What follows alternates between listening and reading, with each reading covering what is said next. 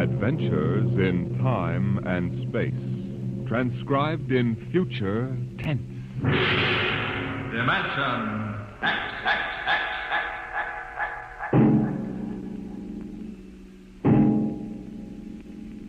In the beginning, there was Jordan, thinking his lonely thoughts. Out of the loneness came a longing. Out of the longing came a vision. Out of the dream came a planning. And out of the planning came decision. Jordan's hand was lifted, and the ship was born.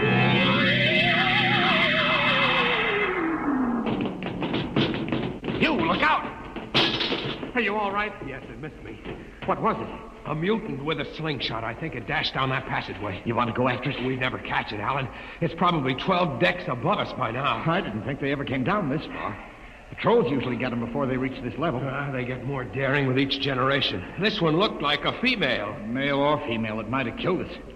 I told you this trip was pure foolishness. Climbing 24 deck levels to hear a crazy old man rave. We're almost there now. Compartment X15, level 24. This is the place. This area smells as if it hadn't been visited by a sanitation crew for generations. Part of the ship is almost deserted.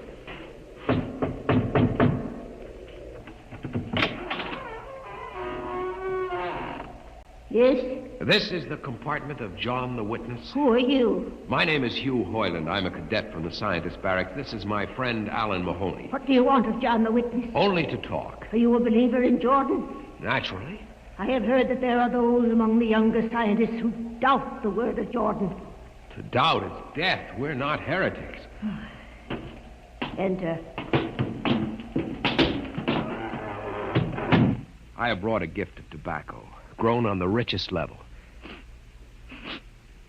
It smells good. I assure you it's the best. Wait here. What a rat's nest. What the devil do you think he can tell you? I don't know. Now, hush.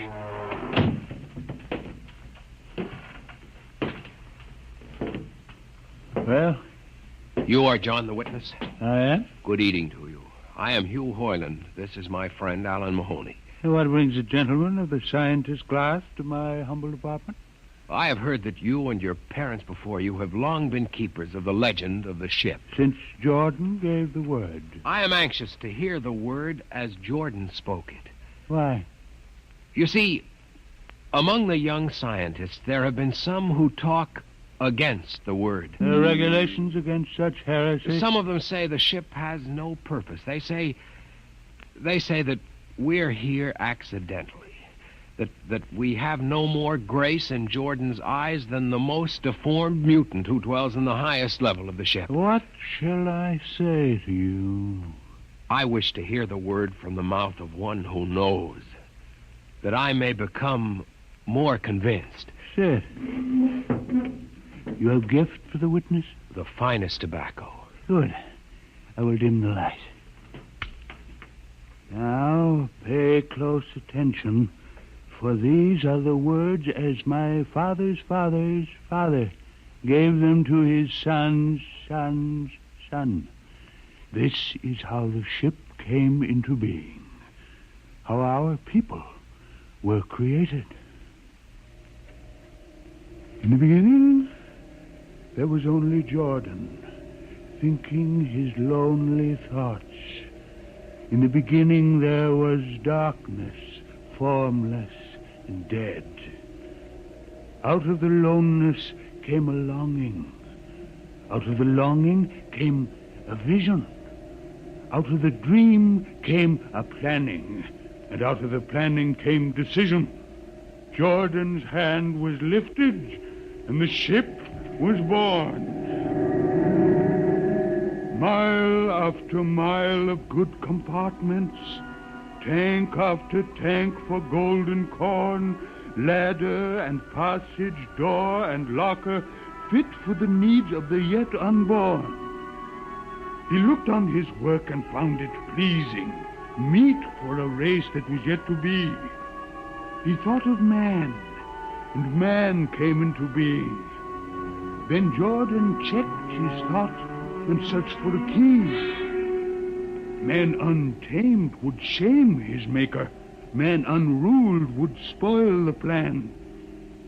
So Jordan made the regulations, some to speak and some to listen. Order came to the ranks of men. Crew he created to work at their stations, scientists to guide the plan. Over them all he created captain, made him judge of the race of man. Thus it was in the Golden Age.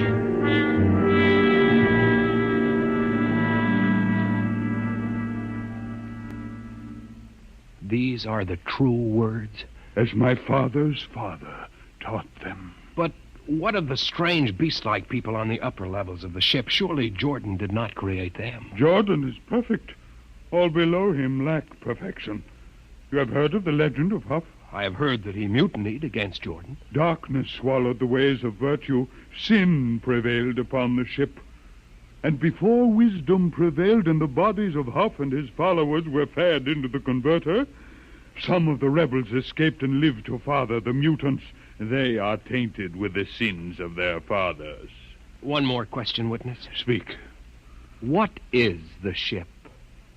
The ship is a great sphere, 25 kilometers wide and 100 levels deep. I know that, but what about the upper levels? The regulations forbid us to venture into the upper levels, but it is said that beyond the levels of the mutants lies the forbidden place where Jordan's spirit prevails. So I've heard.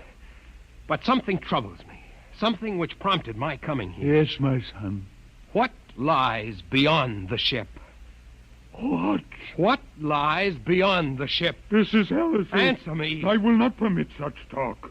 The ship is complete. The ship is universal. The ship is everywhere. The ship is endless. Your mutterings are those of a frightened old man. They answer nothing. You question the word? I think you lie. Hear me, Mr. Highland. For what you have already said, I can have your body fed to the converter, your soul launched on the endless trip. You threaten me. You, for Jordan's sake. You think I fear this dried fig of a man? You. Sir, my friend is impetuous. He doesn't understand. I might be persuaded to forget a substantial gift. You pig. You. Come on, Alan. The sight of this so-called holy man offends me. No, you shall not leave. Look, don't try to frighten me with a gun, old man. Remain where you are, heretic. I warn you, put down the gun. No. No closer. Drop it. Very well, then. Death to the heretic. Alan, get him! Is he dead? I don't know. Come on, Hugh. We've got to get out of here. Now where? We can't go back. They'd feed us into the converter. What's that? The old woman must have turned in an alarm. Come on, the patrol will be here in no time. Where can we go? The upper levels. But the mutant. We'll have to take our chance. Listen, that's the patrol we've got to climb. There's a hatchway. Down the corridor. Quickly. Halt! Halt, do we fire? The ladder.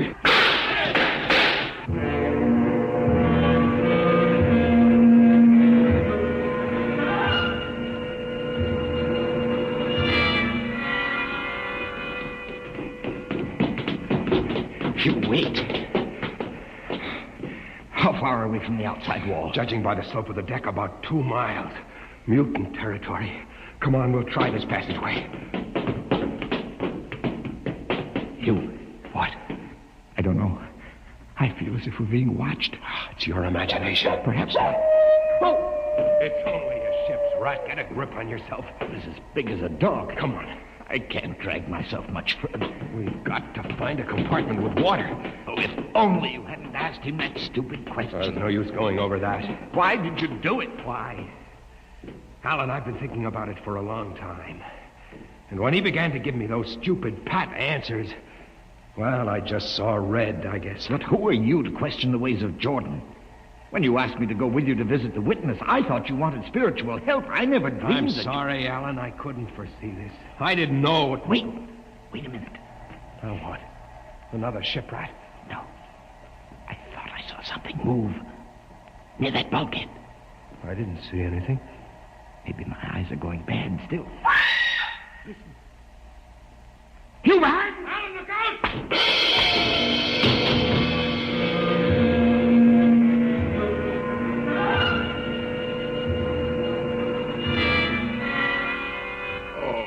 Oh. Where am I? What are you? Get away from me! Alan! Alan! Look out with that knife! Stay away from me! Alan! Alan! Don't kill him, Bobo. Not yet. Who are you? Must forgive my friend Bobo. Like so many of my people, he's rather impetuous where members of the so-called super race are concerned. Who are you? What place is this? As you can guess from my leg, I'm a mutant. Where is Alan? Your friend is dead. I was not able to restrain my people in time to save him. Why don't you destroy me and get it over with? We do not kill for pleasure, Mr. Hoyland, only when necessary. You know my name? I read your identification tag. Who are you? Mutants can't read. My name is Gregory. I'm a leader of my people. Although we are unfortunate in our heredity, Mr. Hoyland, many of us are quite intelligent. Why do you live like animals? We would rather live like free animals than like regimented slaves, as you do. I've heard that you practice cannibalism. Undoubtedly, you hear many things about us. We raise our own cattle on the upper levels, and those of our people who choose to farm raise enough crops for our small population. You turn your head. Why? This one. I've never seen a creature like him. Bobo is an unfortunate. He was born without the power of speech. How can you tolerate a monstrosity? We have learned to live with difference. If we began to destroy our imperfects as you do on the lower levels, there would soon be no one left. It violates the regulations. The word of Jordan You know, states... Mr. Hoyland, your people are really primitive and barbaric. You dare say that to me? I dare say a good deal more. Let us go to my compartment and speak further. I'm always interested in information of the lower levels. I won't give you any information. Bobo, I want Mr. Hoyland in my cabin, please. Hey. I would advise you to go quietly, Mr. Hoyland. Bobo has a hatred of superior beings, which is unfortunate, but quite understandable. Proceed.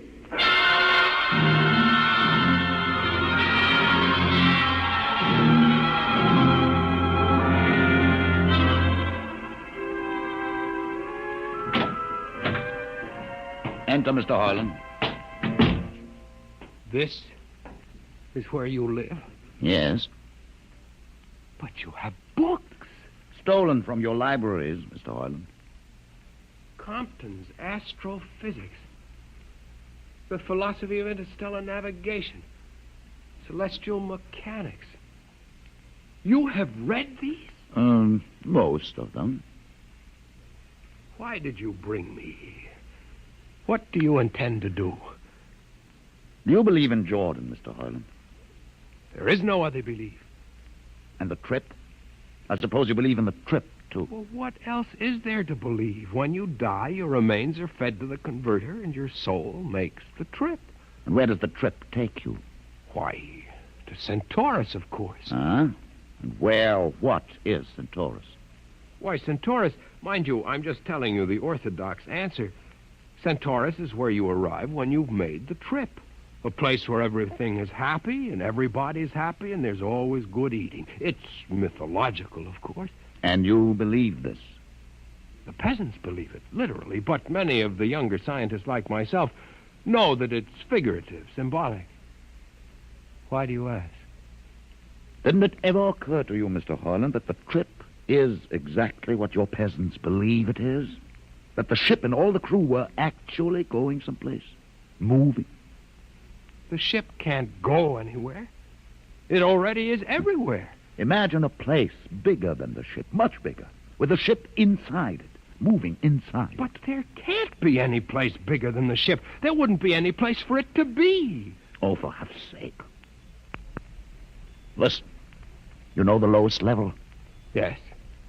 If you started digging a hole in the lowest level, Where would that hole go? Where would that... Oh, no. No, it's forbidden to think such a thought. Where would it go? No. No, I can't think about it. Bobo. Bobo, we're going to take Mr. Hoyland to the place. Where are we going? To the top level. But it's certain death. Nonsense. I've been there 1,000 times. Come along. No, I won't. You can't make me. I think we can. Now, shall we proceed peacefully, or shall I have Bobo persuade you?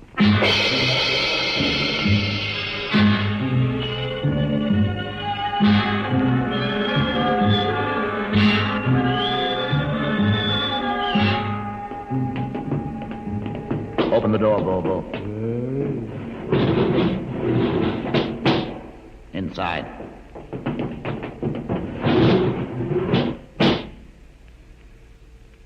What place is this? This, Mr. Hoyland, is the main control room. Why, Mr. Hoyland, you're trembling. It isn't true. There is no such place except in mythology. You younger men are so wise, Mr. Hoyland, except for one thing. This happens to be the main control room of the ship. But it's nothing but a huge room with an instrument panel. What did you expect? How do you know this is the main control room? See these instruments? Using them, the navigator, many hundreds of years ago, actually steered the ship on its voyage. I don't understand. I didn't suppose you would. Your people have been so steeped in superstition and ignorance that the whole concept has lost its meaning. Sit in that chair. Don't be frightened. Sit down. Very well. Look up. What do you see? Nothing but a huge shield. Watch it for one moment, Mr. Hoyland.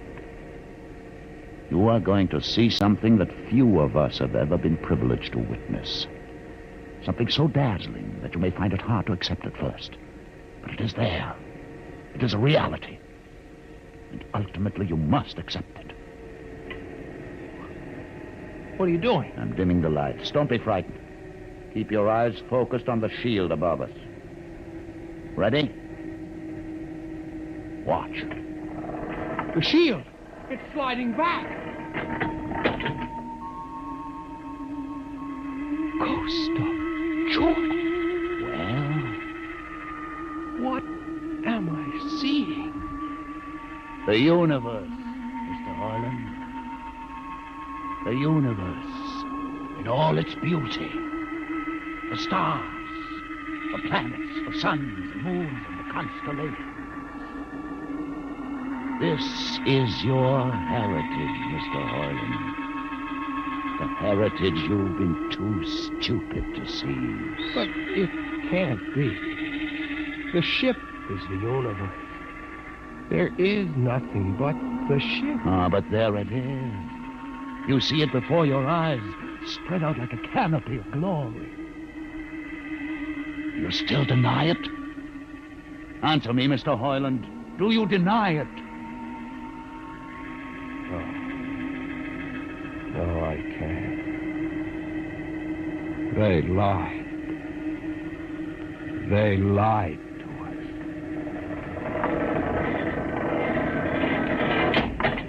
Good. Why did you close the shield? You will see it again if you're not afraid. I'm not afraid. Many times. I've shown this to others of your people whom we captured, and though they saw it before their very eyes, they would not believe it. Tell me about it. Tell me about the ship, about the universe. What are these things? How did this come about? Many thousands of years ago, on a planet like those you've just seen, a planet called Earth, a scientist named Jordan decided to build a ship that would carry men from one planet to another. For many years, Jordan and thousands of others studied and planned. And when they were finished, they built the ship. A ship so large that it had to be assembled in its own orbit beyond the place called the moon. 60 years it took them to construct. And when it was finished, a whole new science had been conceived. Then the trip was begun. The trip that was to land a colony of Earthmen on a far-off planet called Centaurus, millions of light years beyond the furthest planet ever reached before. How do you know these things? Among my books are the log which Jordan himself kept. and the records of the journey for the first 40 years. What happened? There was a mutiny. A man named Huff led a rebellion of those who wanted to turn back. In the struggle, the navigators were killed, and the crew fell into a state of anarchy. In the years to follow, small groups of men tried to organize the ship for navigation, and each time they failed. Finally, the whole idea was abandoned. And so for centuries, we have swung in space, unmanned, undirected, living in a lost world of our own making, without purpose, without direction. Why have you told me this? Why have you brought me here? You could have killed me. Can you guess? No. No, I can't. Unless... But it would be too fantastic. Well? You want to finish the trip. Yes, that's it. What would it take to do it? A miracle, almost. The crew would have to be trained. Many people, each skilled in a certain duty. Couldn't you train your own people? We are too few. Besides, the main drivers in the lower levels where my people are forbidden to go. No. It would mean that both our peoples would have to work together. Our differences encouraged rather than denied. It can be done. You showed me. You can show others. I can show them. Can you? I'll see the captain himself. I have an uncle on the central board. I'll tell him what I've seen here. And do you think he'll believe you? Send one of your people with me. That's asking a good deal. I'm risking a good deal by going back. Very well. Bobo will go with you. He can't talk. There will be no need for talk. I will write a message guaranteeing safe conduct for a group of unarmed scientists to visit the main control room. Bobo will take you safely through our territory. What happens when you reach your own level is up to you.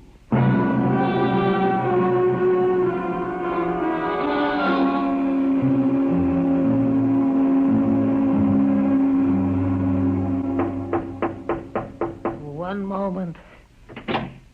Yes, what you... Quick, Uncle, let us in. But this mutant... He's harmless, please. Now, what is this? You're wanted I know for... all about that. Listen, Uncle, I must see the captain. The captain? Are you mad? You're a council member. You can get me to see him. They'll kill you. You're wanted for heresy. I don't care. I must speak with the captain. You're close to him. You can arrange it. I don't understand why... Uncle, listen to me. The ship is moving. I can prove it. Do you understand? There is a purpose in the ship. I don't understand what you're babbling Never about. mind. Just talk to the captain. Tell him I have information of tremendous importance. Tell him I've arranged a truce with the mutants. A truce? Here, show him this paper signed by their leader. Do it, Uncle, for my sake. I don't know. Please, Uncle. If I'm to die, let this be my last request to you. Very well. I'll speak to the captain. I'll try.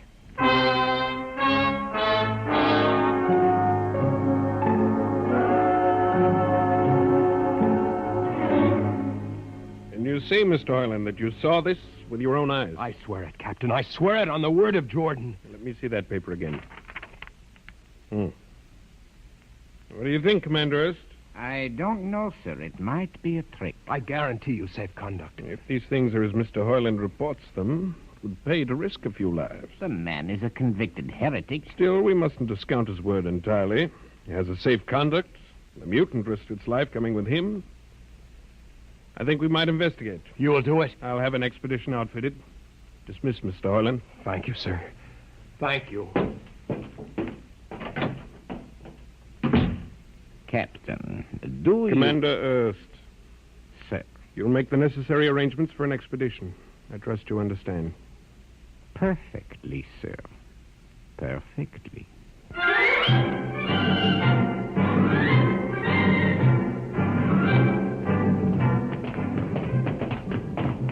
Lieutenant. Mr. Hoyland. You'd better halt your men here. This is the spot. Patrol, halt. I see no welcoming party of mutants. There will be none. Their leader will meet you inside the main control room. You don't say. And just where is this main control room? Beyond that door. I see. All right, men. Ready arms. Why do you ready arms? In case of ambush. Ambush? Don't you think they could have ambushed you on the way up here a good deal more easily? You know, Mr. Hoyland, I think you're a mutie lover. They have a place in the converter for that kind. Lieutenant, are you mad? No, Mr. Hoyland. But most certainly you are. To think that we could be lured up here to be slaughtered with a fantastic story about some mythical control room. Guns ready, sir. Lieutenant, I warn you, these people have acted in good faith. If you break that Call faith your now... mules to open the control room, Mr. Hoyland. No, not until those guns are dismounted. As leader of this expedition, I order you to call them. I refuse. You cannot do this thing. This is no way to keep a truce. Very well, if you refuse. Oh, there! Mutant! Come out! For Jordan's sake, Lieutenant. Too quiet for comfort. Mutant! Open the door! Please, Jordan, don't let anything happen. Please don't. It's opening. Ready, men. Someone's coming out. Look at his leg. Horrible. Steady. He's walking toward us. Yeah, I can't stand this. Look out! Gregory! No! You fools! You've killed him! Here come the rest of them. Fire!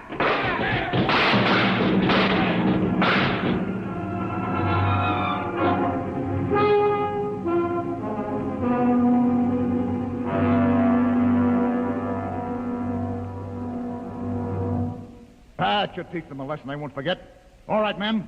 Inside the room. Orland, you're under arrest as a conspirator in this ambush. Ambush, you fool, you blind, stupid fool. That'll be enough. Have you been inside this place before? Yes. What's all this machinery? These are the controls he would have used to steer the ship. He's gone out of his mind, Lieutenant. Steer the ship? Who? The leader. The one you killed. This ugly mutant? This ugly mutant happened to be a man of true greatness. You're mad. Am I? This man had a vision which could have saved you, but you chose to kill him because you couldn't stand the sight of his difference from you. I'll not listen to these ravings. Close your ears. Shut your minds against the conscience that tells you it's wrong to kill. That tells you that your need to be arrogant only proves your inadequacy to yourself. Shut him up. Don't listen to him, man. You can't shut your ears. My words sting you. You cannot shut your mind. And you cannot shut your eyes. Don't do this! The roof. It's moving back. Look. Let the vision of this confound your ignorance and blind your eyes. This is the heritage you tried to stifle in your own breasts. This is the heritage of stars and open skies for which men have yearned for centuries. Try to destroy this, and you will only destroy yourselves. Death to the heretic. Kill me if you choose. But I say to you that this you cannot keep from our people. That they will seek it out, and the ship will be manned, and the ship will be steered, and there will be freedom and purpose and respect for ourselves. This is your heritage. Look upon the universe. Kill him! Kill him! Kill him!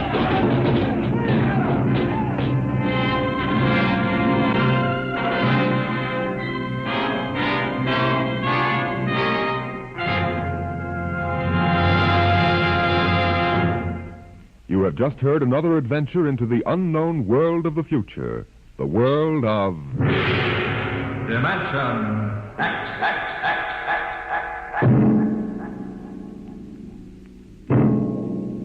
This has been the concluding broadcast in the current series of Dimension X.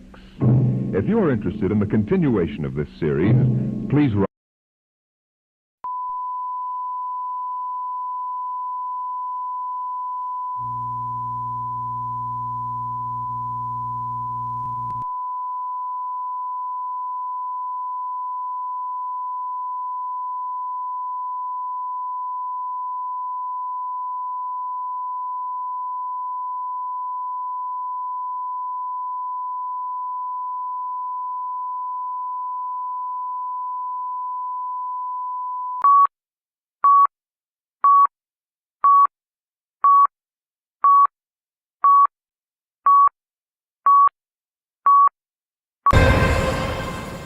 Check, check, testing. 1, 2.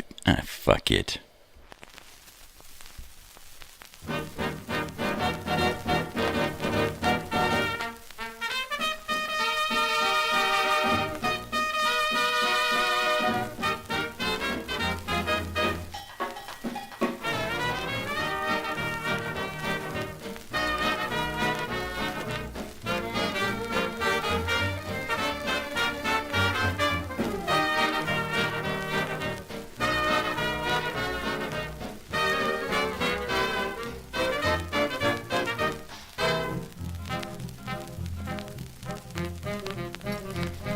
Good morning, Joey.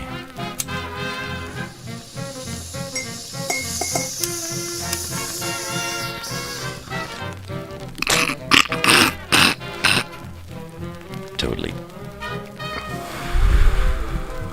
Yeah, baby.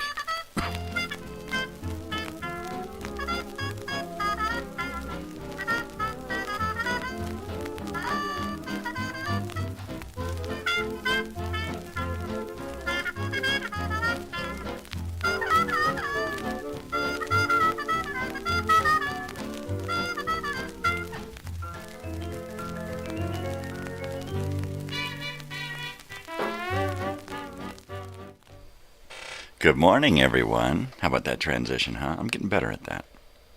Thank you very much for joining me. Good morning, Joey. Joe Diesel. Why did they call him Joe Diesel? Because he drives a big rig, man. He's like he drives a big Peterbilt. Old truckers never die. They just get a new Peterbilt. Oh! Yeah. Yeah.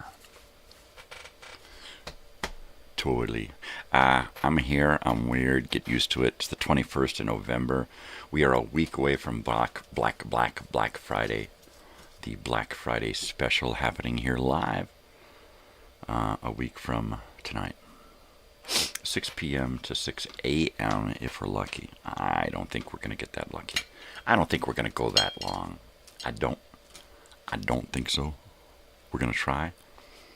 We're probably going to make it to midnight here and just say, oh, fuck it. Midnight here is 3 in the morning on the East Coast. So that's pretty late. that's a late show. So we'll see. We're saving the whole telethon idea for another day. Another trip. Totally. What the hell's going on out there? I am still feeling weird, right? Still just feeling weird. You know what? I don't want to call it depression but that's what it feels like. I'm just blah.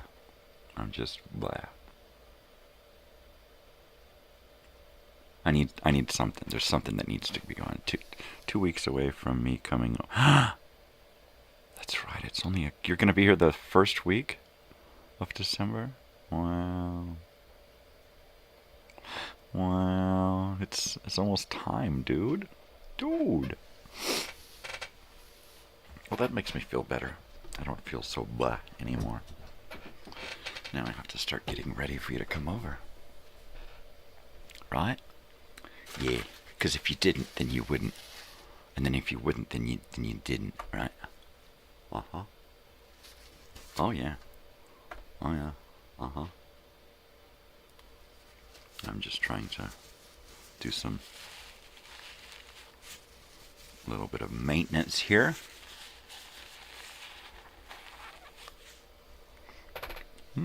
Looks like we've got James.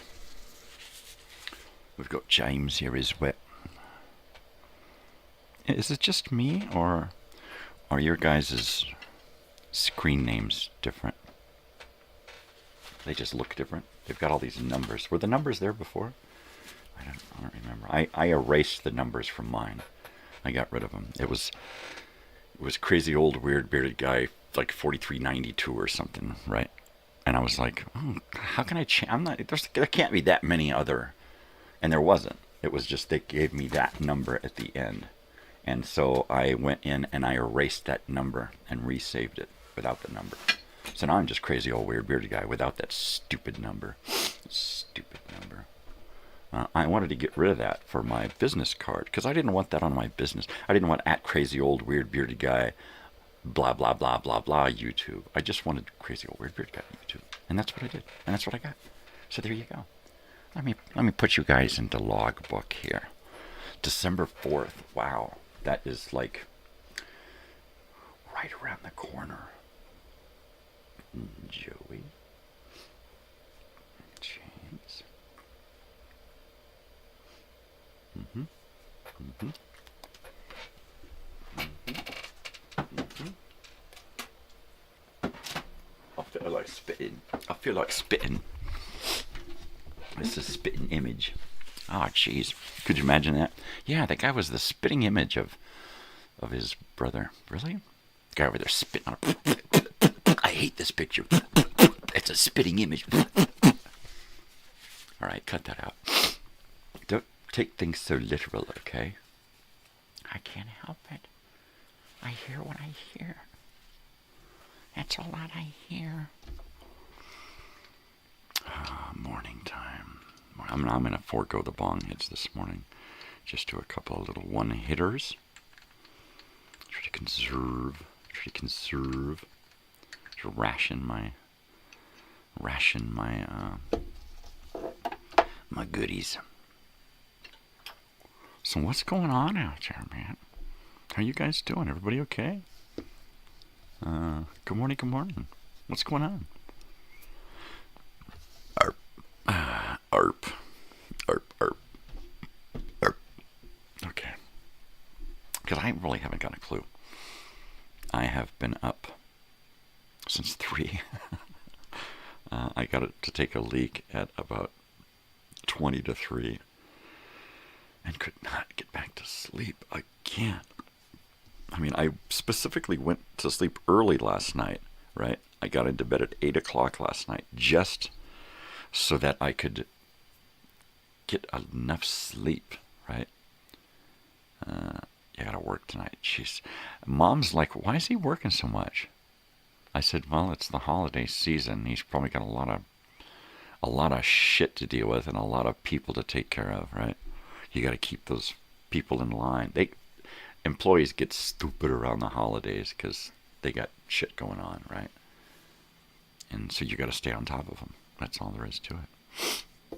You know. It's like tourists, when they go on vacation, they leave their brains at home. It is. It's true. Like, you walk around town here, and there are so many tourists that are just, you know, it's like, come on. Use your fucking head. Don't cross here. Walk 100 feet down to the crosswalk and cross. Give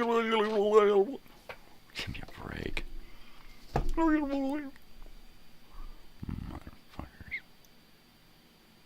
Oh, really? Oh, really? Uh-huh. Oh, wow. It's just a little bit of glue. I've got some glue issues. I'm getting glued. It's okay. Uh-huh. Oh, yeah. Oh, yeah. Oh, yeah. There you go. I feel better. Why does he keep sticking his finger in his mouth? Is he trying to throw up? Yeah. That's it. Now, when I put my dentures in, the glue goes. So I gotta wipe some glue. Adhesive. It's not really glue. It's just mushy stuff, like rubber cement, only not. I put time off next Wednesday. So, Wednesday. I have to look at my calendar here because I'm bad with dates. Calendario. Wednesday. So you're off on Wednesday and you're coming on Thursday. And you're going to be here until the following Thursday or Friday. But I wouldn't be surprised if they asked me to come.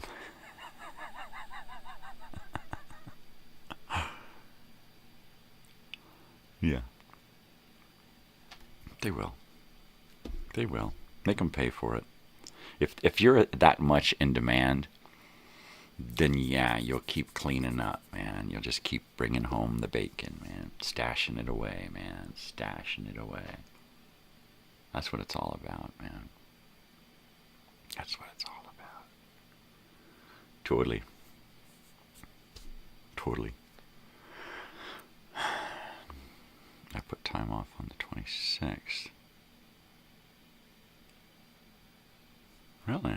What are you going to do on the 26th? That's the day after Christmas. Well, that's good. But yeah, they're not going to let you stay gone. If you're in town, they're going to call you in. You need to like run upstate or something. Go to the beach. Yeah, go to the beach, eh? In the winter? My God, it's fucking snowing on that beach. Hear me now and beach about it later. Shut up. Shut up, shut up, shut up. 26th of November. Oh, I get it. Yeah, they'll call you back. 26. No, what is that? That's Thanksgiving, the day after Thanksgiving, right?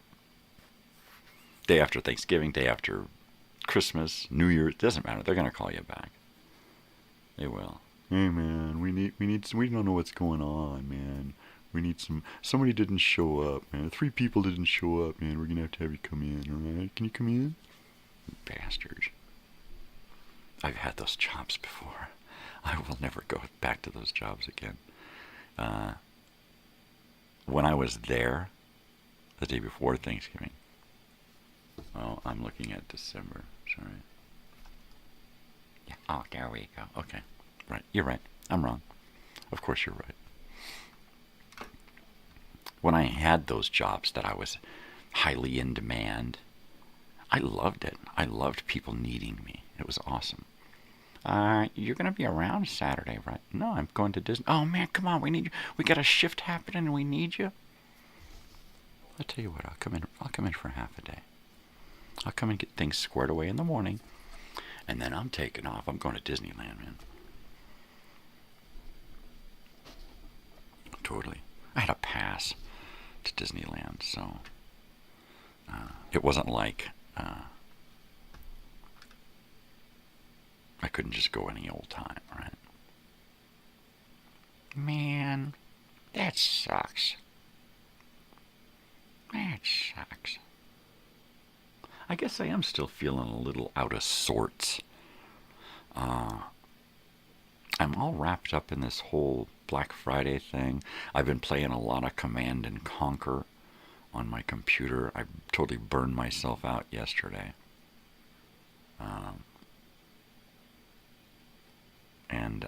But I reached over 1 million credits with 1 million Tiberian ore credits, which is pretty cool. So I'll probably forego playing around with that thing today and just get back to work on the videos. I'm officially today 20,912 days old. So there you go. That's how old I am. 20,912 days old. We should all know how many days we've been on the planet. Why? A day is long. A day can be a fight to survive, a struggle, right? Over 20,000, almost 21,000 days. That's crazy. That is just absolutely nuts. I never asked to be here. That's 20,912 days I never asked for.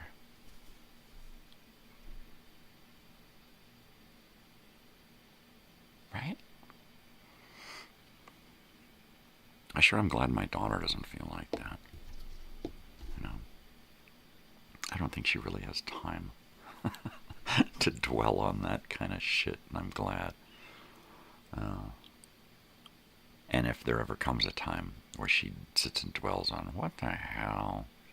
Who am I? What's it all about? I hope that having spent so much time with me, that she'll learn that it's not that big a fucking deal. You know? We're here. We're weird. Get used to it. That's it. That's all you gotta do. Just get used to it. It took me, like 19, maybe 18,000 days of being here that I finally got used to it. Not completely, but enough to where I'm more comfortable than I was a couple thousand days ago. If that makes any sense. Totally, man.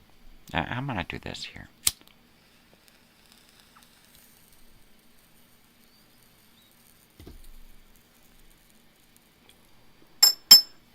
Yeah, baby. Because I can. And in fact, I'm gonna do this coffee thing. Because it is coffee time.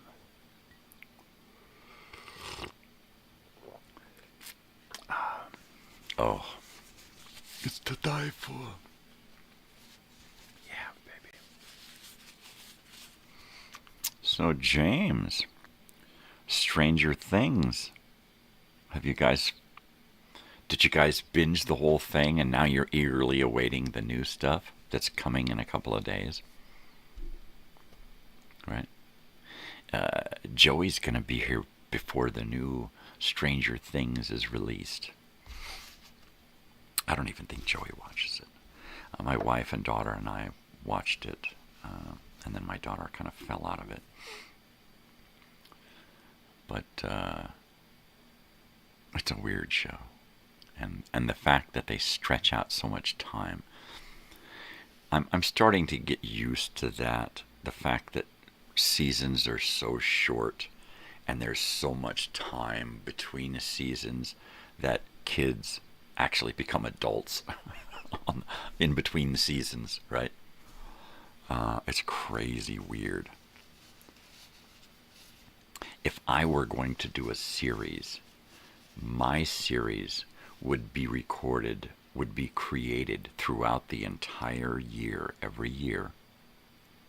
And there would be an episode or two released every month. You watch the first and second seasons with your ex.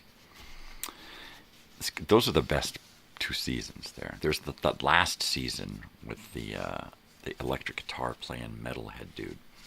That was a good. You know what? They're all good seasons. They're just weird. They're different. They're stranger. That's great. It's great. It's good stuff. It's good. I always try to save shows that I don't really want to take the time to just chill out and watch. I usually save those shows for when, like, I'm sick or something, or depressed, and I just want to stay in bed, and then I'll just binge watch, a whole season or a whole frickin' series,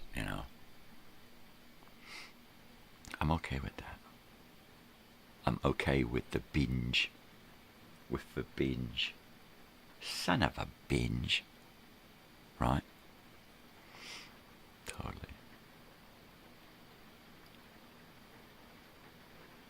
Oh. By the way, it's raining. Let me turn the heat. Let us heat a lower.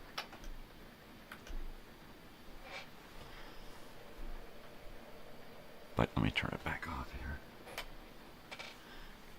Can you hear it?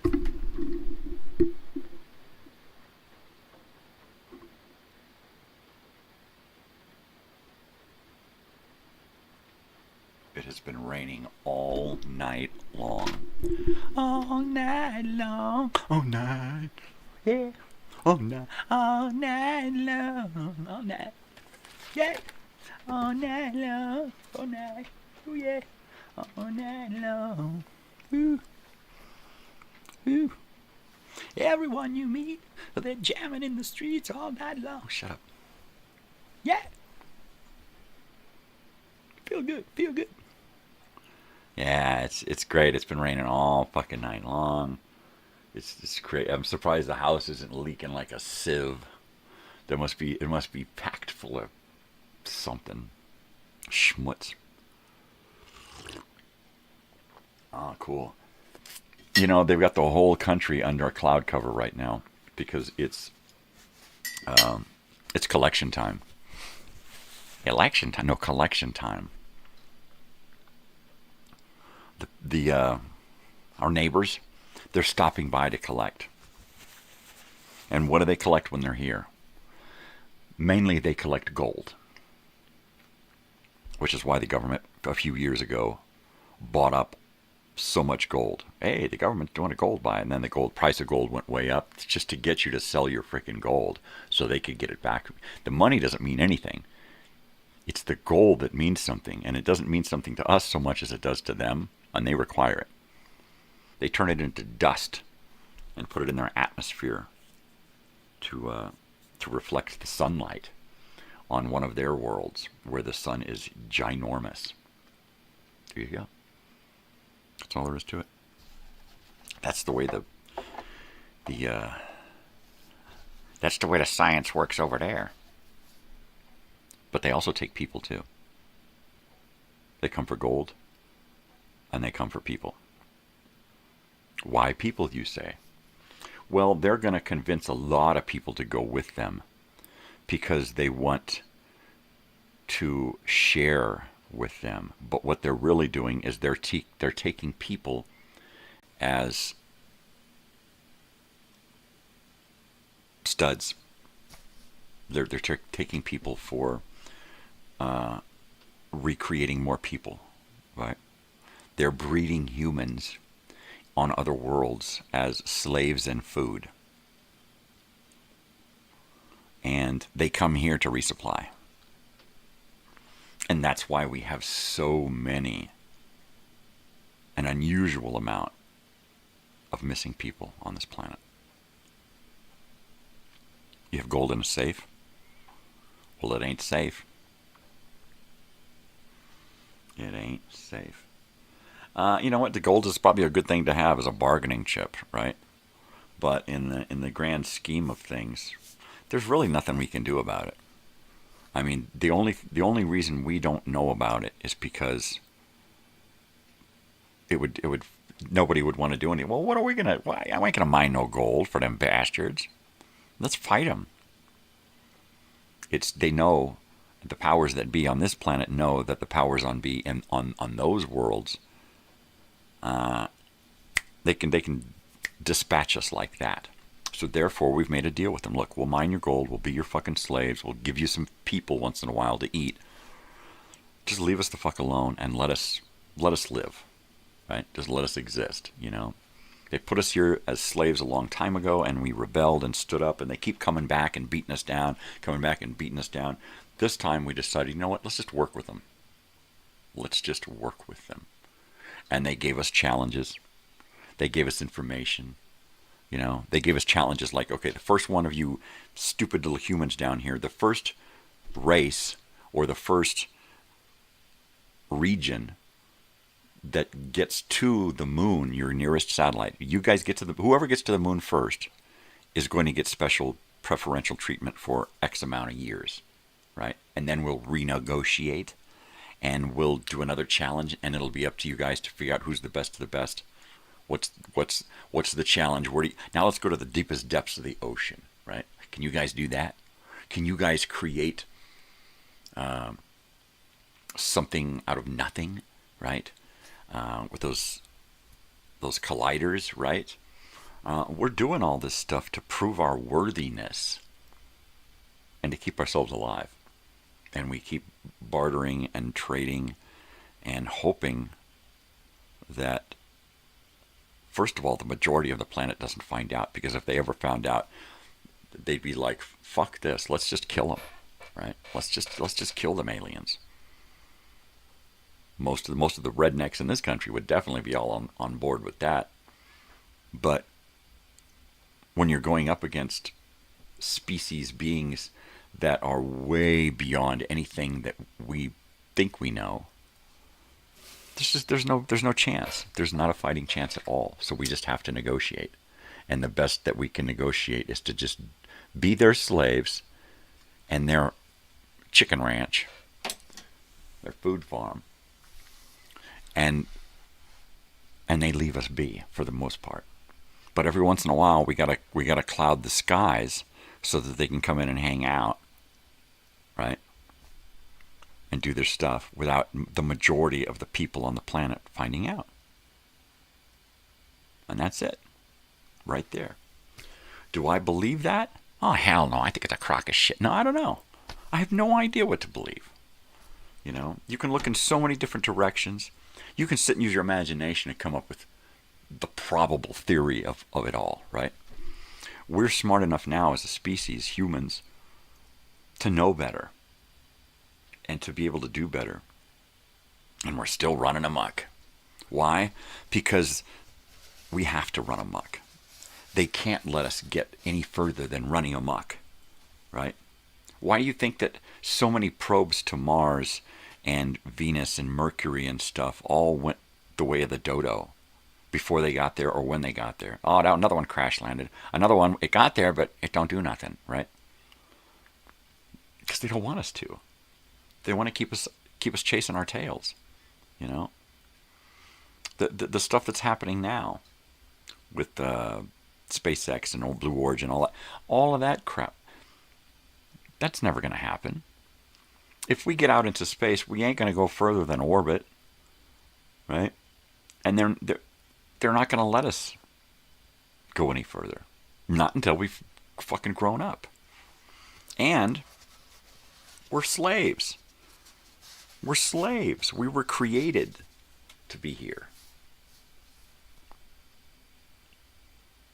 We were created to do just what we're doing. Well, what the majority of humans are doing on this planet for the majority of our existence here. I mean, we're slaves that enslave other humans as slaves, right? It's ridiculous. It's ridiculous.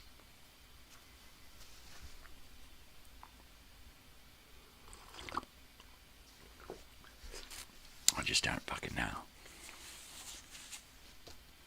I saw a little short video of Daniel Radcliffe signing autographs and taking selfies with people.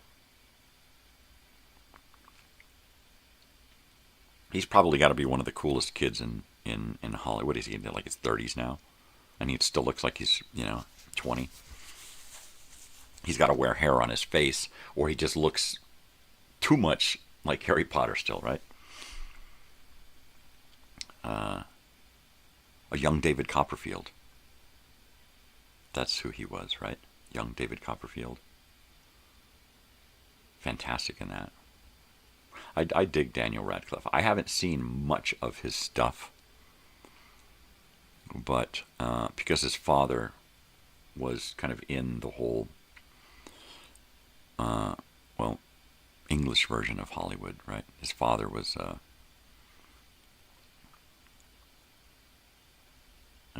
involved, I believe.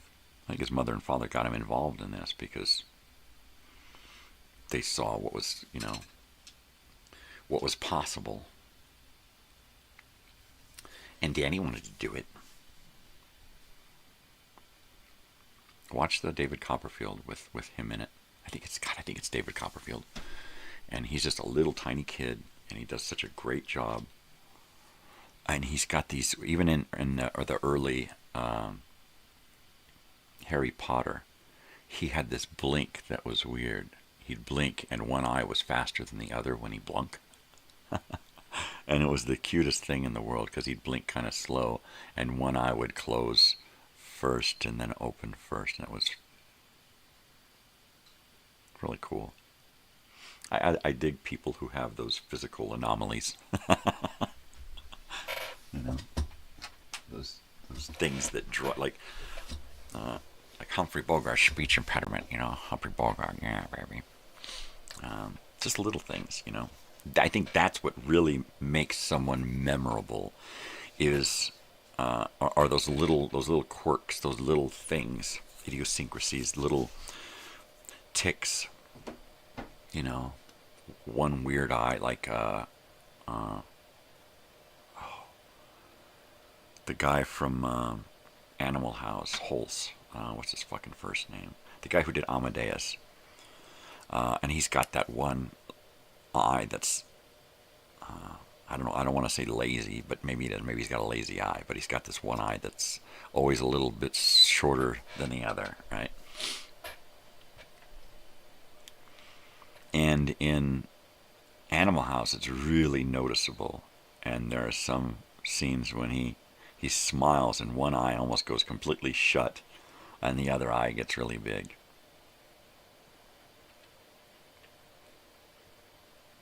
Yeah. But in fact, if you look at the cast of Animal House, just about everyone in that cast has something kind of weird about them, you know. Who was that? Karen Allen, the female in it, the one from Raiders of the Lost Ark. Now, she's hilarious, but she has got this huge, goofy face, right? And it's not a big face. She's got a small face, but when she starts using it, it gets really big. I mean, she opens her eyes, and her eyes go all wonky, and she opens her mouth and smiles, and she's just got this explosive face that just has so much energy and so much character. And there's this scene in Animal House where she's talking to her boyfriend, and she's going on about, you want to take your friends to my mother's house and raid their liquor cabinet, and her face is just going off, you know. I could just imagine her getting cast for this, and the guy's saying, oh man, look at her face on camera, it's just so alive, right? Yeah, it was fucking crazy. Everybody in that, every single person in that Animal House film has got some kind of weird little quirk or tick or physical anomaly or too many freckles or, you know, something. There's something going on, you know. There's this blonde girl that walks past the camera in the opening scenes of going into Animal House, and then a few seconds later the camera is moved and we see that same girl make the same pass that she does, but from a different angle, right?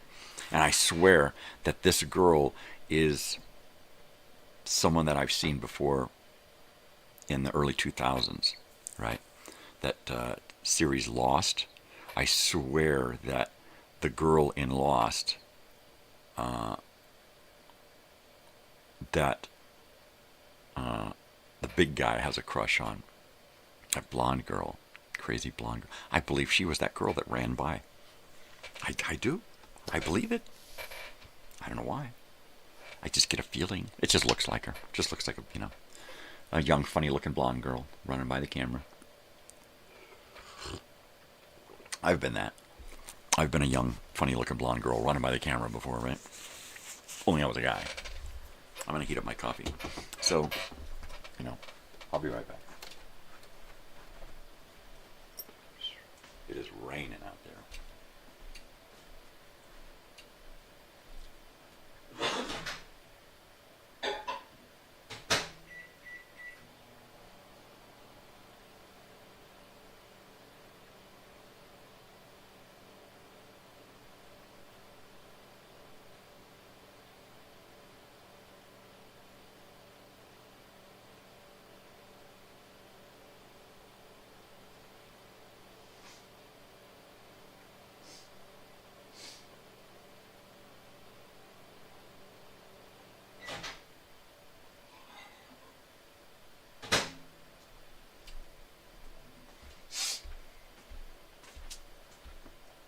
Oh yeah, it's raining.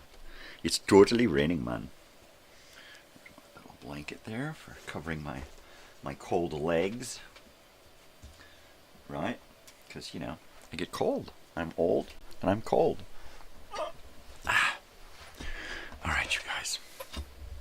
All right, you guys. Come on, you guys. Let's go, you guys. Come on. Yeah, yeah, yeah. Yeah.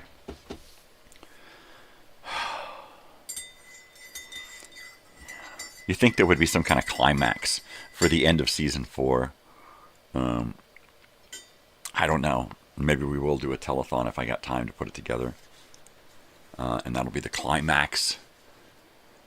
And the beginning of a new season. A new chapter. Right. I'm done with that phone appointment. It went well. I've got to fill out some more paperwork and get it in.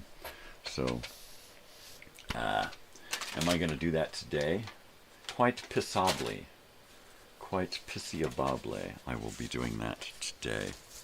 And what is this? This is, that is that paperwork that is done. And this here is the paperwork that I need to do.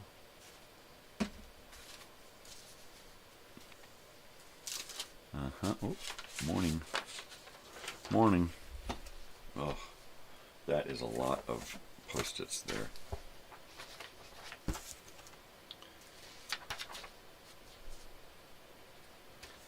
I should take this one, hold it over.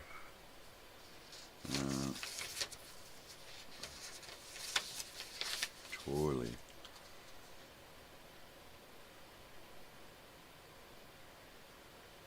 Show within a show, right? So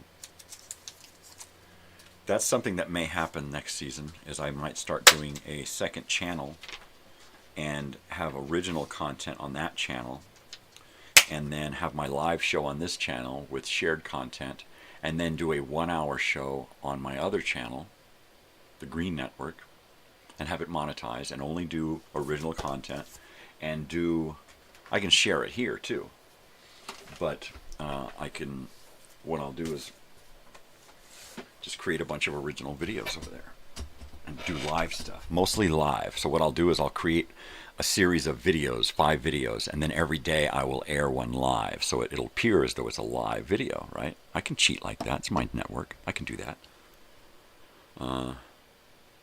So that would be neat.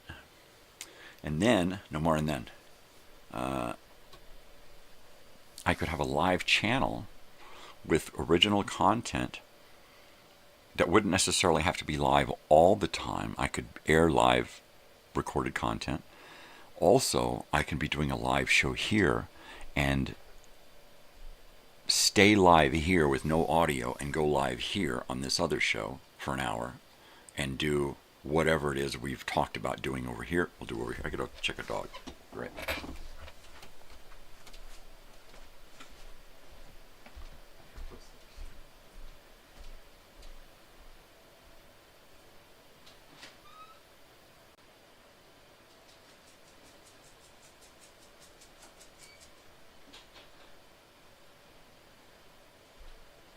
Good morning, Sam. You want to come up here? Come on, get up here and I'll give you a spot right here. There's your spot right in there between 2 pillows and under a blanket. Good morning. Good morning, Sam. Good morning, boy. There you go. Back to bed. Back to bed. He comes out here and then goes under a blanket. Okay. It's Sam. Sam. Sam. I just tucked him in. He went outside, took a leak. It was raining. He said, "Oh, fuck this." And it was nice of him to not get back in bed with Mom, because he's wet. What a guy. He's a considerate dog. He really is. He'll get up on the bed with Mom when she's sleeping, and he'll go over to her side and walk along the edge, and then he'll just stand there and then just scratch at the blanket. And then scratch real politely and just wait. And then he'll scratch again. And after 3 or 4 times, if she doesn't move and open up the blanket so he can get in, then he'll go down to the foot and he'll lay there for a little bit and then get up and try it again. Or he'll just lay right there where he is. And then when she rolls over to move in the middle of the night, and I know this because I don't sleep, he'll get up real quick and then try, as she's moving over, he'll try to get his head under there real quick. And then once she notices it, then she'll lift the blanket and let him in. Any time that she turns over in the middle of the night, I'm wide awake. Anytime a dog moves in the bed to get up and do a circle and lay back down, I'm wide awake.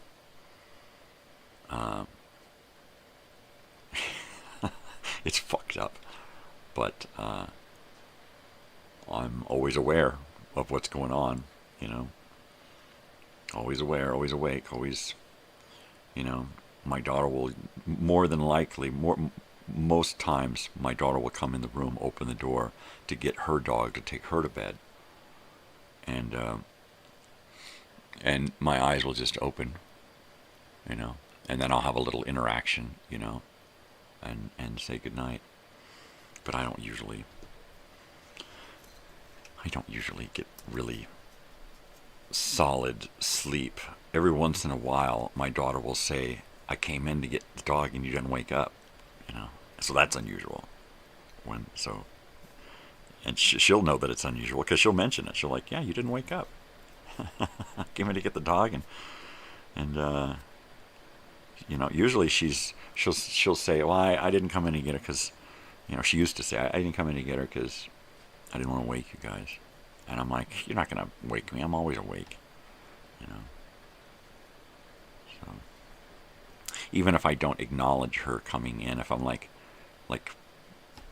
down and covered up and out, I'll hear the door open and her get the dog and leave, and I will just not say anything, because if I do say something, my brain wakes up, and then I'm definitely going to stay awake. Like this morning, I got up, and once again, at 2:45, 20 to 3, I had to get up and take a piss, and I let my brain wake up. I need a night light in the bathroom that's not as bright. I will stand at the toilet taking a piss, covering my eyes to keep myself from waking up. Because it doesn't take but a second to keep me wide awake for the rest of the morning. I get a better sleep when I take a nap because I'm usually exhausted when I take a nap. And I will usually get 2 really good hours sleep before I have to get up and take a leak, and then it starts to become harder and harder to stay asleep. Yep. Yes, sir. Yes, sir, Barbarino. That's right. Man, it is raining out there. My van's going to be nice and clean. I wish I could drive it. I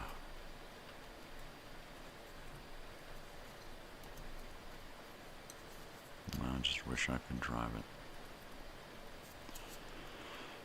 Yeah. At some point, I'm just going to have to spend the money on it and get more parts for it and see if that fixes it, right? That's all I can do. You know, we've already put thousands of dollars into it. If we stop now, that is all wasted. So I have to put more into it and get it to the point to where the vehicle is worth something again, so that if it needs to be sold, it can be sold, right? I want to get it running and working great and looking great, and then just put a nice big fat price tag on it and wait till somebody gets close to it, right? I'll put a $20,000 price tag on that damn thing and then wait for somebody to get close to that, and then I'll sell that fucking thing. I'd love to take some road trips first, but if I could come up with a chunk of change to invest, I would probably do that. Because honestly, give me a little tiny pickup truck for $1,000 and I'll drive that, you know, and spend the fucking big chunk of money on something else. That arcade is calling me. The arcade is calling me. You know. Me, my daughter, 1 or 2 partners, and an arcade. That's it. And then my family and myself. well, us and one or two others, and come up with, begin some kind of tiny home community, right?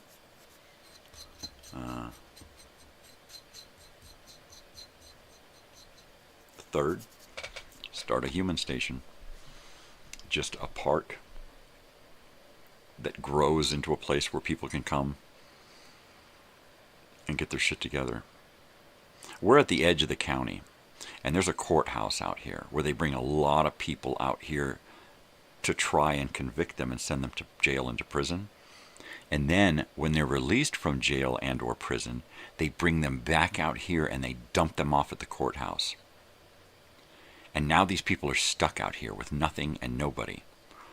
And you know right away who they are, because they go right to Walmart and or a thrift shop, and they get a bag or a suitcase on wheels or a wagon or something, and they get personal belongings. They buy personal belongings at the thrift shop, and bags of things from Walmart, and you see them walking up and down the highway on Tuesdays.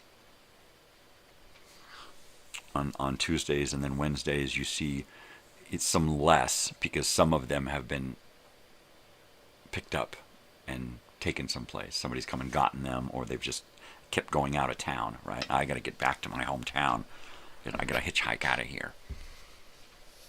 And a lot of them, they can't make it any further than here. They don't have any means. They don't have anywhere to go.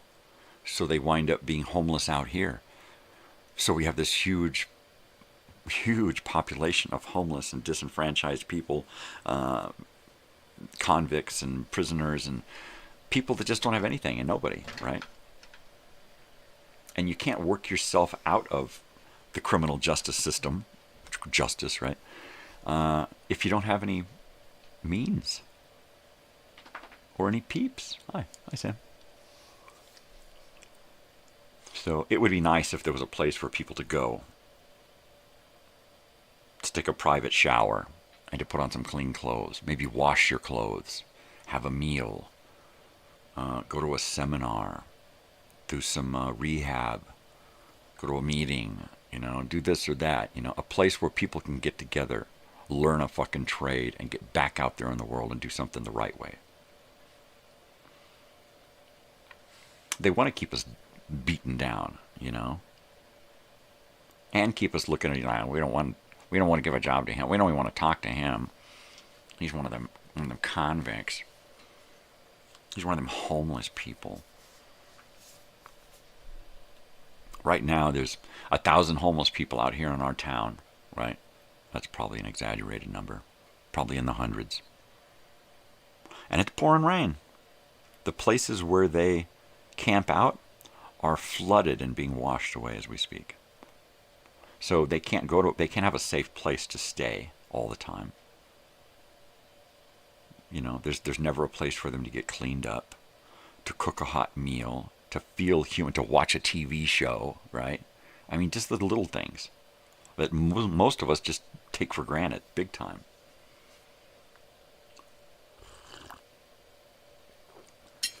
A place to charge your phone. A place to leave your dog. A safe place to leave your dog so that you can go on a job interview. Daycare where you can leave your kids,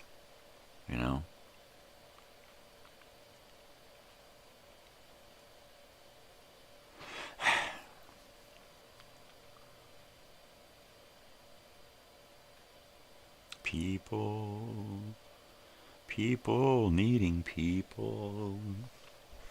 No, really, man. I mean, who says we can't help each other? Who says we can't do this shit? Have a free place for people to go.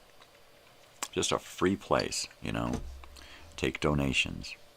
But it's a free fucking place. Tell people that they have to bring a bag of trash. You in order to stay here, you got to go pick up a bag of trash on your way here today. That's all you got to do. Pick up a bag of trash. Here's a bag. on your way here, after you're done and you're coming here tomorrow night to set up your tent and camp, pick up some trash on the way, pick up some cans, bring another human with you who needs help, right?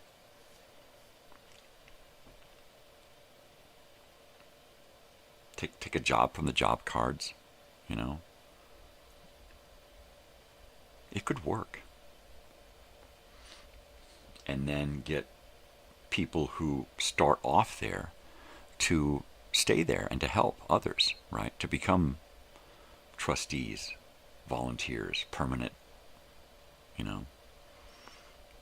fixtures. Somebody who's there every day, who cleans up their camp and packs everything up and puts everything away in their locker and rakes and picks up all the trash and straightens up everything, and then is now a part of the place and now helps everyone else do the same thing and helps give people job cards and sign in and get signed up for different seminars and earning certificates and things so that they can, we'll have people who will show up and teach classes on a food card. You can get a food card here. Now you can go work at a fast food place. Now you can go work at a restaurant. You get a food card.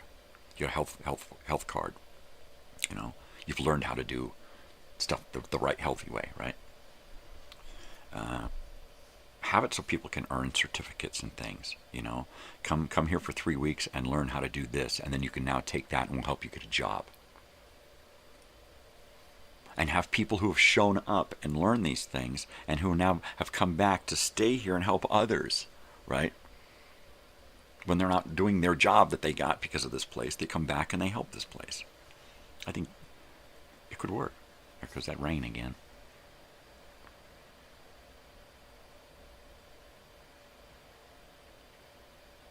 Getting a foothold in the community and becoming an indispensable part of the community and humanity.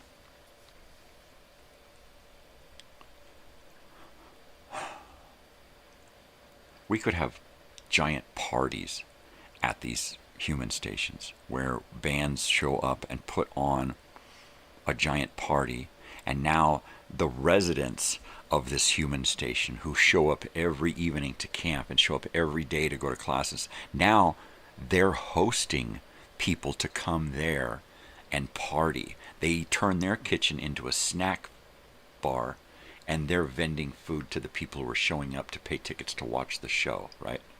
So now they actually have a purpose on the weekends, a purpose away from them trying to get their lives together.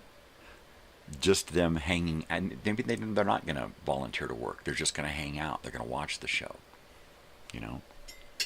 No drugs, no alcohol, but just food and family and fun, right? And I think that would be cool. There's plenty of time for drugs and alcohol. Everybody knows that. You don't have to have it on you, with you all the time, every single second of the day. Some people do. They don't have to come.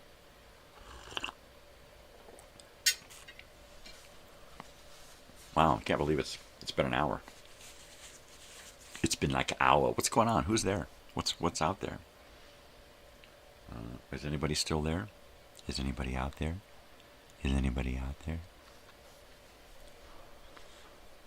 I didn't put my socks on again this morning, so I'm going to have to go get my socks and heat up this coffee real quick, so I'll be right back.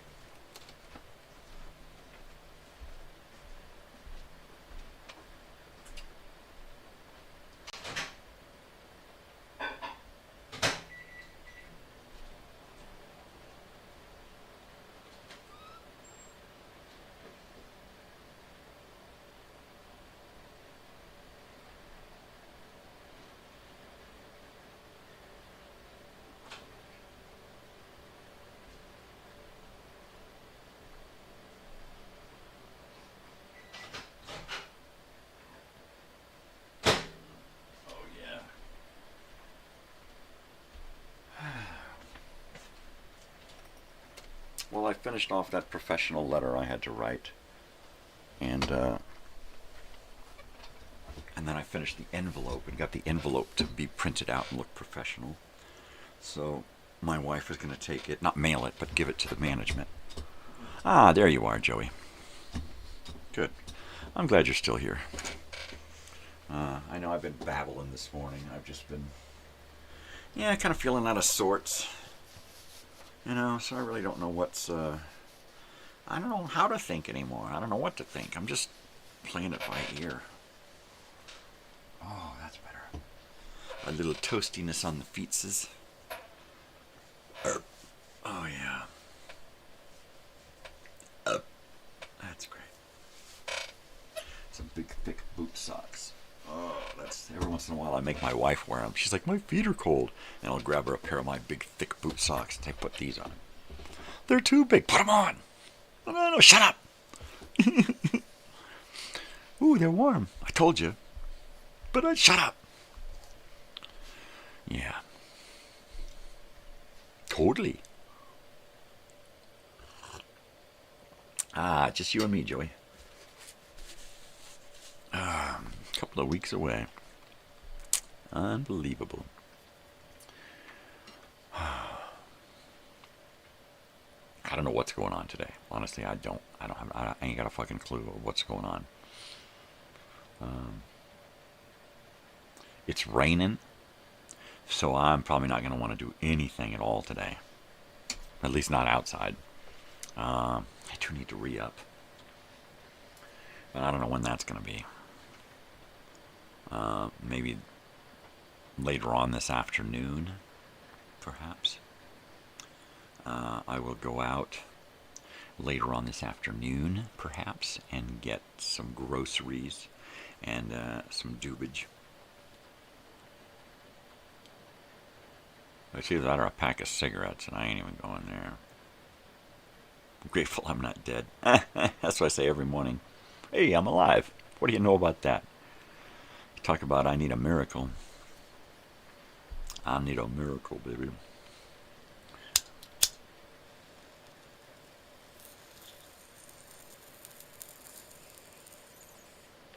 I'm always doing that shit to my wife. There'll be something on TV and or I need a miracle, right? It's like I'll say, yeah, I went to school with Anita Miracle. She was weird. She had this dark hair and these weird eyes, and I always or some of those weird medications, Or it's on Espanol, I hear Joe Extraño, right? And I'll say, I went to school with Joe Extraño.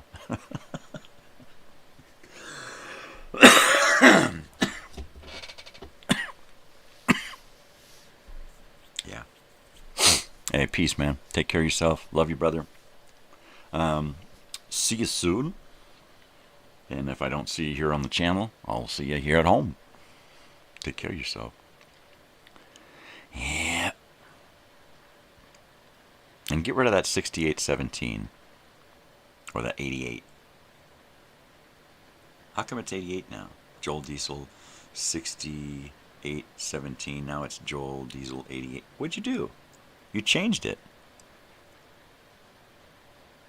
Why is it 88? Or if you're still there, you can answer. But if not, well, then you won't. And you don't have to answer. But you changed your stuff. Just when I was talking about it this morning. I don't do the numbers anymore.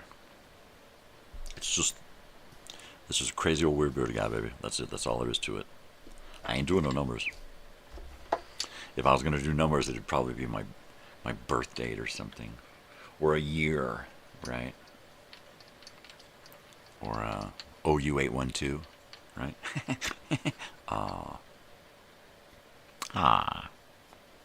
Yeah.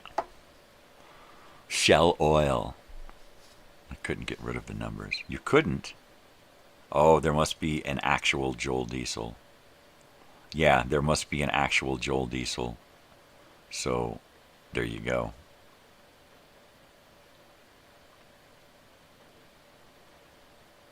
It wouldn't.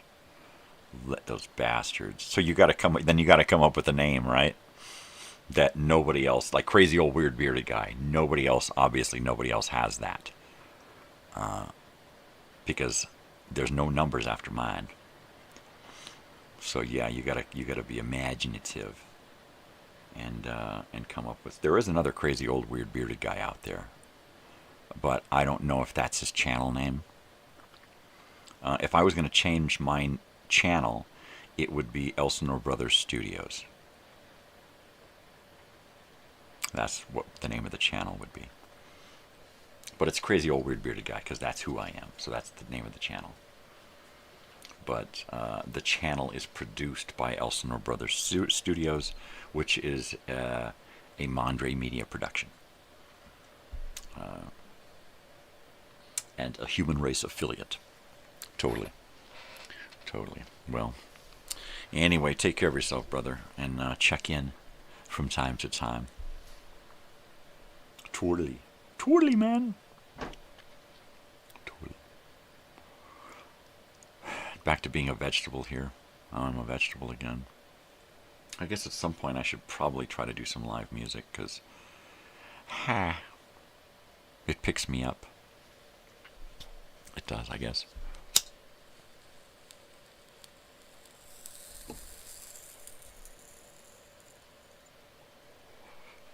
Why is this cigarette go ting? Because it ain't a cigarette.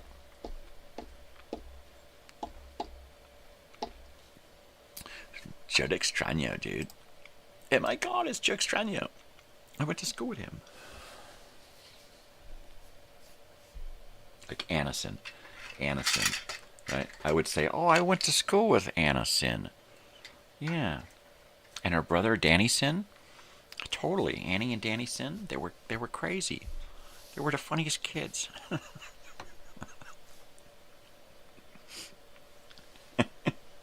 Or Bick McElroy. I went to school with Bick McElroy. Cut that out. Cut that out. Good morgen. Okay, it's about time we start thinking about a little guitar music. Anybody got any suggestions this morning? If you're familiar with me repertoire, then you probably do. But I don't know. I don't know.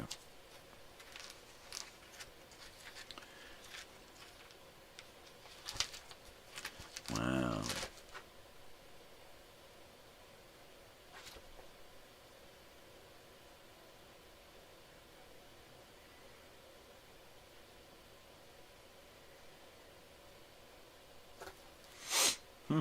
Here's one that I don't think I've done. I don't think I've ever done this one. I don't know why I have it.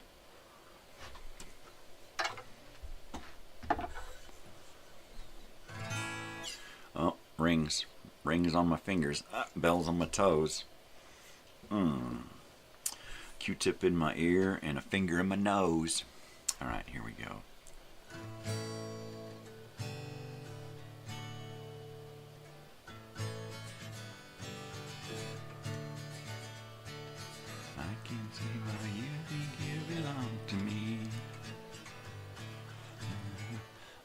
Try to make you think or let you see one thing for yourself.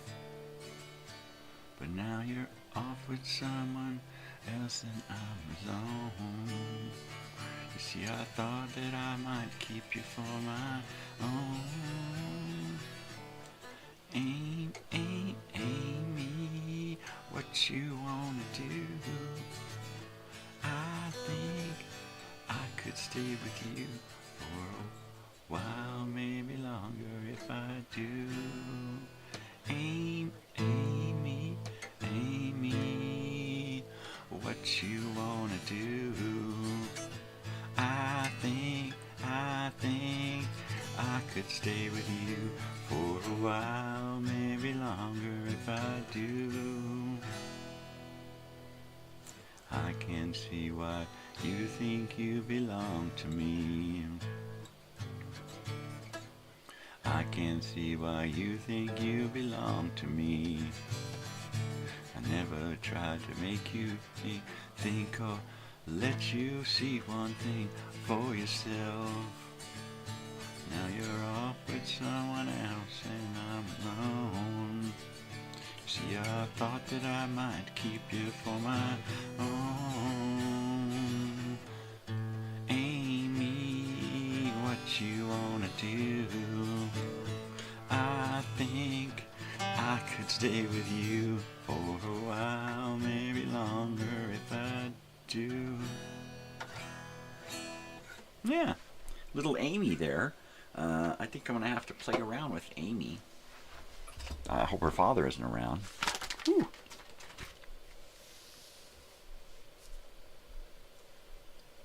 Ha. Ha!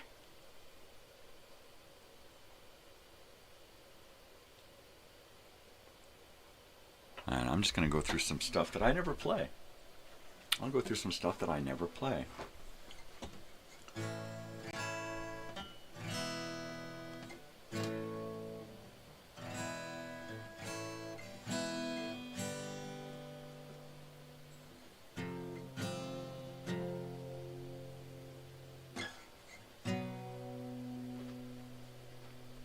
I don't know.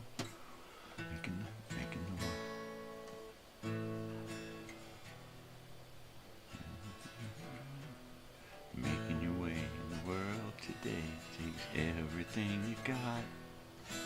Taking a break from all your worries sure would help a lot. Wouldn't you like to get away?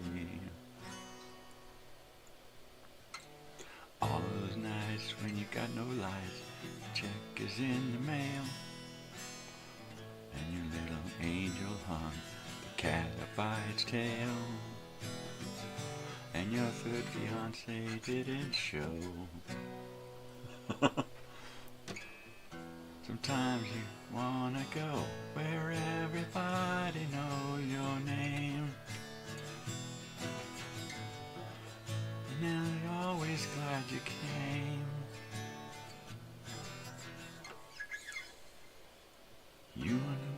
You wanna see where you can see the troubles are all the same. You wanna go where everybody knows your name. I guess maybe they do and maybe they don't. Maybe they don't know your name. Maybe, roll out of bed, Mr. Coffee's dead. The moon is looking bright. You shrink, and you shrink, ran off to Europe and didn't even write. And your husband wants to be a girl. Be glad there's not one place in the world where everybody... What a weird fucking song, right? Am I God? Am I God? No. No. No. Ah, jeez, Louise. Well, I seem to have scared everyone off, so I can just go back to smoking and drinking. Smoking, drinking, loving. That's all you want to do. Yeah, baby. That's all I want to do.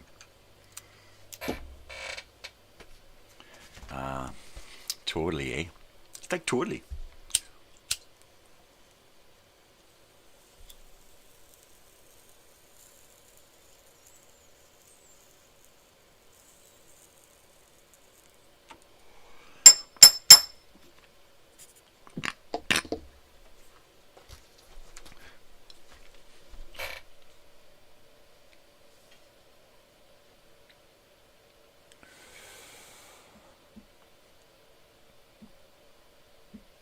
I just feel so alone. Since day one on this planet.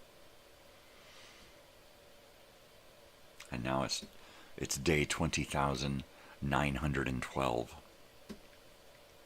And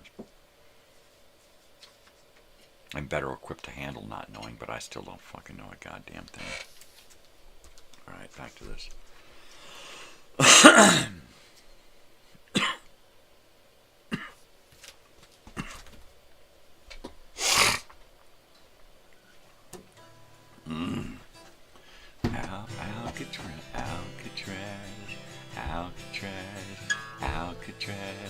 Alcatraz, you have seen your beauty like the Indian has.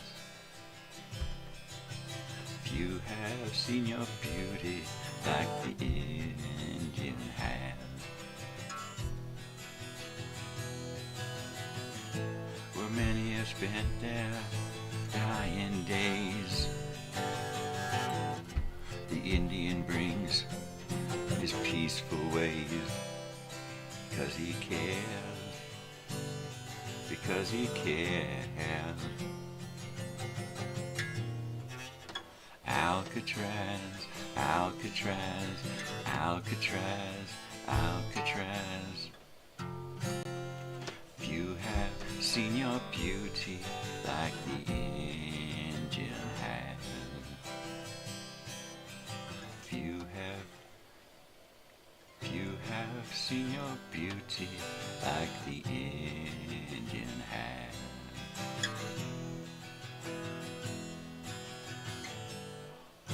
to many you've been a nightmare, to the Indian a dream come true, because he cares, because he cares. Alcatraz, Alcatraz, Alcatraz, Alcatraz. You have seen your beauty like the inn has. You have seen your beauty like the Indian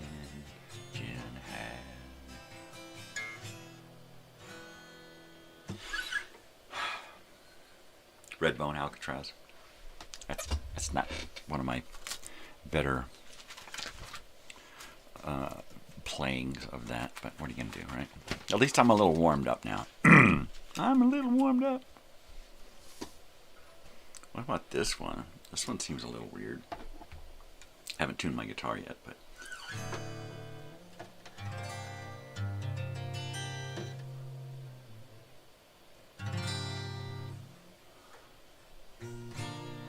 sunshine, sunshine, go away today. Don't feel much like dancing. Some man's gone, he tried to run my life. Don't know what he asking.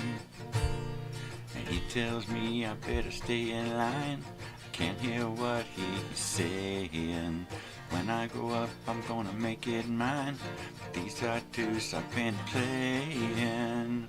How much does it cost? I'll buy it. The time is all we've lost. I'll try it, but he can't even run his own life. I'll be damned if he'll run mine. Oh, sunshine, sunshine, go away today. I don't feel much like dancing. Some man's gone, he's tried to run my life. Don't know what he's asking. Working starts to make me wonder where the fruits of my heart are going. He says love and war, he's the cost you've been showing. How much does it cost? I'll buy it. The time is all we've lost. I'll try it, but he can't even run his own life. I'll be damned if he'll run mine. Sunshine, sunshine, sunshine, come back another day. I promise you I'll be singing. This old world, she's gonna turn around. Brand new bells she's been ringing. How much does it cost? I'll buy it. The time is all we've lost. I'll try it, and you can't even run his own life. Be damned if he'll run mine. Sunshine. All right. Next. Meow, meow, meow, meow. Oh, I need to spend a day just running through these a few times. I try not to play them over and over again. I try to just run through them and then go back and run through them again. If I try to work on one over and over again, I just fuck it up. So that's what I do. I'm not one of those practice until you get it right guys. I'm just like do it until it feels good and then go to the next one.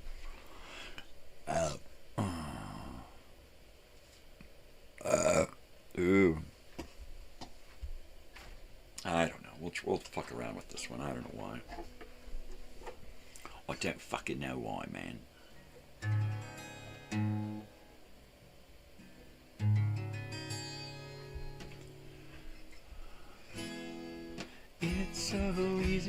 to fall in love. It's so easy to fall in love. People tell me that love's for fools. Here I go, breaking all the rules. It's so easy, it's so easy. Yeah, yeah, so doggone easy, it's so easy. Whoa, whoa, it seems so easy, it's so easy. Yeah, yeah, where you're concerned, my heart can burn. Oh, it's so easy to fall in love. It's so easy to fall in love. Look into your heart and see what your love's got aside for me. It seems so easy, it's so easy. Yeah, yeah, so doggone easy, it's so easy. Whoa, whoa, it seems so easy, it's so easy. Yeah, yeah, well, you're concerned, my heart can burn. Oh, it's so easy to fall in love. It's so easy to fall in love. It seems so easy, it's so easy. Yeah, yeah, so doggone easy, it's so easy. Whoa, whoa, it seems so easy, it's so easy. Yeah, yeah, well, you're concerned, my heart can learn. Oh, it's so easy to fall in love. Love, it's so easy to fall in love. It's so easy to fall in love. It's so easy to fall in love. It's so easy to fall in love. It's so easy to fall in love. Right. Anyway, there you go. We fell in love. It wasn't so easy, but we did it. We did it. It wasn't easy, but we did it. We got through it. We got to the other side. We tripped. We stumbled, but we got there. Hey, coffee. Hey, coffee. It looks like I've scared everyone off this morning, so good on you, mate. Yeah, that's the dog's bollocks. I was scared all my mates off. Yeah, I ran all my mates off. I done run them off. They done runned off. R-U-N-D-O-F-T. Runned off. All right. Let's see. Well, since nobody's here. We can fuck around with all kinds of shit now.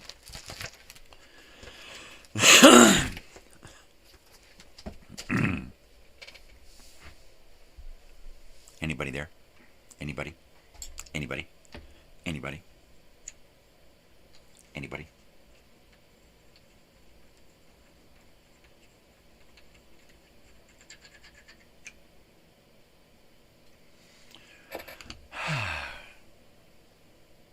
All right. I'm looking for some interaction here. I'm looking for someone to say, hey. Hey. Hey. Hey.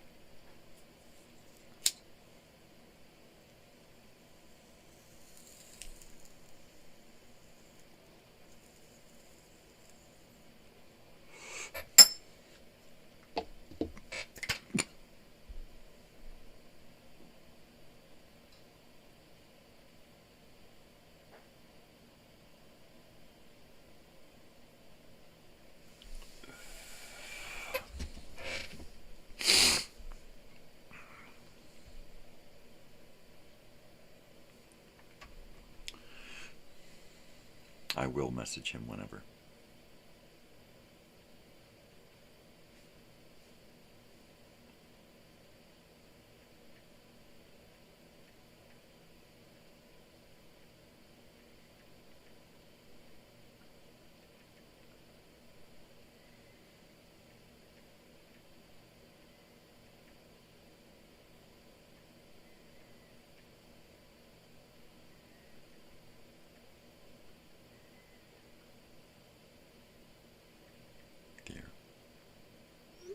I sent Joey a message because he said I could. Okay, here I am. I'm back, baby.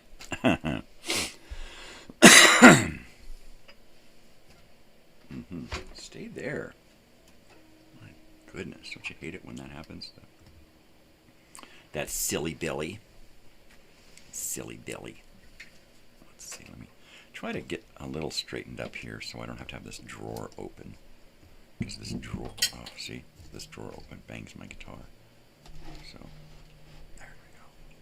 We'll just close it a little bit. Just a little bit. Yeah, that's it. I wonder how the sound sounds. Check, check, check. Check, check, check it, check it, check, check, check it, check it, check, check. Check, check, check it, check it, check, check. Well, if there was someone there, I would listen. Hold on a second.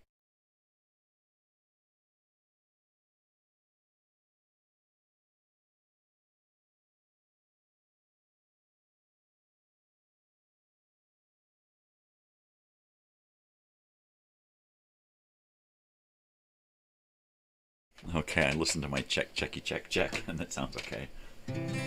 Check, checky, check, check, check, checky, check, check, checky, checky, cheese, check, checky, checky, check, check. All right.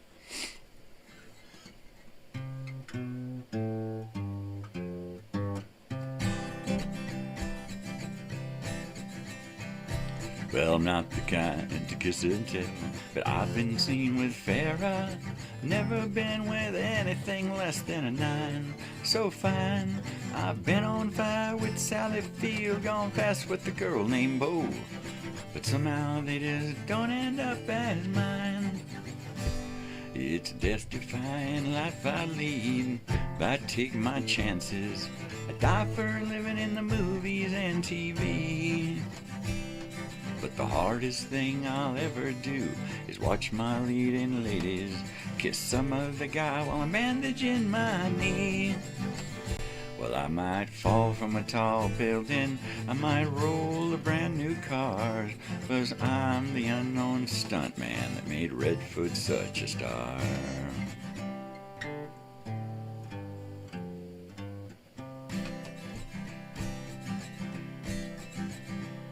Well, never spent much time in school, but I've taught ladies plenty.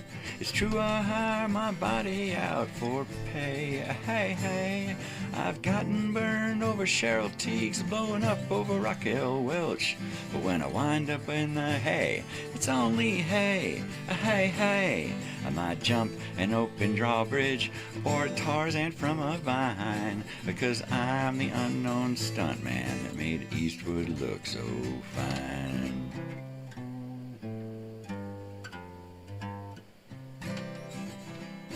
Well, never make me president, but I've got the best first ladies.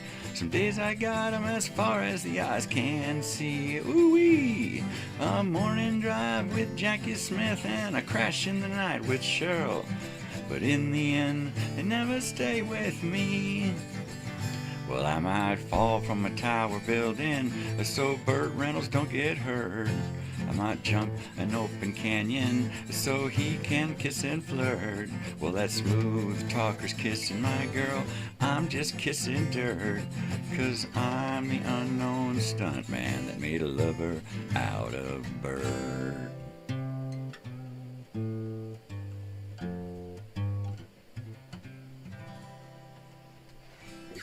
Yeah, the unknown stuntman.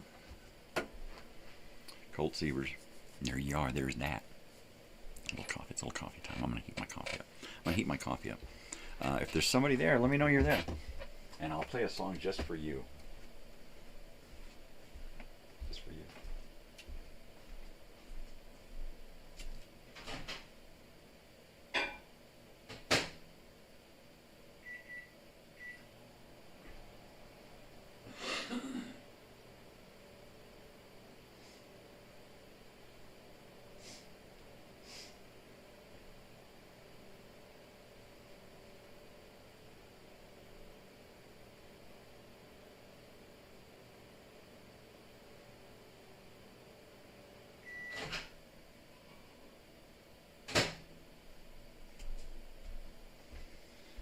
Flashback Friday, so we're playing some oldies. We're going to be playing some oldies today. Well, I got through the first hour of boredom here, and now I'm in the halfway through the second hour of boredom, and I'm just going to keep up the live music and the blast to the past. There you go. and do my versions of my favorite songs from the past. My versions, because I don't read music. I'm not a professional musician or anything, so I'm just fucking around. So if you can handle that, hang out. If not, yeah, totally. I just like to chill out. If I was in a room with a few friends, sitting around drinking coffee, getting high, we'd be doing the same thing, talking the same shit, playing on the guitars, screwing around, listening to stuff, watching stuff. It's so you're just here with me in my living room, in my house, hanging out. So join me. Join me. Orale.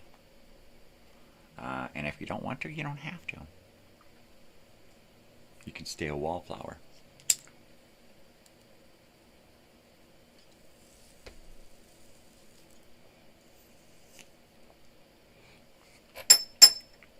And there it goes. And there it is. And there we have it.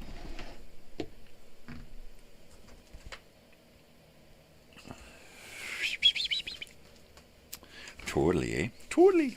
Hey there, eh? Totally. What's going on? I am going to take a break for a second, and then I'm going to play another song. And we'll see if it's a song that you guys know.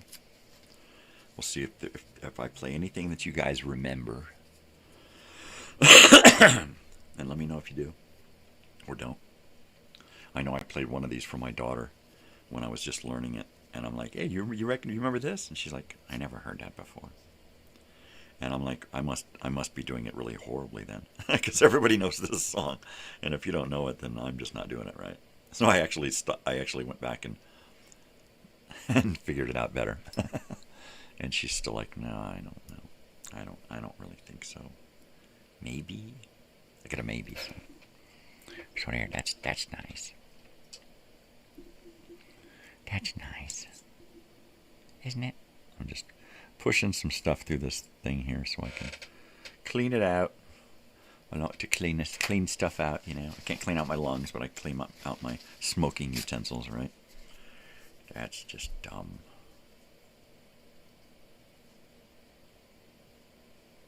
All right, at some point, this is all that's going to be. And this won't even last. So there you go. Maybe it will. Maybe this is being transmitted to other parts of the universe. And there's some weird fucking aliens out there going, wow, I like this guy. He's weird. Let's get this guy up here. Take me now? Don't even hesitate. Just take me now. Take me now. Take me now. You know, take me to your other universe. Yeah. Everybody will be fine. Everything will be just fine. You know.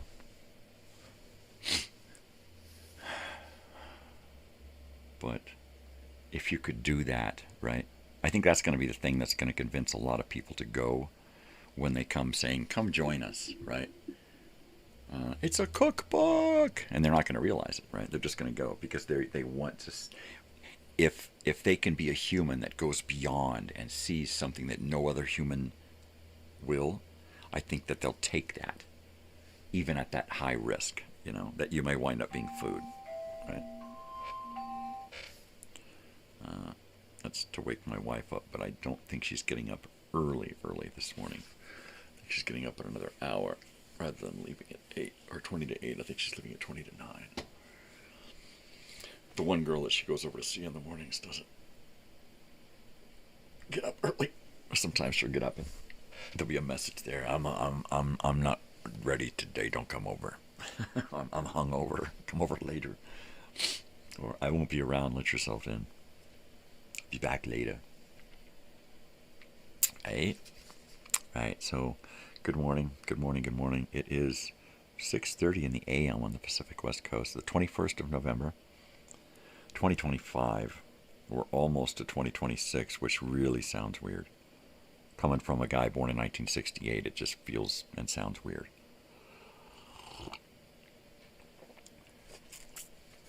It took me a hard time to get used to 1980, going from 70s, because all I knew was the 70s. Going from 79 to 80, that was a big fucking deal for me. It was. The 80s, man. 80. And then by the time we got to the 90s, I'm like, oh, fuck it. At that point, I'm like, time was like my enemy, right? Not some kind of far-off, distant wonder. And now I'm in a place that I used to look to, when I was younger, I used to look to this year and think, wow, that is going to be fucking fantastic. There's going to be all this fucking new technology and shit, and we're going to be going to the moon, and the jobs to do all of these weird things are going to be phenomenal, right? What a dud this turned out to be, you know? Yeah, there's little tiny bits of that, but mostly we're just bored fucking humans running our fucking, you know, ticky-tack lives, doing our ticky-tack jobs and ticky-tack houses and ticky, ricky-ticky. It's just, there's got to be something more for humanity, right, than paying the fucking bills to keep the lights on. There's just got to be more, you know. Can't we get together and do something for everyone that makes everyone on this planet go, fucking hey, we're human? Not, oh god, this sucks to be human. You know, it just fucking sucks. Working my ass off every day just so I can bring home a paycheck that goes from like week to week, day to day life. Like, oh, struggle.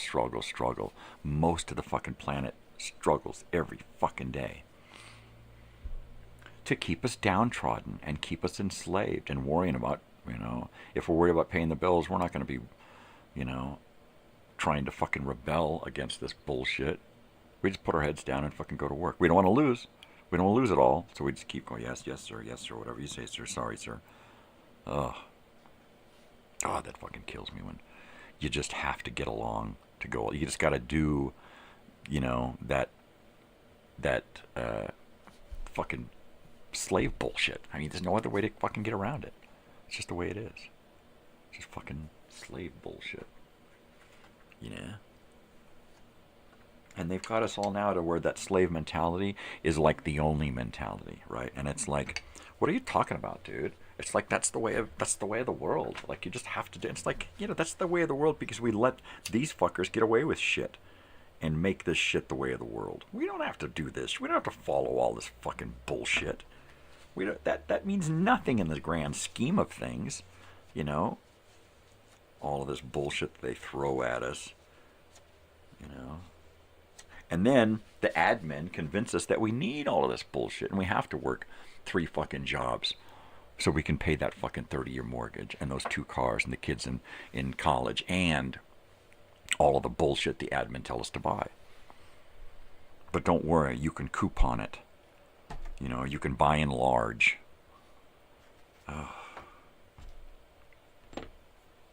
Humanity is just so fucked up. No matter how you look at it, it's just fucked up. So many people just put their heads fucking down and just go. And they're, you know, they don't want to look to see what's going on. They might lose what little they have, right? So they just keep trudging along, working for the man, night and day, just to keep your head above water, right? Working them shitty little fucking jobs, menial pay. I don't want my daughter to do that. I don't want her to be a slave driver either. I want her to be fucking human, have human experiences, spend the majority of her life experiencing it, right? And not putting her fucking head down and just working. Oh, I cannot see that. I did that. My wife's done that. She's done that already, my daughter, with school. Put your head down and just do it, right? She's done what society requires of her already. With, you know, what, 16, 17, 18 years of schooling, right? Is that what it is? 12 plus 4, so that's 16. With 16 years of schooling under her belt. 17 plus kindergarten. 18 plus preschool, which she did at home with a neighbor and learned how to read and write before kindergarten. So it's been her whole life for 21 years. Almost 22 years by the time she graduates. It'll be almost 22 years. That is a lot to devote yourself to one thing. As far as I'm concerned, she's done. She never has to do anything else that society requires of her ever again, right?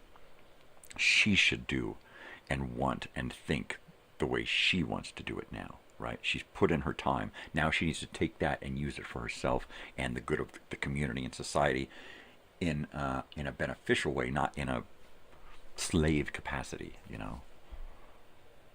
Last thing I want her to ever do is have to work some menial fucking job somewhere when she's got the wherewithal and the know-it-all and the capacity to do so much more. Don't sell yourself short, ever. Ever. Once you sell yourself short, you'll always be able to go back and sell yourself short. Fuck that. You're not going to pay? No, then I'm not going. If you're not going to pay me what I want, then fuck it. No, I'm not going to take less. You either pay that because I'm worth this, and I'm already offering you. No, fuck you.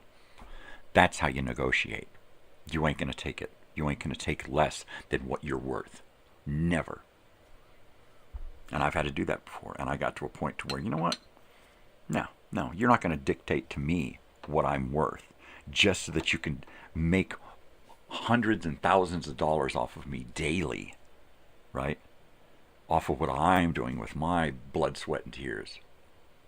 And then pay me a pittance? Fuck that. Because you want to get rich, you're going to hire me as a pittance working slave? Fuck that. I'm not a peasant. And that was the last time that I worked that kind of job. Like, no. And of course, I was injured and re-injured from a car accident. So I could never see myself doing that again, working for someone in that capacity as an employee. No. I can work for myself, and if I'm only going to work a couple of times a year doing the work that I know I can make a lot of money on, well, that's all I need to do, because I know I can do it, and I know I can get paid for what I know what I'm doing, right? But I think the best thing is to just invest the rest of myself into a couple of huge projects and try to use what I've learned here to help facilitate that to its fruition, right? What are you going to do? I don't know. But I'm going to set this aside for now until we get somebody else in here who wants to speak up and say, hey, play some live music and stop ranting. Right? Totally. And I don't know, I think the best thing to do with the rest of my time would be to try to invest myself. Stopped raining and the birds are chirping. Try to invest myself into some kind of final few projects that I can complete with the rest of my time, right? Because I am only 57, but it's not so much the years as it is the mileage and the damage done during that period. So while at 57, other people still have a ways to go, I don't feel like that.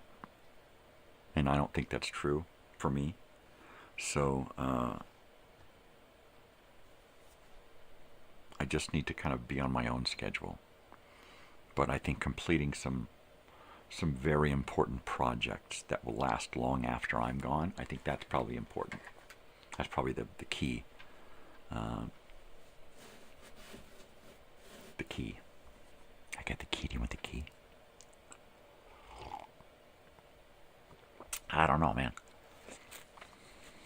I just don't know. It stopped raining, apparently.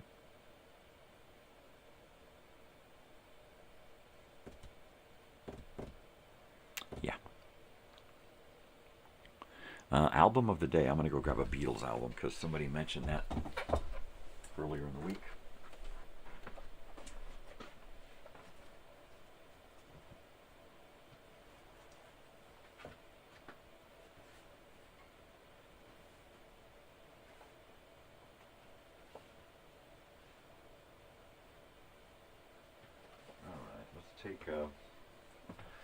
Let's take Revolver. I don't know if we've done Revolver, but this is one of my favorites. Taxman, Eleanor Rigby, I'm Only Sleeping, Love You Too, Here, Here and Everywhere, Yellow Submarine, She Said, Good Day Sunshine, and Your Bird Can Sing, For No One, Dr. Robert, I Want to Tell You, Got to Get You Into My Life, Tomorrow Never Knows. Every single song on this frickin' album is crazy. Lead singers, George Harrison, and then Paul, and then John, and then George, and then Paul, and then Ringo, and then John, and then Paul, and then John, and then Paul, and then John, and then George, and then Paul, and then John. It's really, really cool. Let's see, do we have a year on this? Did they give us a year? 60-something, I guess. This is a 2009 re-release. And this is one of those things where they don't put it on the original graphics for the year. So this is all un-yeared here. So here we go. Revolver. 1960 something. Somebody will tell me. Hey, how come your name is all messed up too? It used to just say William Welsh, and now it's got the numbers. What's happening? William Welsh 409, Formula 409, 409, 409. The cleaning spray, Formula 409. Everybody's got numbers today. You can't get rid of the numbers at all? What does mine look like? Does mine have fucking numbers? No, mine's no numbers on mine. Totally. Volver, dude. Did he say vulva? Yeah. That's what I said. What's with the numbers? Can you get rid of the numbers? Joey said he couldn't get rid of the numbers. So there you go. I am going to bop here onto the internet real quick and type in this album and get my graphic for the screen. Revolver. Beatles album. There it is. Images.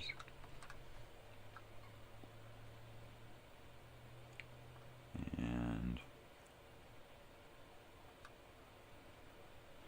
let's see. Discogs.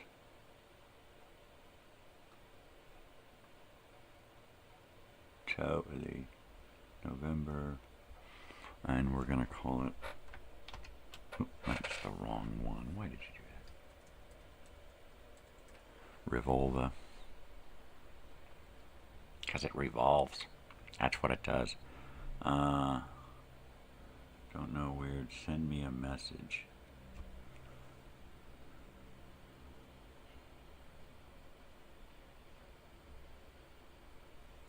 Message.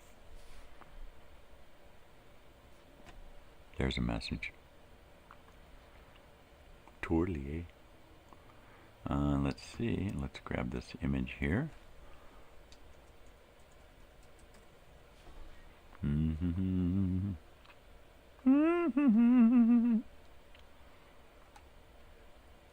on. Revolver. I've got me revolver. I've got me revolver.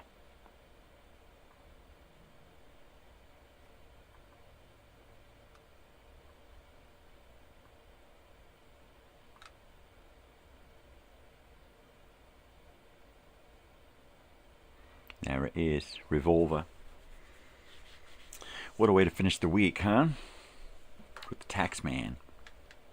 'Cause I'm the trash man, yeah, I'm the trash man. Totally, eh? I don't know what's going on with the stuff.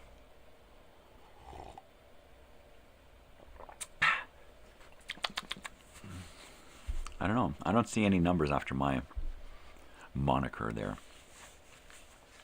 Just at Crazy Old Weird Bearded Guy. That's all it says. That's it, man. Are you still there? Hello? Hello? It was pouring rain all night long. It just started to ease up, and I heard birds outside. So we'll see if it stays like that. It's probably going to rain off and on all day. Because that's what it does. It's the desert, so it rains. It rains constantly in the desert all the time. That's why they call it the desert, man. Because it's just like a vast expanse of water. Oh, wait, that's the ocean. Shit. Yeah, that's not the desert. Yeah, there's fucking snow everywhere. Wait, that's not it either. Oh, that's right. Sand and dirt and rocks. I've noticed the number that mine doesn't have a number, right? Because I've noticed it before, and I actually went to my thing and got rid of it. I chucked the number off of there. So I don't know if it's back on my thing, but it's not here. My thing. It's on my thing. I got a number on my thing. Right? That's like the tattoo on my shaft. It says tiny. And then when I get excited, it says Ticonderoga, New York. Shut up. It's been doing that every other day for the last few months. That son of a... So I think what's happening is they're going through their accounts and flipping stuff around. Yours does not. Good. Mine should not, because I've got it on cards. I've got it on frickin' business cards and shit, and I can't have them change that shit. You know, I went in and specifically changed it to no numbers. But I guess there's probably Joel Diesels out there and William Welsh's. You can't be the only William Welsh. If I use my full name, right, Michael Mondre, it would probably put a number after it because it's a name, and there's probably there's got to be, you know, probably at least 30 that I know of other with my name. So not the full name, but the first and last, not the middle, but the first and last. So if you put a middle initial in there and then try to get rid of the number, I bet it would work. Joey said that he tried to do it this morning and he couldn't get rid of the numbers. I think that if he had put in a middle initial, it would have recognized him as being different. So try that. Try that. When you go to try to erase the numbers, try to put in a middle initial. Or a number right in the middle, you know. Or a finger right in the middle.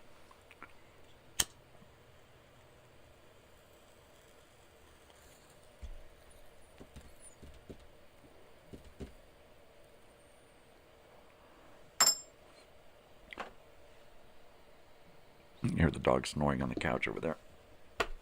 Earlier, Joey said he could hear the rain coming down.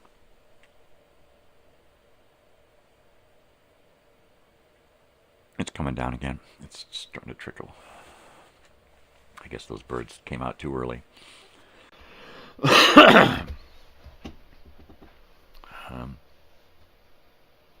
It don't bother you. It bugs the hell out of me. I'm like, what the fuck does 409 mean? Damn it. I hate numbers. Get those fucking numbers off of there.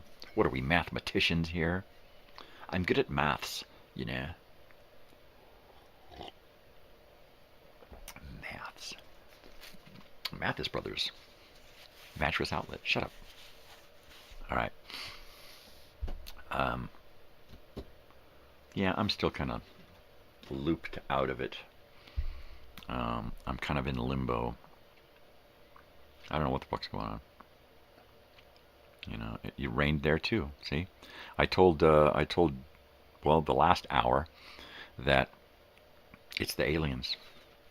They're seeding the sky with the chemtrails and covering the sky so that they can come and go and do what they have to do and collect their gold and collect their allotment of humans, which is why we have so many gold collection agencies and so many missing persons. Right? They'll round people up Just round them up. The address of your first home, really.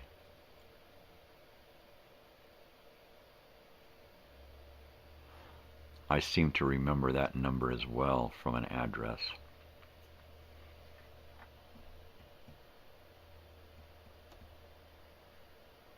I can't recall where or when. I think it might have been 1975, and it might have been in Woodland Hills, California.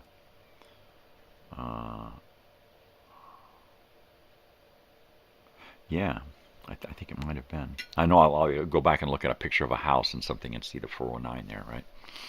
It could have been 1409, but it totally sounds familiar. Yeah, totally.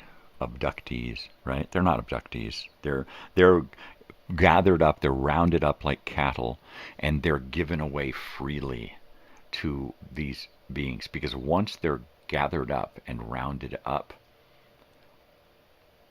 they're chattel, right? They're items to be bought and sold, and so they no longer are humans. They're just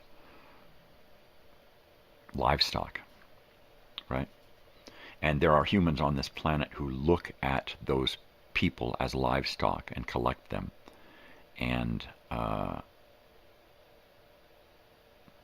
then give them away, as payment, along with whatever gold we can come up with. That's why the government buys up all the gold. That's why you look in Fort Knox and it's fucking cobwebs, because they collect it, they hold it, and then they get rid of it, and then they pretend to have it. Why do you think so much stuff was made of gold in ancient times? Because the gods were gold. Everything was about giving them, gods, the aliens, their payment, so that we won't feel so enslaved, right? Because every reset has been the aliens coming back and the humans rebelling and not wanting to be slaves. And we finally reached the point to where we're working with them better, and we've made deals with them in back rooms, chattel, right? We're all that thanks to the Vatican. Yeah, thanks to the Vatican, thanks to every government on the planet who falls in line with. That's why they go to those big conferences where all of the head honchos from all over the world meet in one place and get handed down the list, right? Here's your list. Here's your list. We're going to need this many people. We're going to need these many resources, right? We need you to do this. You're not keeping your people fighting against each other enough. They're going to get wise. They're going to wake up. They're going to start thinking about peace. And once they start thinking about peace and working together on this planet, it's going to be a shit show again, because we're going to be collectively working toward ending that kind of shit. And that's when they're going to just flip the switch and do a reset again, Send a comet here to send us all back to the fucking Stone Age, and then they'll come back and they'll reseed a little bit. There'll be a few left in charge, to carry on. We are all numbered. Yeah, totally. That's why they give us numbers when we're born, right? They give us. They don't refer to us by our names. They refer to us by our numbers. If they refer to us by our numbers, we can just be livestock. Just like livestock, a little tattoo on their ears, Why do you think they were tattooing the Jews? They were rounding them up, right? For specific purposes. Using them the way the aliens had instructed them, right? It's, yeah, you look back at so many different things, and at so many things going on now. And it just makes you sit and go, what the fuck? What the fuck? How many, for like 100 years, they were collecting blood samples in this country from everyone. Everyone was giving up a blood sample. Why? Were we being taken, our DNA was being taken, and then we were taken off-world, and is there a clone of me out there? Right? There's got to be a clone of all of us whose blood was taken during a specific period because they were ready to reseed another world with more slaves. And they needed chattel. They needed the seed stock, right? To create all of this stuff. And so what did they do? They came down and they required the governments to take blood samples of everyone on the planet and give those away. We need DNA samples of everyone here. We are going to reproduce all of these humans on this world and try to recreate what's going on here because they've got such a good thing going on. They come, they show up every once in a while and they pick up gold in humans. They've got guys that show up and just, we're a fast food joint basically, and they just show up, grab what they want, take off. Well, you don't really always see them. People just turn up missing, you know. They drink our blood. They drink our blood, they eat our flesh, they pick their teeth with our fucking bones, whatever. Or we're just slaves, right? We're slaves that can physically handle more than their little tiny space bodies can. So they use us to do their work, basically. And they've been doing it for as far back as this planet has been inhabited, right? And you can go back and say, well, this is the beginning, and then we find history that says, no, this is the beginning. And then we find more history that says, no, go way back, and we're still human here, we're still doing human stuff. They keep wiping us out and resetting us, and then coming back and reseeding, right? Let's try it again. Oh, fuck, let's try it again. Now they got smart again, let's try it again. You know what? Let's let them get smart. But let's guide their intelligence this time and convince them of these things so that they will do it willingly. Willingly. And we do. We do what we volunteer to do all of this shit. We volunteer to go out and be slaves for our entire fucking lifetime. And ultimately, we're all here to support those who are gathering the resources that they require from us. And we're all here as those resources or to support gathering those resources. That's all we are. The guys in charge, the governments, they're just railroad dicks. They're just prison trustees. That's all they are. You know? They're working for the man. They're in prison with us. But they get fed better. They get better accommodations. They get to feel in charge and powerful. And their bloodline gets to go on and on and on because they're special. They've given themselves over, right?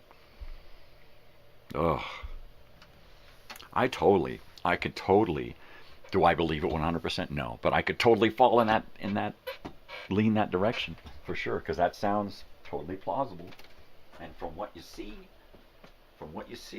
why the hell not?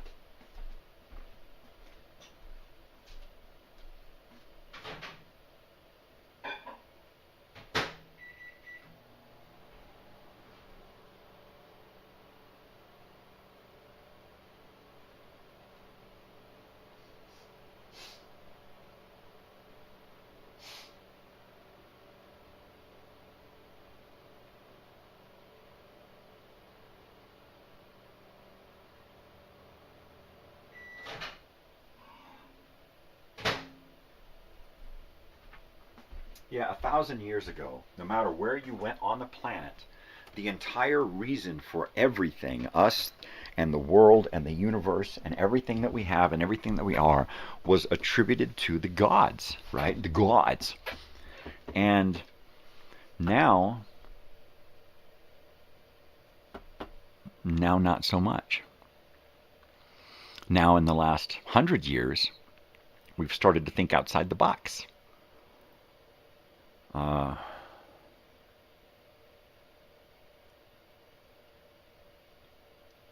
So where do we go from here? Do we just go backwards? Khazarian Mafia. Khazarian. Aye. Alcazar. Alka-Seltzer. Totally, I don't want that Bong. I'm going to do the one-hitters this morning. Because that's where I'm at. Yeah, I'm doing the one-hits. I'm a one-hit wonder.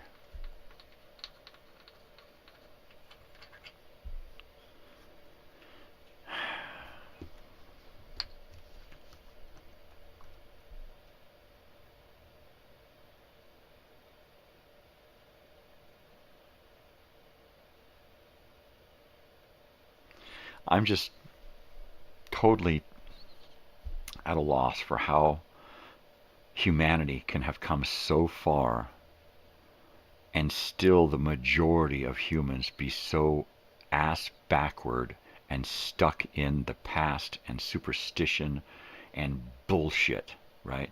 And how so many people on this planet are so easily sold on warring against each other or just hating someone because they're different, right? And it just strikes me as ridiculous and backwards, right? It's totally retro thinking.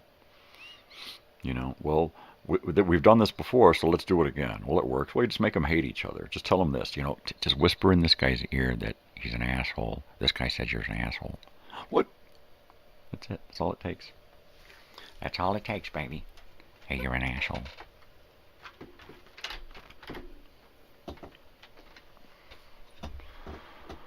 Oh, yeah. I don't know. I just don't know.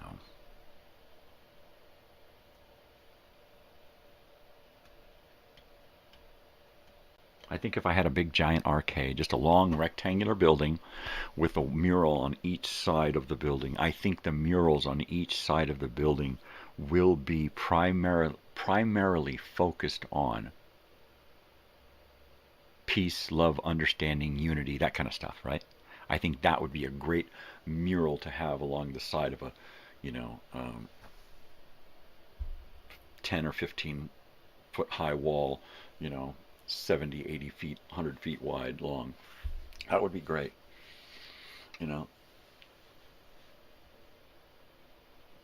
so that that's exactly what your message is, and everybody gets that message, right?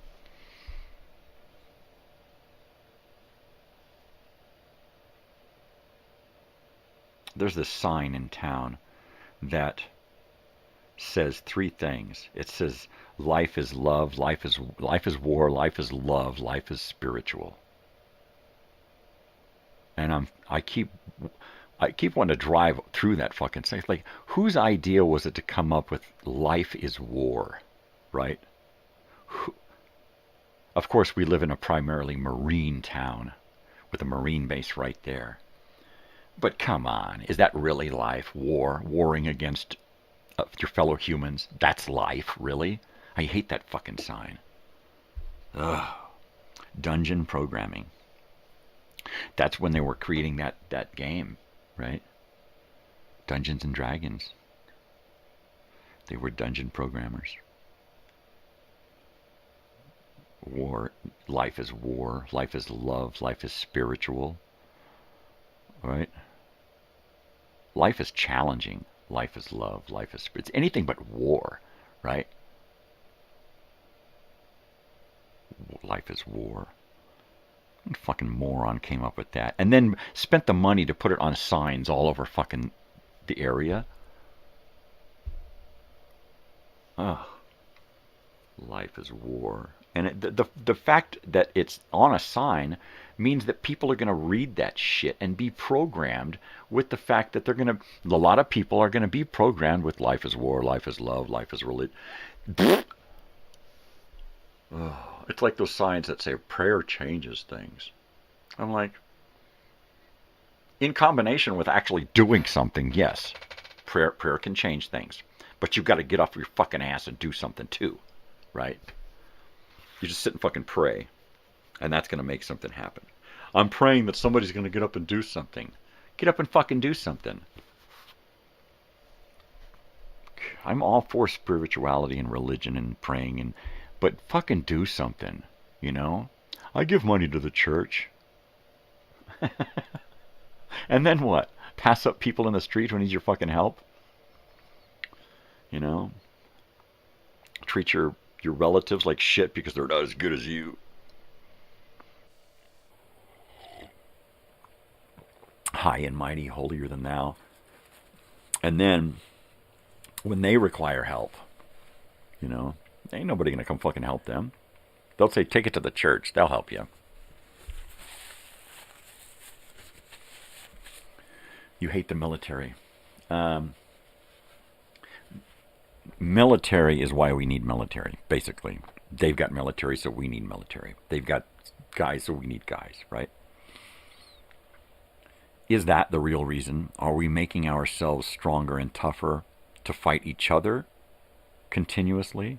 Or are they eventually going to pull us together and have us all collectively fight something or someone else? Right? Is there a means to their stupidity?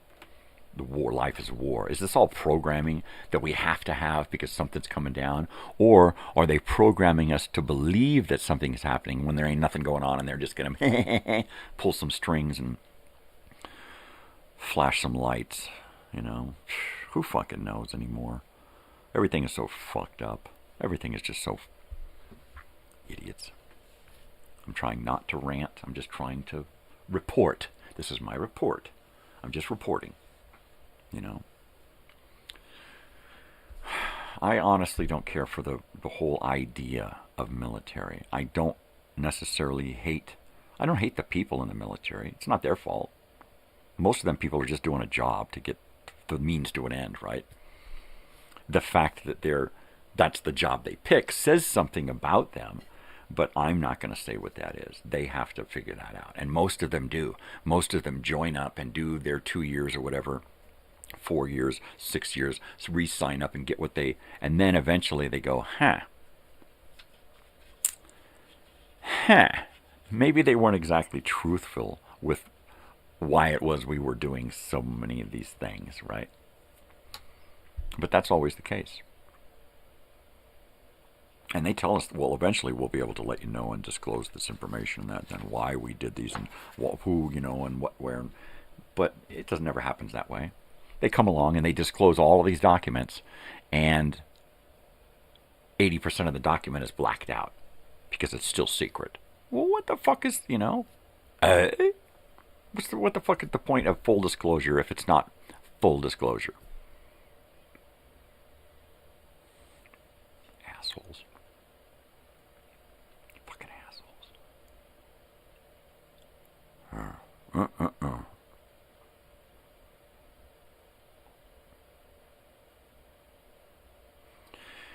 Yeah, I don't know. I think I should just get into something. Just get knee deep into a project. Murderers. I imagine you mean murderers, because yes, a lot of it is that. And if you're just killing on behalf of a thing or an idea or, you know, both sides of whatever conflict is happening are usually in the wrong. Now, there are a lot of instances where one military goes after people who don't really need going after, but they're doing it, and they convince people that they need going after. We need to kill them women and children. We need to kill, you know, and it's gotten to the point now to where if they were doing some of the stuff that they're doing now, if they had done that 50 years ago, oh, people would be fucking screaming, you know. And now, not so much. Now it's thrust in our face so much, these bombings and these killings and blood, murder and death and babies crying in the streets and bloody, dismembered corpses everywhere. We're so used to that now. They put it in the media, they put it in the movies. It's on the news. You can find the videos on YouTube. You know, it's everywhere. It's fucking everywhere. So, yeah, we're getting used to it. It ain't so bad, you know. Yeah, it's them. It's not us. Don't worry about it. It's not us. It's them. Well, if it was us, I'd be worried about it. But it's just them. Yeah, it's just them. Those other people from that other country. You know, that other country. You know the one I mean. The one with those people that are different. Ugh.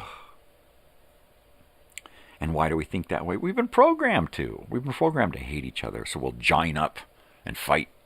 Who are we fighting? I don't know, but I'm going to join up anyway. And then you find out you're fighting the guy right next to you, you know. But it's okay because they told me that you're bad, so I got to kill you.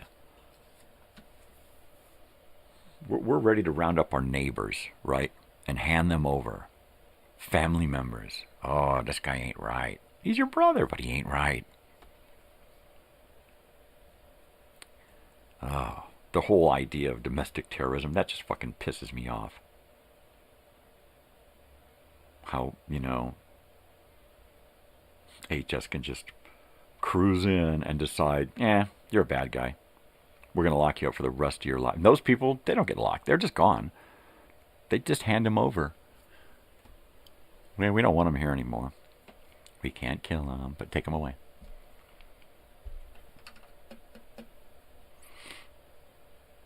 And seemingly good people turn up missing, right? Just turn up missing every year. Just random, everyday people just turn up missing. Where did they go? I don't know. They're just completely gone. Sometimes it's human on human, but other times it's humans just handing over humans. And I could totally believe that more than a lot of other stuff that we're told to believe, right? I can't say that I do believe it, but I can say that I could more believe that, than the reasons they give us to go to war. Because they fabricate a lot of this shit and CIA uses these people to create these things. And then they throw their people in to create these things. They pull their people out, and then they send in us. They send in the military, Oh. It's fucking horrible.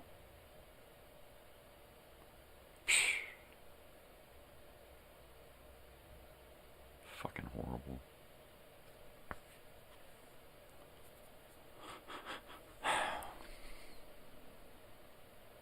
It is. It's totally nuts. Humans warring on humans. That just... Oh. To what end, right? For gain, right? For like capital gain, for like monetary. It's just... And we electrify people for doing the same thing for themselves. For self-gain, right? And we electrify them. And then there are people we put in charge who create these things that kill on a grand scale. And they don't wind up in the electric chair. They don't wind up on the firing line. A president that decides to go to war against an entire race of people because he feels that they're, rapists and murderers and thieves, and some of them might be good, but most of the part, they're just horrible people and we need to get rid of them, right? He's priming us to go to war against our nearest neighbors, right? I wouldn't be surprised if we had an actual war with Mexico, right? That would not surprise me in the least that he would put military soldiers, our U.S. soldiers, on the border to create a war, an incident, right? It goes beyond greed. It goes way beyond greed. It's greed on a scale that none of us could even fathom. And every so often they go to those summits, those meetings where all of these bastards get together and decide all of this shit because it's been handed down to them. The people who are in charge we never see. They could be right next to us and we'd never know it. And then they get together and say, I'm handing down these edicts, Oh. But it would not surprise me if at some point there were soldiers with actual weapons on the border killing our nearest neighbors and rounding them up, just like they're doing already in this country, rounding them up and putting them in camps, concentration camps, concentrating them into a small area. That is a concentration camp, okay? That's what they're doing. We have concentration camps in this country where we round people up, put them there, dehumanize them, put them on planes, and send them to countries they don't even come from. Because we don't give a fuck. We want to get them as far away from this country as possible. If we send them back to Mexico, they're just going to come back in. So let's send them to Ecuador. See how long it takes them to get back then, right? It goes beyond greed. It goes beyond ego, arrogance. It's just inhumane. Oppenheimer. Opium hammer. That's what I'm talking about. Give me an opium hammer.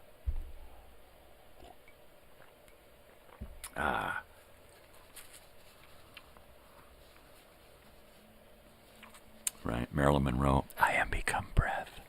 Shut up.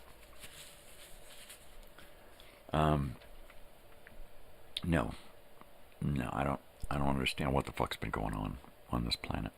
I don't. Or with humanity. Or with society. Right? I see the whys and the wherefores, but I don't understand how people are so easily manipulated. We are smarter than that now. And we're still just, everybody look over there. And everybody gets up and looks over there. And then they just like, well, yeah, we're just going to keep looking over there because they told us to. Don't look away. Meanwhile, shit shows going on around them and they don't even fucking see it because they're so wrapped up in what they're told to believe, what they're told to look at, what they're told to think. Meanwhile, people are just fucking brutalized, just dehumanized. If we can do it to the guy standing next to us, our loved ones, our nearest neighbors and stuff, we're so fucking screwed, right? We are beyond where the Nazis were before they started, right?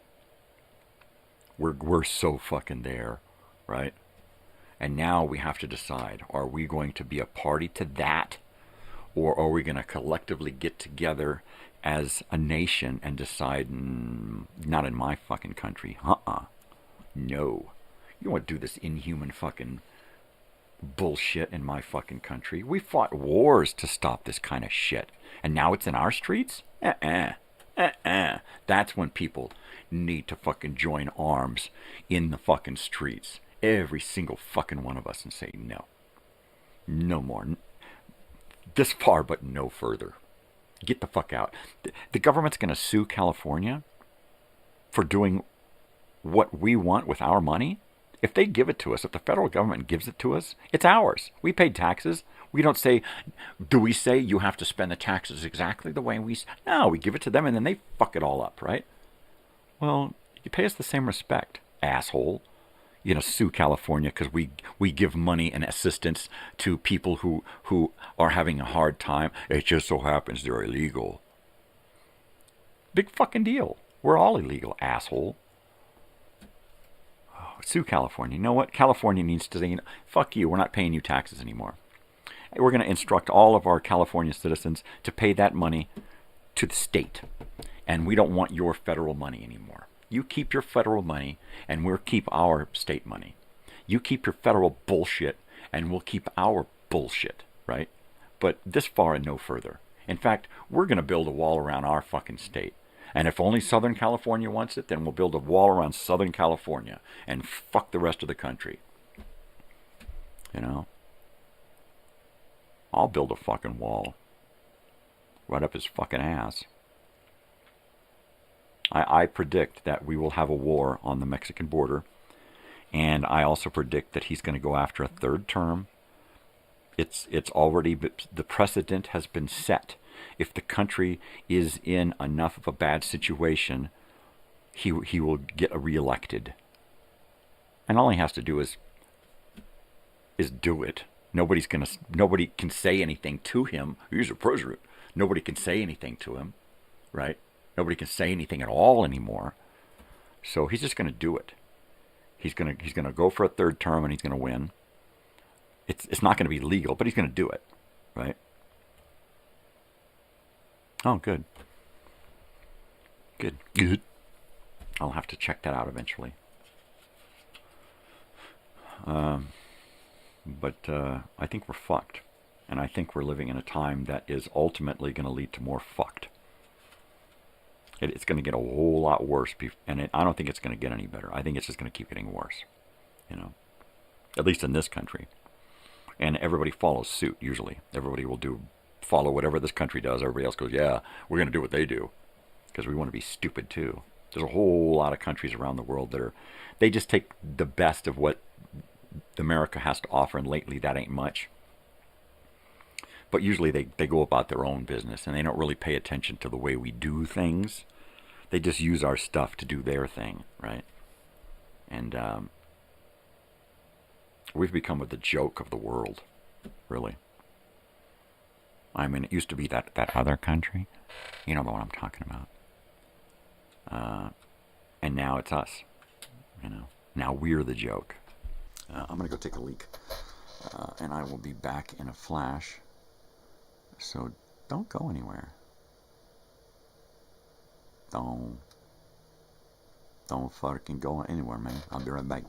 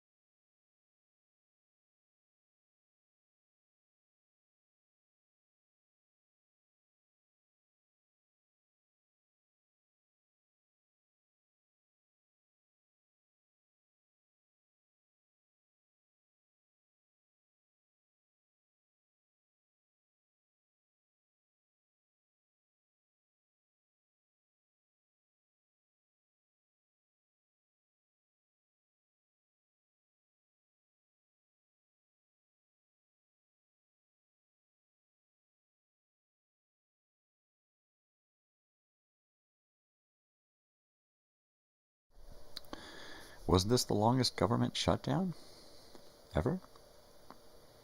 How long was it? I mean, I've been through them before, but I never really thought about duration. I thought they always happened, and we just went about our business, and a few people suffered, right? Yeah. I mean, when Reagan made it illegal for the air traffic controllers to strike, right, back in the 80s, because they were striking. There was so why would that be a bummer now, right? It's like back when the United States government took over the New York Port Authority because it was an essential government thing, and so they decided that they had to be in charge of it, right? Basically, they just wanted to take power away from that part of the party, you know. And they were horrible. They were, you know, just stealing money, you know. That was how they got rich. You wanted to be in politics since the beginning because it was about making money. It was about getting rich. You know, Chester A. Arthur, the Port Authority of New York, he was just a vicious, horrible human, you know, who would just have people beat up who went against him, who would just, you know, take, and if you wanted to get something into the port, you had to pay, and he would just fill his pockets, you know. And it wasn't until he became president, he was vice president, was a sucky vice president, and then he became president, and eventually stepped up and took over, you know, James Garfield's task after he died. But funny how things change, and some things just, the more they change, the more they stay the same. There's still so much greed in politics and government, you know. And the fact that with them, life goes on as usual. There's no problem. They'll fuck with us and cause us to have all kinds of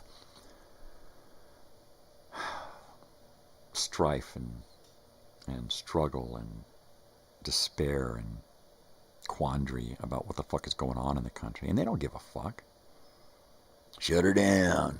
Fuck them. And then the federal employees suffer, right?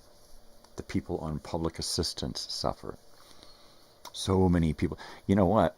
It's the fact that California is in a shutdown, right? Well, the government is in a shutdown right now, but California has federal money saved up, and they have used that to continue paying benefits to people here in California, some of which are not legal residents. And that is where he's pissed off. He did this shutdown to get a lot of these people, to punish a lot of these people. So part of the shutdown is to punish all of those poor people on welfare, right? He fucking hates poor people. He fucking hates them. He hates Mexicans, hates blacks, hates poor people. Anybody that isn't allowed on his golf course, he doesn't like. You know, he don't like Jews or Arabs or anybody unless they're rich enough to be allowed on his fucking golf course. You know, it's like, yeah, you're okay, but your people, nah, they're peasants. Keep them away from me. You know, over a month in duration. It was or it is. So it just happened, which means it's done. Yeah, so now he's going to sue the state of California for doing with its money what it wants. Oh my God, what an arrogant prick. You know what? California just needs to say, you know what? We can't rely upon the U.S. government anymore, so therefore you keep yours and we'll keep ours, and you can go fuck yourself. Pay rent on your military bases or get them the fuck out. We got enough fucking people here. We'll do our own fucking military, you know.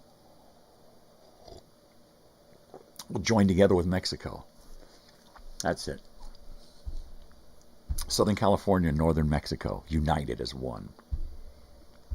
Take that. Of course, that'll never happen because collectively humans have got the balls of a fucking gnat.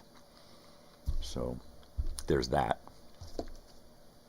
Oh.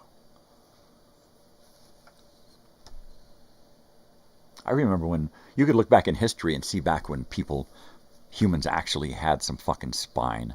They had some balls. They had some grit. You know? They had some fucking fortitude. Oh, now everybody's just so fucking worried about losing what they got, you know. They wouldn't dare get involved. And they'll get involved and then lose something and then never get involved again. And it's done, yes. Good. And then there are those people that they throw into good situations to turn them bad, so that now that good situation is now a horrible thing. That protest, that march is now a horrible thing because they just throw a couple of jackknives in there to fuck everything up. That's it. It's back in business. Yeah, right. Business as usual. Fucking dirtbags. I do not and did not condone the Capitol building assault. But boy, was I fucking laughing, and boy, did I say, you know what? You fucking had it coming, all of you. All of you. You know, either side, both sides. The side that did it and the side that tried to prevent it. You all fucked up. It was all a fucking hoax. It was all a fucking charade.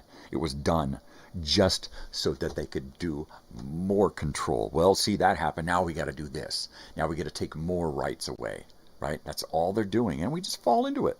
And the people that they get, ex-military and ex-government people, to go and participate in these things and turn them evil so that they can step up later and go, yeah, look, it was evil.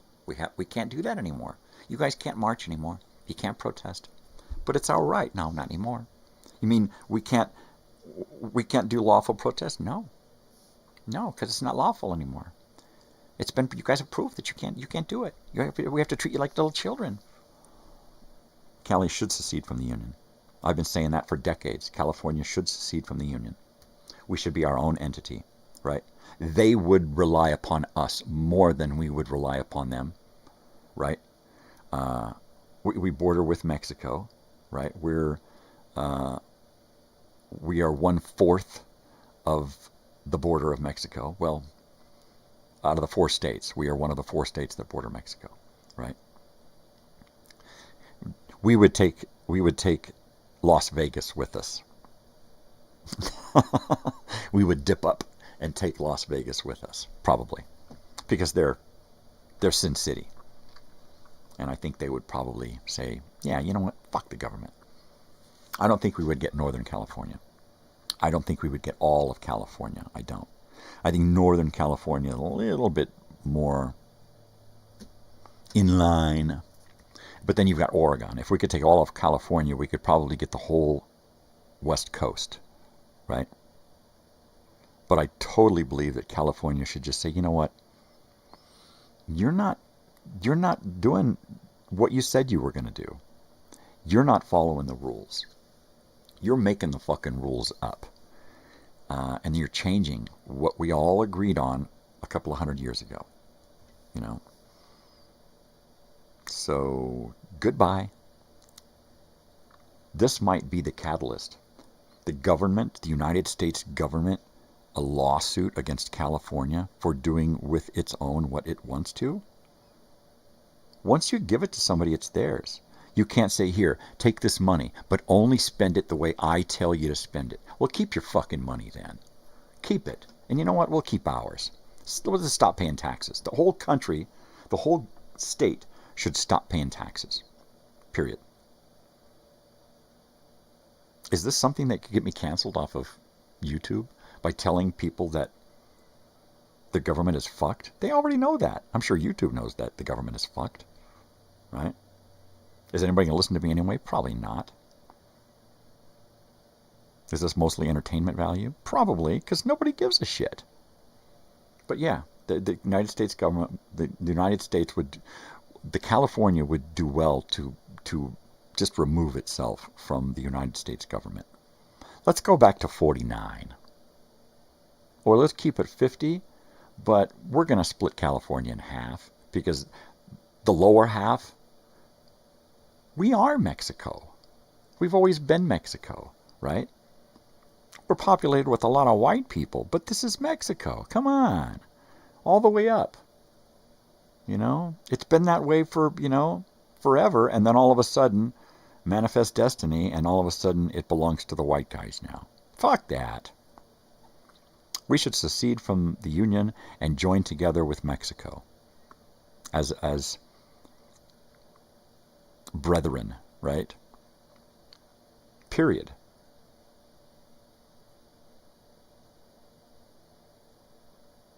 And then let's build our own fucking wall.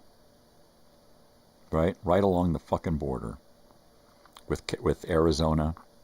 Right along the border with whoever else wants to follow that bullshit. Just put up a wall. Fuck them. You know what? We just won't even look at you. You stay over there, and we'll stay over here. We'll be the nice side. You guys can be the assholes, you know. When they legalized marijuana in most of the states, it only started with one, right? It wasn't California. I think it was Colorado, but it only started with one, and then many other states decided that it was more beneficial to do that than to be against it, right? I think that it would wind up that way with California seceding from the nation. I think that other states who don't really think or want to think the way the government does, I think they would be more likely to think about secession, right? Does there need to be a civil war to do that? No. There would need to be a civil war to put it back together because people would not want to go willingly to reunify. So that's when there would be a civil war. Leaving the nation, we would just say, you know what, we're turning it off. They would try to come at us legally. They would try to, say, well, we've got military there and all this shit. And we would just lay down the law. Why? Because we live here. It's our fucking state. That's the thing about the union, is that we're supposed to be able to do what we want with our state, right? And the federal government can't do anything about it. Period. And now what? We're beholden to them completely 100%, even though they're fucking us over? Nah, fuck that.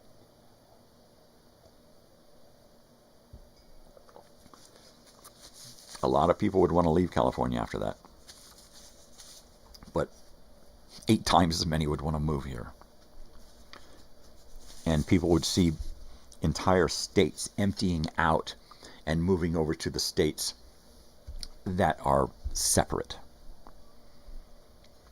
You make the government pay rent on their military bases. We've got a lot of military bases here in California. Keep your military bases. We will remain your ally, right? But the only thing you can do is run that military base. And you can't use any of the... Once you use that military against us, or any direction other than in that base or outside the country, you're gone. You're out of here. You have to pick up and leave. Period. It's our state. We can decide to not let you have that property anymore. It's federal land. No, because we allowed you to make it federal land. Just like you went back on 177 treaties with Native Americans. And we can call this quits. We can do that. And we won't take it to the Supreme Court. We'll take it to the California Supreme Court. And I guess what they'll decide. If we're not a part of that government anymore, we don't have to listen to their Supreme Court. Period. Period. Yeah, I'm not up on political law, but I do know the Constitution and the Bill of Rights as we learned them back in school. And what's happening now does not fit what I learned.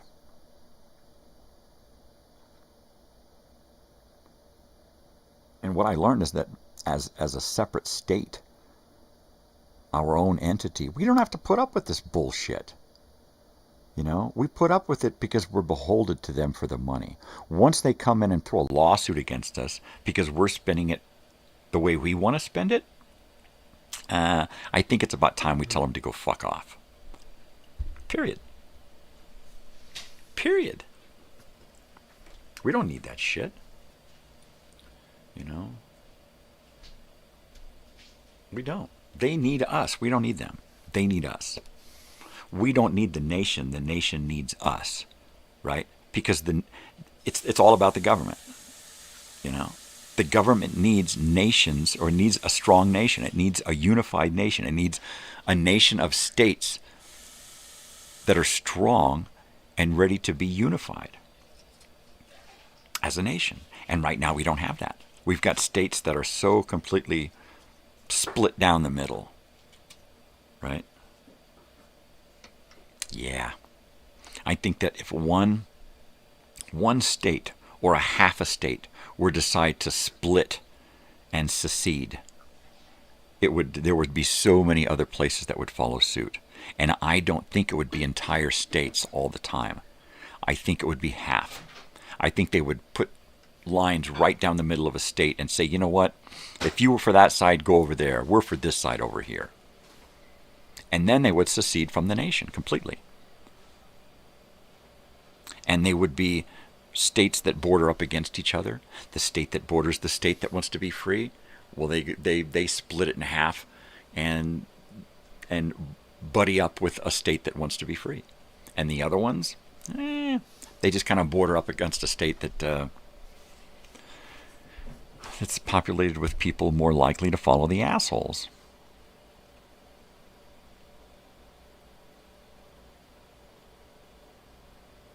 A lawsuit indeed for doing with ours what we want.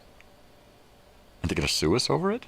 Our own government? We pay them money so that they can give it back to us and then sue us for using it the way we want? Fuck them. You know, the government was in a shutdown and California had the federal money saved up in an account so that they could cover a situation like this, and that's what they did. And the government, namely the asshole in charge, is upset that that money went to help mostly, in his term, illegals, right? And that's just fucking ridiculous. So what? We could have spent the money on fucking porno, and it doesn't matter.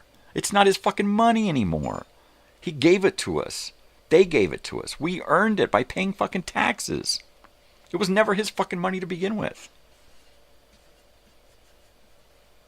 But we spent it on what we thought was important. Humans. Right? Had we just spent it on porno, we wouldn't be hearing about it. He'd have probably praised us. But no. Yep. Rip down the wall.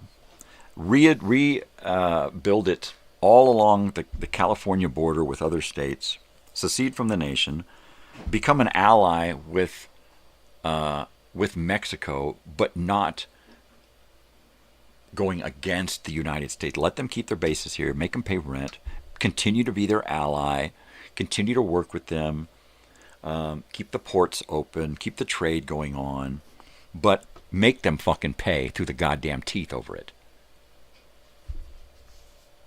And then, if we can't get a reasonable deal with them, well, you know what? We border with the ocean. We can just fucking send a ship somewhere to get what we need. Right? We don't have to worry about getting what we need from the government. Send some ships to fucking China. Get some stuff from China and bring it back. You know? Keep trading with the rest of the world. If America wants to use our ports for trade, they got to pay the fucking bills. South Carolina was the first state to secede from the Union before the Civil War, right? And it wasn't the seceding, it was the reunification that caused the war. They had to have a war to reunify, right? And I don't think that would ever happen. I think if we seceded from the nation, other states would follow suit, and there would be no way for them to start a war. I think the country is too smart to war against each other in our own country again. Never. But then again, people are pretty fucking stupid, and they can be convinced of a lot of stupid shit. So maybe it is possible, you know. Maybe it is possible if we were to secede. But then again, if there was a civil war, it would happen because the government would want it to happen. The people didn't want a civil war back then. It was the government that wanted the civil war. The people just wanted to be free, right? The Civil War was to unfree those people and reunify them, basically. They claimed that certain peoples were now free, but that never worked. And it's barely working, you know. It's just all bullshit. Yeah, secede indeed. Definitely. And just say, hey, you know what? Here's the new Constitution as we see it. We're going to live by our state constitution. And it says that any military bases, you can stay here, but you've got to pay rent. Right? And you can't leave that military base to go do anything other than go from base to base. That's it. Or leave to go to another country. But you cannot and will not put Marines on the streets of fucking Los Angeles to help support fucking ICE. Fuck you.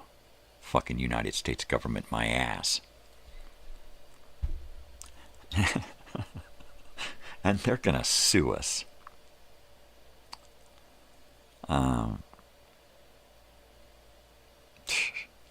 That carves a big fuck you on Mount Rushmore. That's what it does. That's exactly what that does. They just carved a big fuck you across that mountain. Because all of that shit, all of that fucking rhetoric and past history and Constitution and Bill of Rights, it doesn't mean anything anymore. It's all bullshit now. It was all bullshit. If they can just take it and erase it like the 177 treaties with the Native Americans, well, what the fuck are we? We're fucking slaves. You know? We got to go along to get along. Or we get rounded up. Right off the fucking streets. Yeah, it just ain't what I was taught that it was supposed to be. I learned about government and history and why, and this ain't it. This is something completely fucked up and different. And the fact that so many people just go along with it. It's understandable that so many people are oblivious to the past because they keep erasing it, right? You can't even go to a library and find a book. If you can't go into a library and find a book and just sit down and open up a book and read it, you're not going to fucking learn anything anymore, right? If you get onto your computer to learn something, you're going to learn what they want you to learn. Old man rant. Is this an old man rant? All right. I guess if it's an old man rant, I'll put this here. You know what? I'm just so fucking sick of this fucking bullshit. This bullshit, fucking bullshit after bullshit. And so many people just go along with it. You know? Well, I don't want to talk out of turn because I got to keep my job. I got to keep this and do that, and I don't want to get in trouble. And oh man, slaves. Fucking slaves. We're gonna, if there's a civil war, it's gonna be fight so that we're not slaves to that bullshit. That party of bullshit, right? Why pay them when they don't do what is required of them with the money? And then they're going to sue us because we're not doing what is required of us with their money. Fuck them. You know, that's just bullshit. That's just fucking bullshit. That's going to be the argument. So we pay you taxes, right? United States government. And you're required to do this. But you don't do this. And then when we get federal funds, we do what is required to take care of our people. And now you say that that's wrong. Yet you don't do what is required of you with the money we give you. Now you're telling us that you're going to require us to do what you want with our money. It's ours. You gave it to us. I just don't get it. I just don't get it.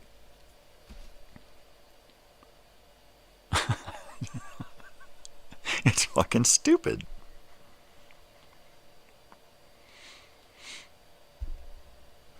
Law professors and political government professors right now are just scratching their head. Constitutional lawyers, they're just going, I don't understand how this is happening. How can this happen? How can the judges in the Supreme, how can these guys who are supposed to decide right from wrong, how are they just deciding wrong all the time now? Because it's set up that way, baby.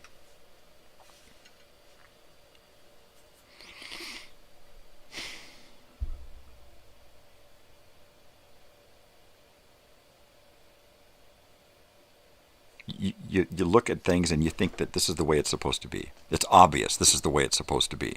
This is what's best for everyone. And they take that and they wad it up and they throw it out the fucking window, and then they rewrite something that's completely fucked up for everybody, except for a few at the top. And everybody just, yay! We're fucked! Yay! Yay us! Woohoo! We like him. He's charismatic. He's fucking us all over. But we like him. There can't be, it's got to be a fucking shaft job, right? There can't be that many people in this country who like being fucked over by this son of a bitch twice. Right? That's got to be a scam. There's got to be a fucking scam. There's like 12 people in the country, right, that are going, yeah! And they're just complete fucking morons. And the rest of them are fucking AI bullshit, right? It's all bullshit. It's all bullshit. And we're just gobbling it up. You know? They just decide how many votes somebody's going to get, and that's it. The decision's been made. Only 3 people can go out and vote, and there's going to be 1 billion votes. Well, only 3 people were shown at the polls. Yeah, but he won by a landslide. 3 million votes. Give me a fucking break, right? It's going to be that ridiculous, where we're gonna have the real facts, and we're going to line them right up alongside the bullshit that's going on, and people are going to go, oh. Now I get it. One would only hope. I doubt that's going to happen, though. I'll be back in a minute. I will be back. I promise. Don't go away.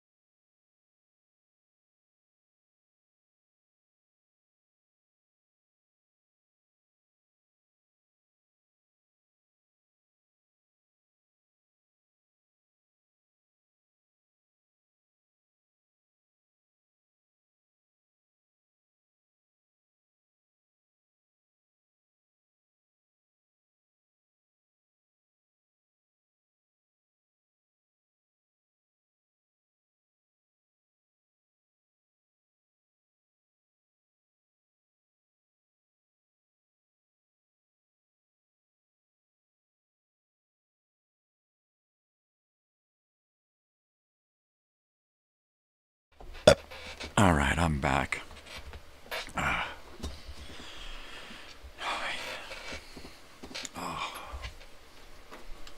Yeah, I'm just, it's been raining all night, so I had to let my wife know to find out about the roads before she leaves, because her friend lives on a dirt road.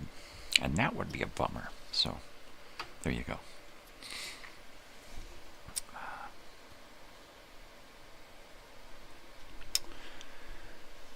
Oh, man. I'm telling you.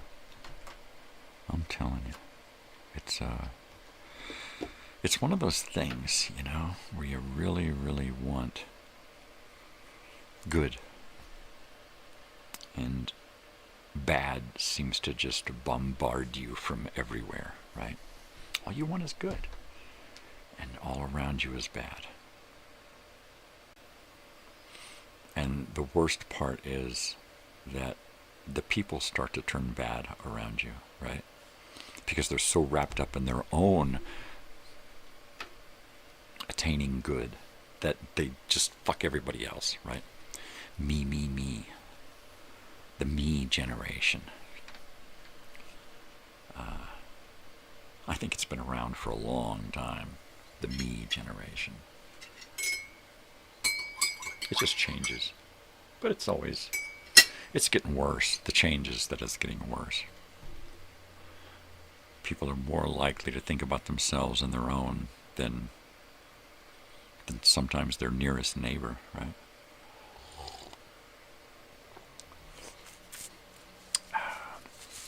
Horribly. What the fuck, you know? What the fuck?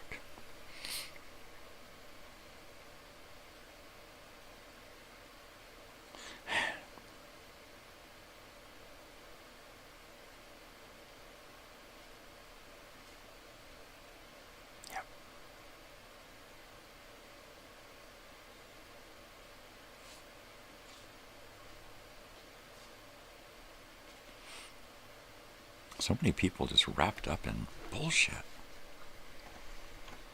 So much bullshit, right? It's just distracted, entertained, just rolling and reveling in bullshit.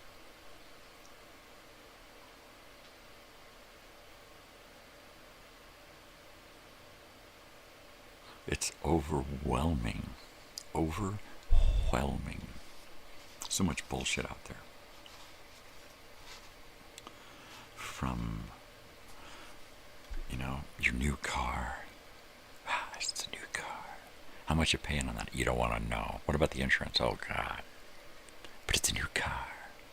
Why'd you get it? Well, because everybody else has got one. I want to look good, you know. My boss is expecting me to look good, so I'm going to have that nice car to take the clients out in. You just need a work truck, but you're going to go out and you're going to buy a $60,000 work truck for, you know, payments more than your rent. But it's okay. Because it's a new work truck. And that's what's going to make you look good on the job. Hey, he's got a new work truck. Look at him. Hey, he's a good guy. Look, he must be something. He's got a new work truck.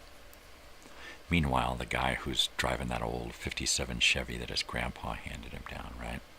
He's still driving that, and he's killing it. And he's saving a lot of money, too. He just built his own house because he wasn't making those $1,500 fucking payments on that stupid big truck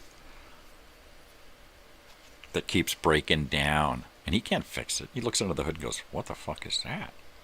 I don't understand that. The guy with the 57 Chevy, he reaches in with a wrench and goes, it works again. Good for another 100,000. But we're sold on the idea that all of this new shit is better than the old. But the old is still, this guy still got this old thing and it's still working. But you want to sell me this new thing because it's better. It's got all of this fancy stuff. Why don't you just add a little fancy to your old, right? And keep the old, because this is going to be dead in 6 years and you're going to have to get another one. It's just a piece of shit now. It's just not right anymore. Meanwhile, the 57 Chevy, he's just handed it down to Grandpa's great-grandkid. And now it became his truck. And now he's going to drive it for most of his life. Oi. But no, you can't hand down a fucking Tesla, right? How many people are going to be handing down Teslas to their grandkids? I don't fucking think so. I don't think so at all. Those things have a shelf life of about 2 fucking minutes compared to a 57 Chevy. Nope. So, good luck with that. Good. It's just from the land turned into toxic garbage that destroys the land, has a carbon footprint the size of the planet, and it's just going to get fed back into the landfill. Recycled into garbage, toxic dust, right? Oy. And so many people are like, oh, this is the best thing in the world.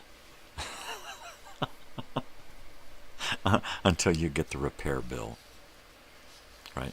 Or find out that in order to charge this thing, the coal-burning electric plants are working fucking overtime, right? It's supposed to be good, right? Those charging stations built in the middle of nowhere, running a big giant diesel generator to charge all of these cars that stop by. How is this good? The batteries that are so toxic to this planet that we're fucked. We're just fucked. You don't want one of those things to catch on fire. Oh, jeez. Oh, jeez. That's worse than a fucking tire fire. But we can't live without this shit, so we just keep gobbling it up. Gobbling it up at the cost of ourselves, our lives, our planet, the animals around us. The natural resources that we could better spend on something else are wasted on this individual crap, right? When we start doing stuff collectively for the planet and all of humanity, this personal bullshit is going to go the way of the dodos, right? No more personal transportation, right? No more, well, I've got more money than you, right? Artist pre-sale Hollywood starts at 9 a.m. Uh-oh. There's Natalie. I gotta go see if my daughter wants this chemical romance stuff here. I'll be right back.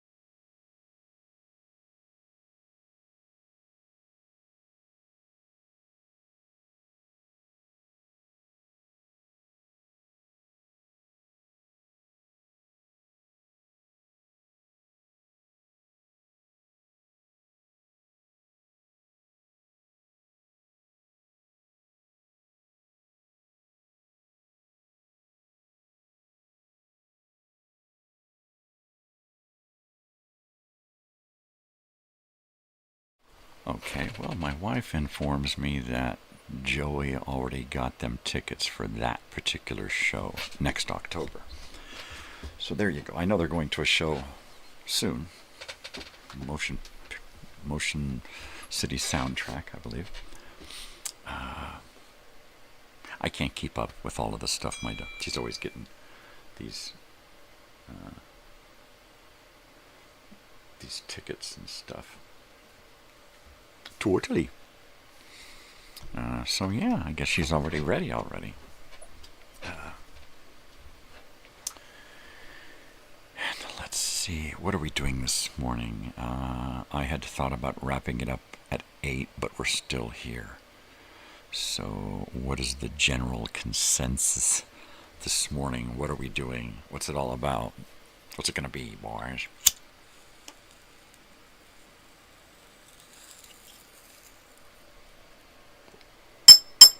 What's it gonna be, boys? Yeah, yeah.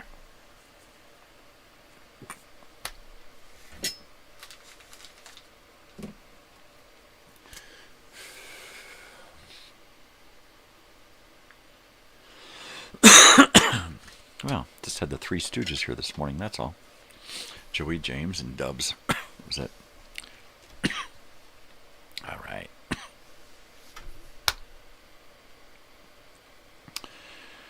Were you born on a cotton plantation? Is that why they called you Mr. Cotton? Hey, how'd you know that? Well, I don't know. I'm psychic. I'm a sidekick. That's it. That's why. Totally, man. I don't know. I just don't know anymore. I try to know. I try to think. I try to cogitate logical solutions.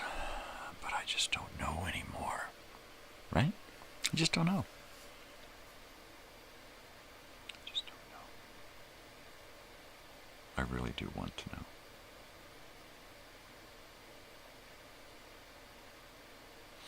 I don't think there's any hope for humanity, really. Not at this point.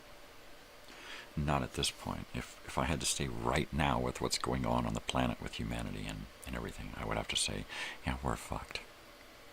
If we keep going down the way we're going, we're fucked.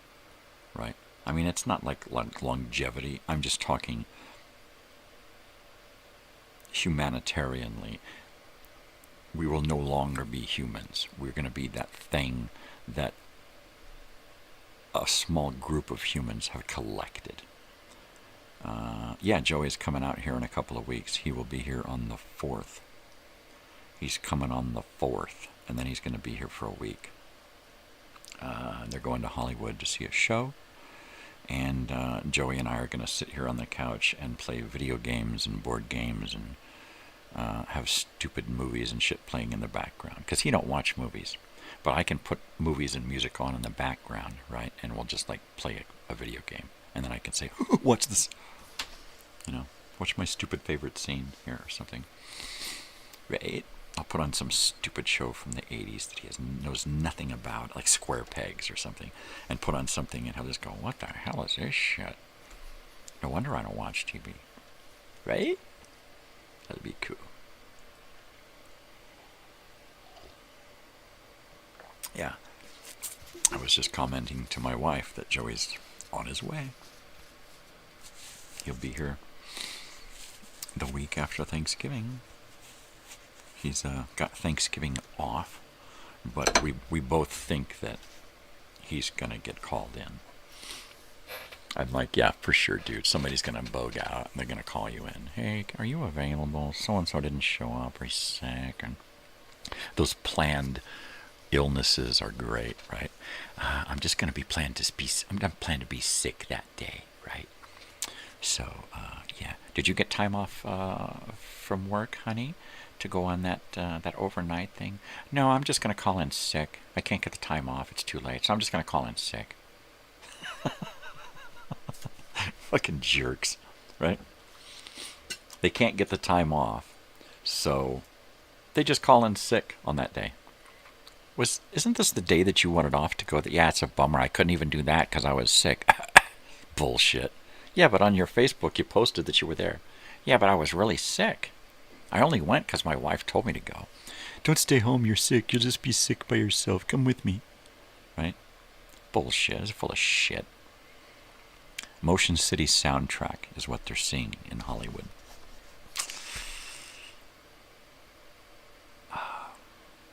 The Wiltern, I think, is what she said, but I might be mistaken. It might be another show. Yeah. So that should be fun. My daughter and I have seen Motion City's soundtrack. That's where the show where the guy threw up and it just sprayed my daughter from behind. She had her hoodie on, but it just wiped out her hoodie. The good part is that it didn't damage her traumatically. She was like, no, let's just move.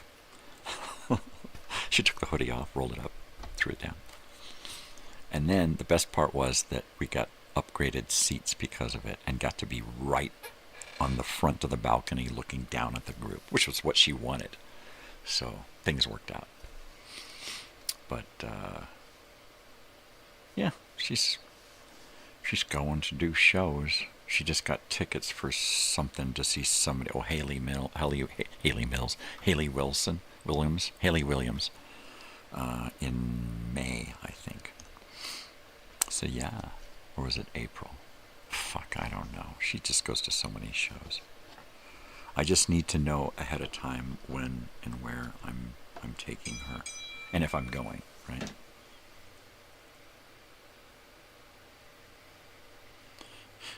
Okay, pop papers were processed yesterday that I did my interview phone appointment with.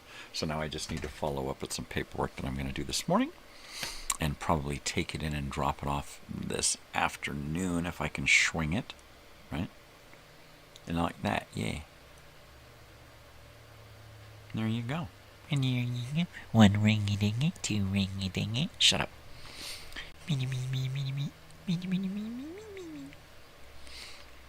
Yeah. I don't expect to be going to any shows real soon. She's at the point now where she's got friends that like to go to these shows too, so she can usually talk one of her friends into going that has a car, right?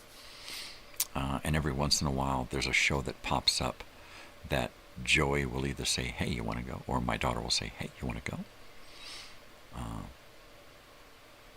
But yeah, she's starting to go out more with her friends and less with me. And I'm kind of bummed, but at the same time, I'm just getting too old to go drag myself out for 12 hours to a concert that lasts for 4 hours. And you got to get there hours ahead of time for merchandise. And then I don't get a nap. And I'm, driving for 6 hours round trip. It's a bit overwhelming. Right? I used to love that shit, and now it just beats me to death. So I'm real excited that she's doing more stuff with her friends just for her. But on the upside, the payoff is that I'm not the driver, and it's kind of a bittersweet thing, She's done the trip so many times out to L.A. and Hollywood that she can go with her friends and know exactly where to go and how to get there and what to do and where to park and all that. And that's really cool. That's important. The fact that she can plan something out all the way right down to getting there and the parking and the seating and all the arrangements, She's really good at it, too. She'd make a great personal assistant, Get me tickets to the show tonight, please. Yeah, got them already. Here you go. My gosh, that's splendiferous. Shotzi. Totally.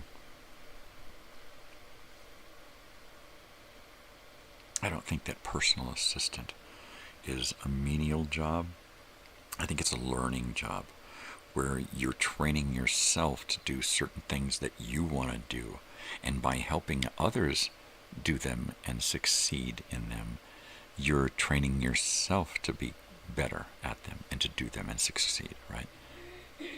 You learn how somebody else succeeds and how you help them succeed, and then you turn around and use that on yourself, right? So talking to her about becoming a personal assistant for somebody, that sounds like a step up, not a step sideways or a step down like a menial job or something.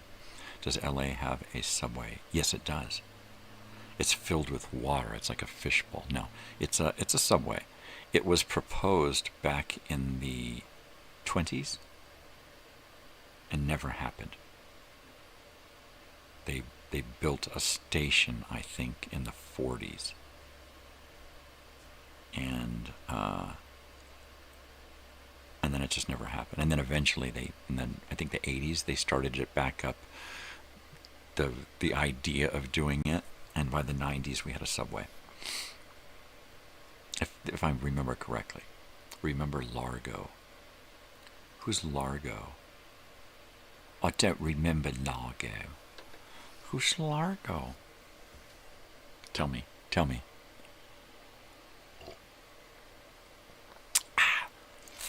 Because I don't recall. Largo means long in Espanol, right? Largo. Lejo means a long time, right?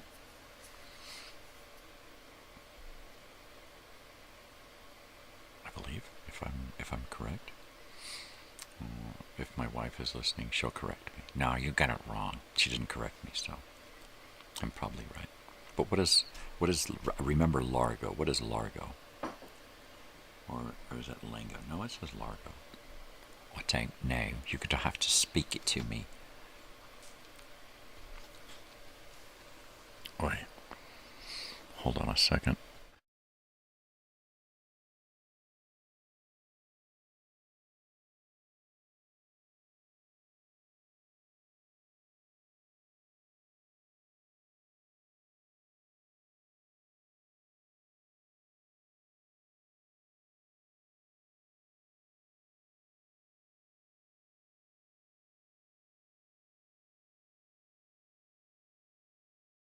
I told my wife if the road is, she doesn't think the road is bad, but I said, well, if it is, if you get on the road and it gets mushy, I said, don't stop. I said, keep moving, but make the first turn and get back off of the dirt and come back. Because she can get onto a dirt road and keep going up a dirt hill, which, if it's shitty, she don't even want to attempt that. So if you get on the road and it's a little mushy, make the first left, and that's going to loop right back around to the main highway, and she can get back on and come home. But Largo was the music venue in L.A. Great musicians used to play, like Elliott Smith, Largo.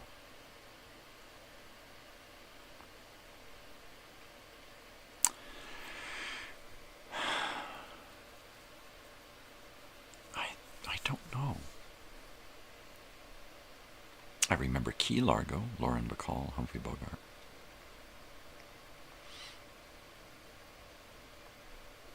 No, I don't recall that. I don't recall that. There's been a lot of places in LA and Hollywood that have just vanished. The Brown Derby. Whoever thought the Brown Derby would have disappeared, right? Gone.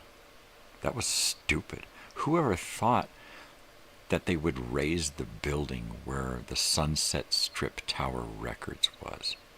It was a small, flat, one-story building right there on the corner of Sunset in Hollywood.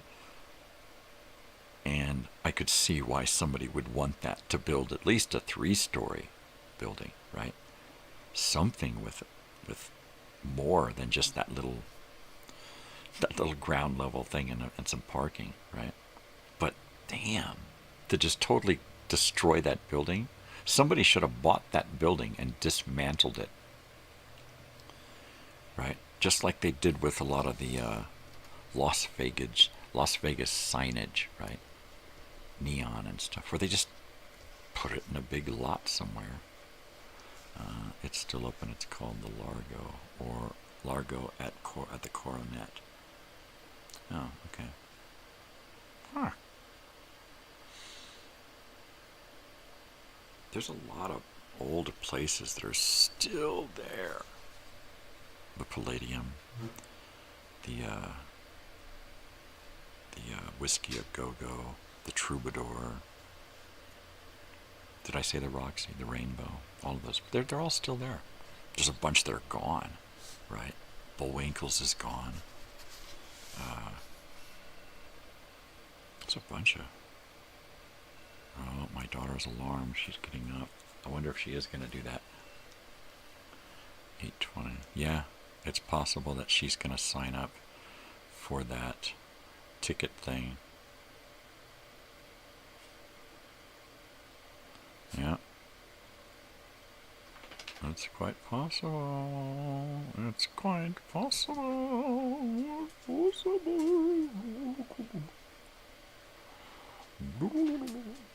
Oh, there we go.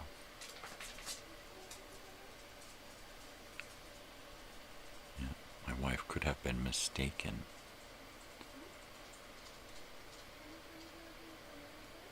Ah, they're talking. She's awake. They're talking. They're wondering, what's going on? What are you doing? You got something going on this morning? Yeah, my tickets. That's what's going on. I want to get some fucking tickets. Its address is 366 North Los Cienega Boulevard. Oh, yeah. Dude, I used to live over on Franklin Avenue. We were homeless, but we lived there. We were in a motor home. I guess motor home is not homeless. It's just nomadic. I was nomadic living in Hollywood. which I've been a nomad most of my life. I've been kind of a nomadic throwback to the past, you know. And I'm just gonna put on a little bit of commercial action here, because we can, well, basically have a little sound on behind us, so that. There we go. So now it's not so in your face about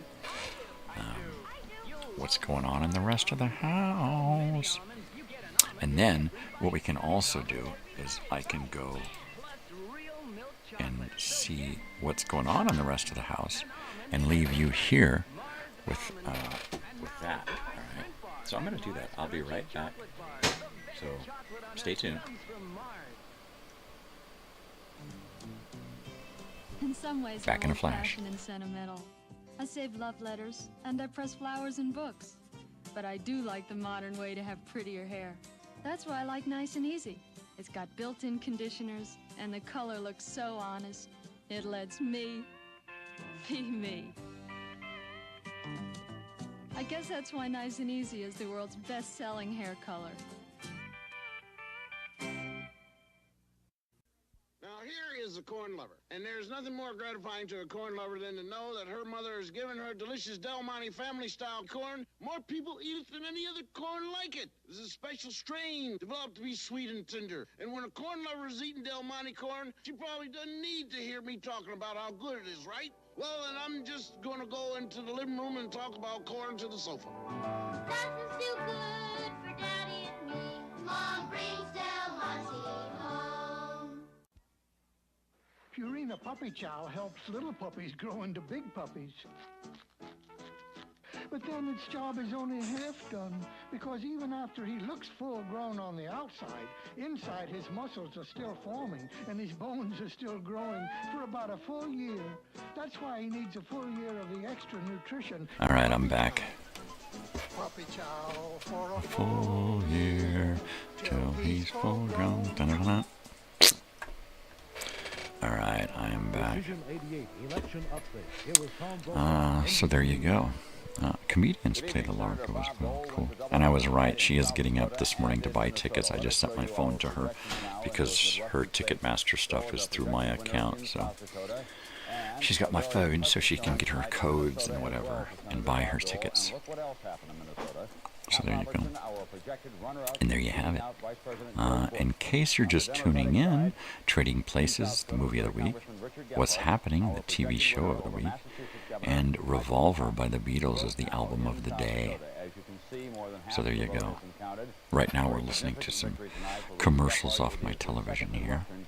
I can share it with you, as I just did. But I choose not to. I choose to just sit here and do my little old crazy guy stuff, because, you know, it's what works for me. It's what works for me, people. So thank you. Thank you for being here. You can hear little dogs ticky-tacking around. All the dogs are awake.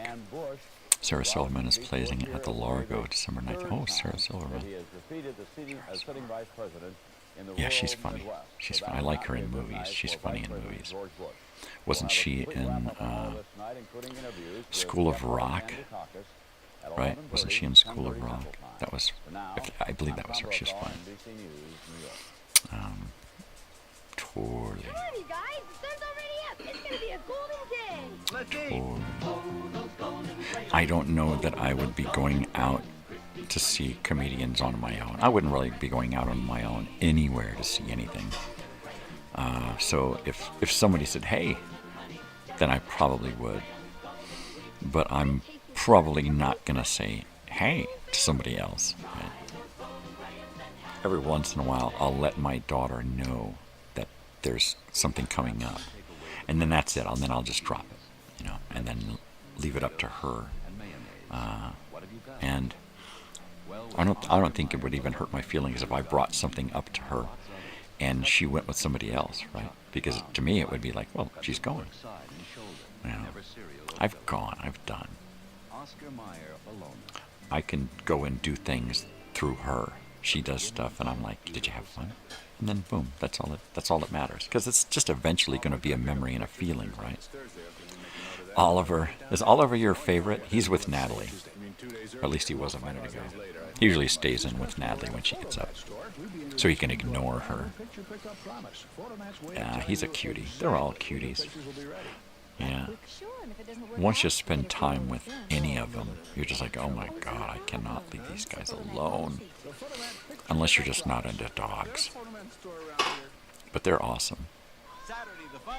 They're pretty awesome guys. Yeah. Oh yeah. Oh yeah. Oh yeah. Oh yeah.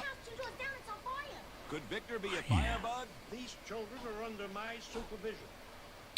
So, Starsky and Hutch are set up by the mob. yeah, Starsky and Hutch, baby. Beauties and fish. Dogs. They're kind of, they just run the house. You know, kind of like that, right? Big improvement because Gaines just added a natural beef flavor. Improved gravy train even looks different. Totally. Dogs can taste the difference, wet or dry. Tests show they prefer its new beefy Hi, taste Sam. over old gravy train 3-to-1. It's fully nutritious too. Totally. New gravy train, a big improvement Bark. in taste. Right, guys? Now. There you go. I missed my big chance last Hey, this guy. Gee, I'm not gonna miss it again. Aw. There it is. That's the Athena 2000 electronic machine by Singer. It's $100 off. Push these buttons. It sews 25 Boy. stitches. Debbie Reynolds, huh? Even measures buttons and makes button I holes think she fit couldn't in find a one job, and now she's hawking sewing machines. Singer sale is back. Hey, Debbie, if you was my mother, what would you think of your son now? What do you think, I'm your mother? You bastard. Yeah, skateboards, man. That's me. I was just not into this. Just not. I was that kid.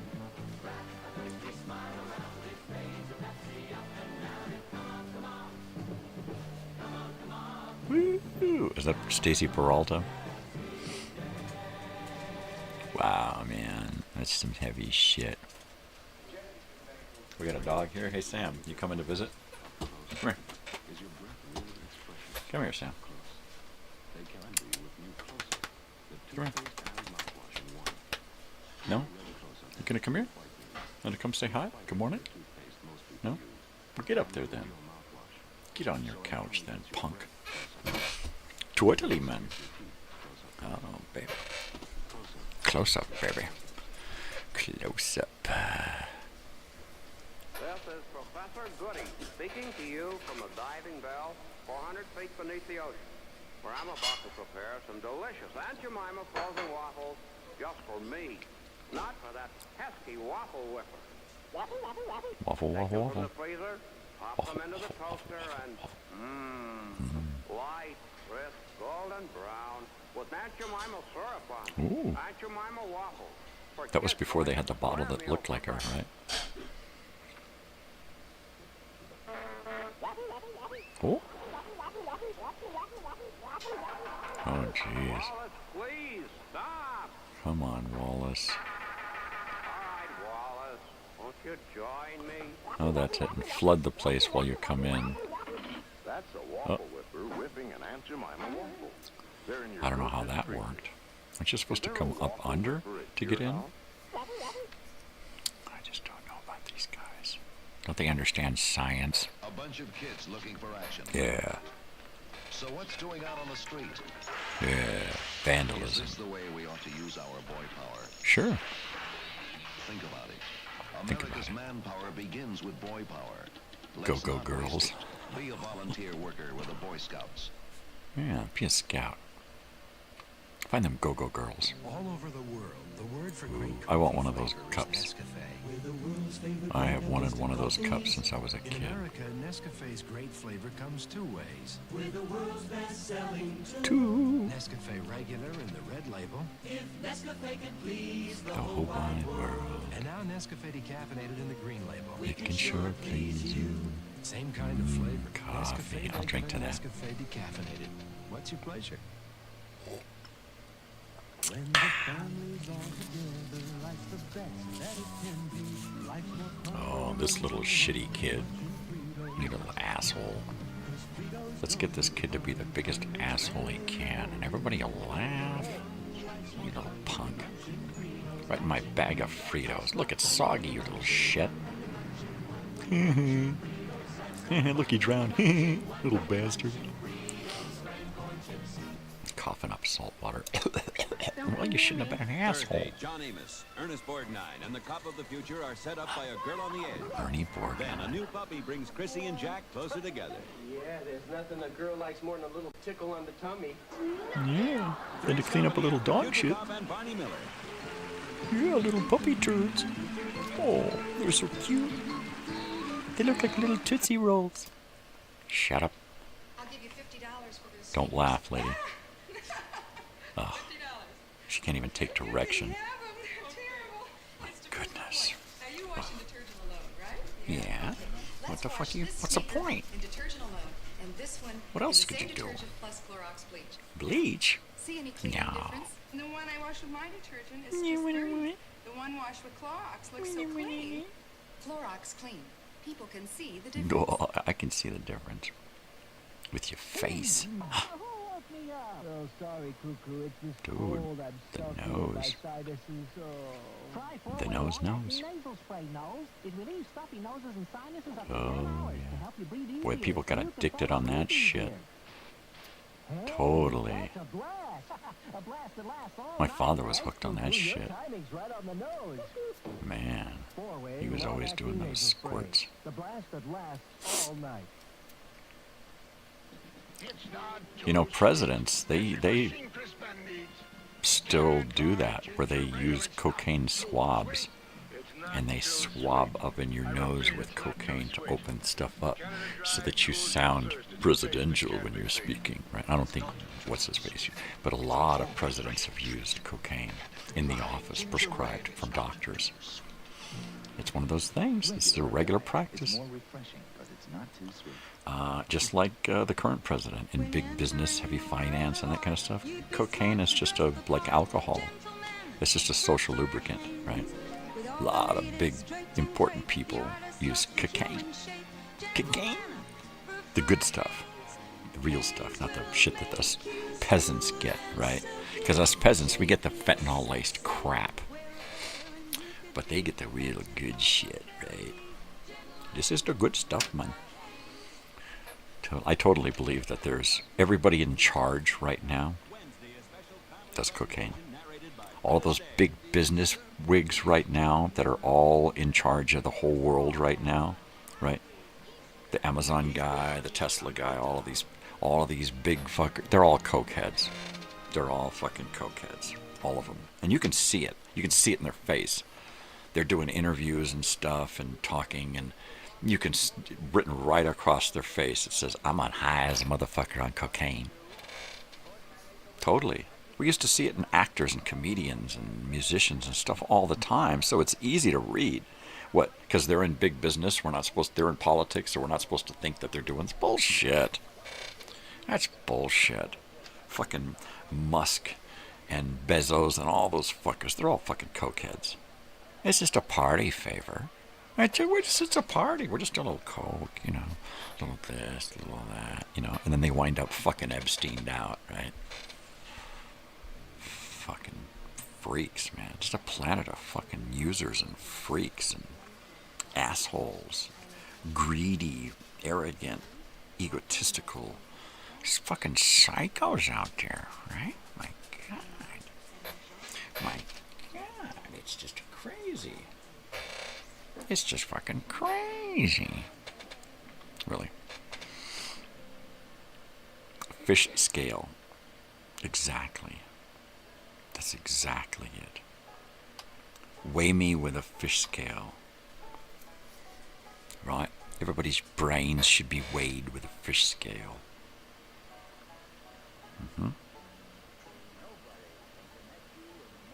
Totally.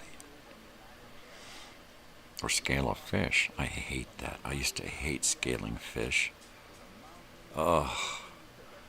Literally tack them to a board by the head and just start scraping, right? Until you get all of the scales off, right? And then skin that fucker and fillet it and all. Oh, man. I was good at it, but I hated it. It was stinky and slimy, cleaning and scaling fish. My mother, she was like a born fisherman, right? Anytime we parked near water, she had a line in the water trying to haul up she was a Pisces, so maybe that was it.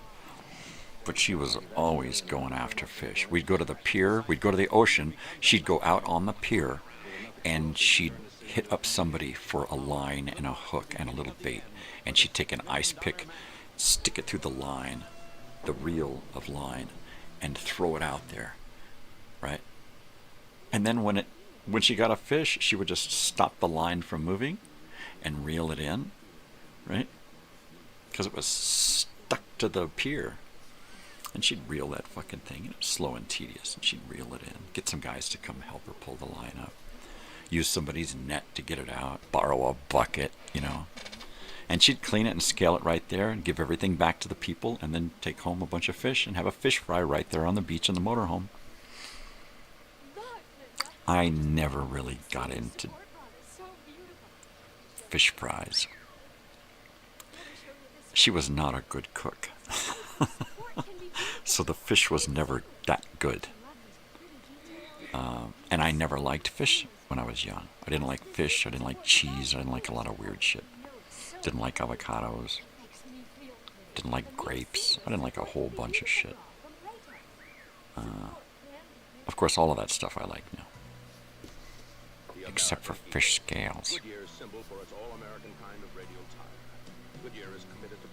And with my father, it was he could go anywhere and buy a small amount of dope or weed or hash or coke or something, and he could always buy a small amount, take it, and find someone that he could part it out and sell it for more than what he had spent on it, right?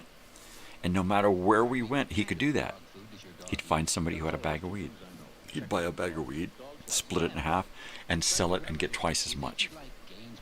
And then, because people, am I going to get some, do you know what it is? Yeah, it's a little pricey, but you get it. And there you go.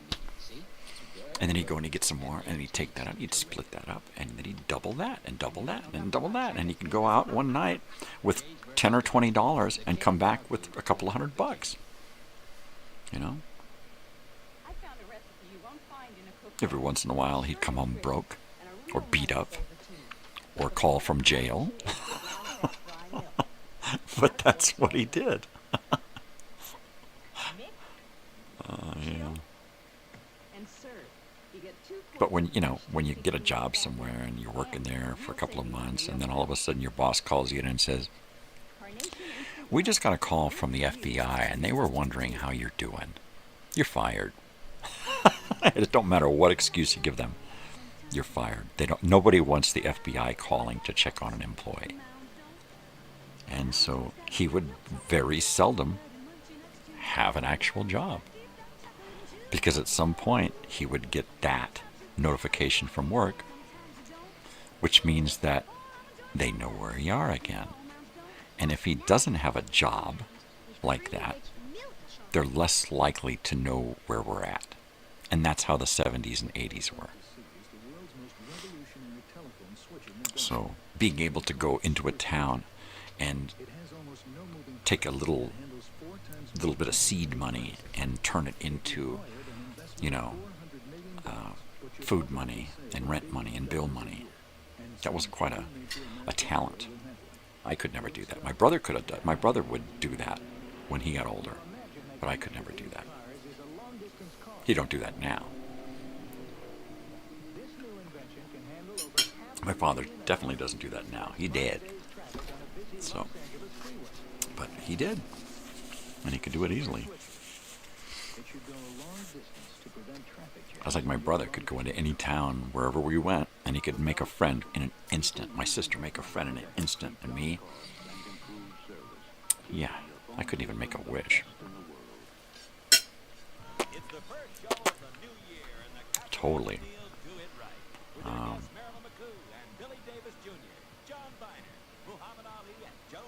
Yeah.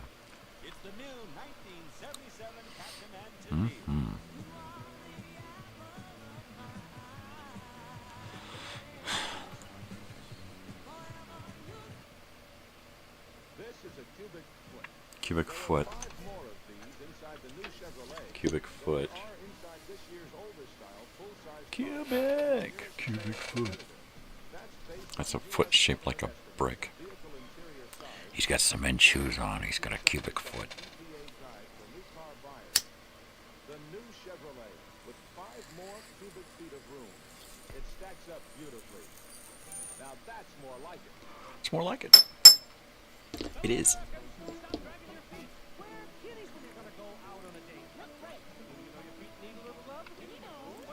Plan 9 from outer space. Ed Wood, director Ed Wood, right?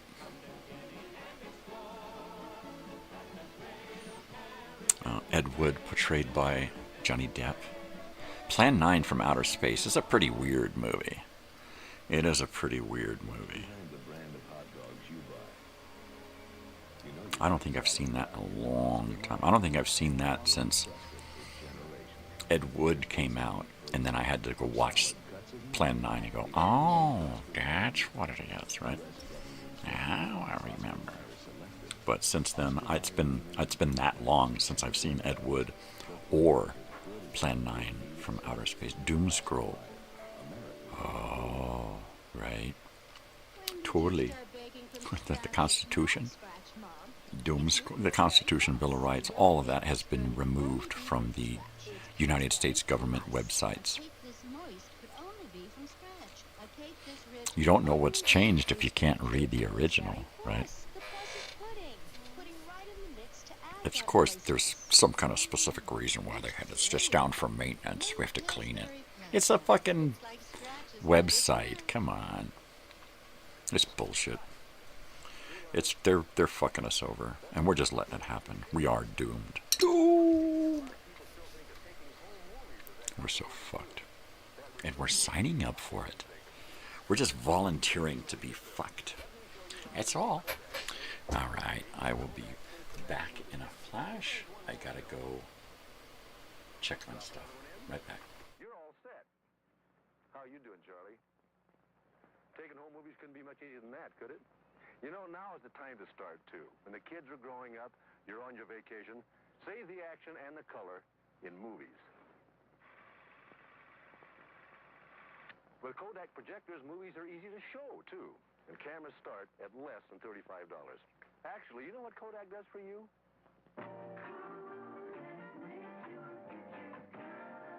Right.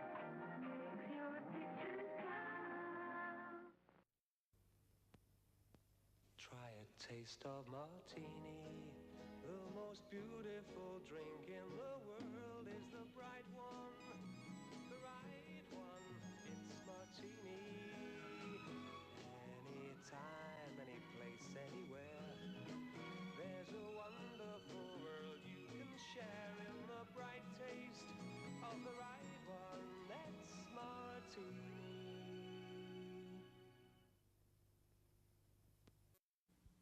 Why are women so happy about new Tickle antiperspirant?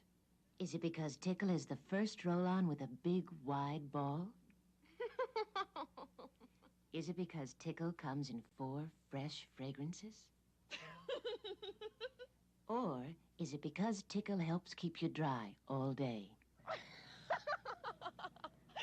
Make yourself happy. Staying drier is nicer with a little Tickle. Gentlemen, ladies, welcome to General Foods. Today, we're proud to announce a breakthrough in coffee. We're introducing the Perfect Cup. First, I'd like you all to taste this new product, and then I'd be happy to answer any questions. Yes. It's rich. All right, how'd you do it? We discovered a process that removes bitter taste. Ma'am. What kind of process? We found that roughness and bitter taste went out as we reduced the caffeine down to 50%. 50%? Explain why you went to 50. Let me show you. Run the film, Mike. Smoothness and richness take over when there's 50% less caffeine than regular coffee. The Perfect Cup. As simple as it sounds, that's the breakthrough. And speaking of a breakthrough, let's have a coffee break. Introducing the Perfect Cup. Yeah, the Perfect Cup. I wish I had another. The perfect cup would be an unending cup. Glenn or Glinda? Glengarry Glen Ross.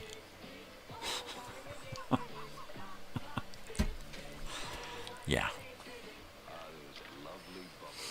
Lovely bubbles.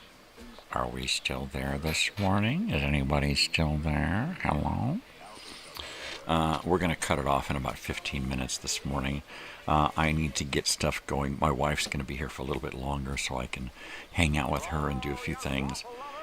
And then I really need to get some Black Friday stuff done. So I'm going to work on that this morning and get my opening to the show and my closing to the show, right?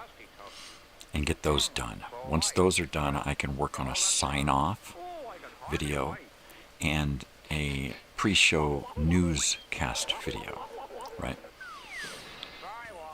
And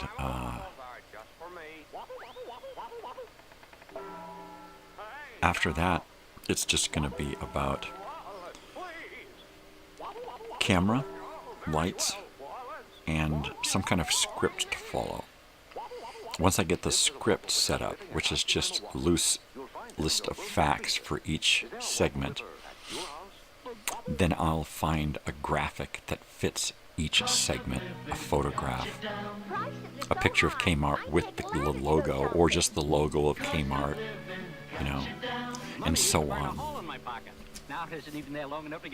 So it's going to be a matter of getting the video stuff done today, and by the end of tomorrow I should have the cameras tested, the lighting tested, the script printed out, and graphics in a file, and then all of this uploaded into the program so that it's ready to just activate and go live. Once that's ready,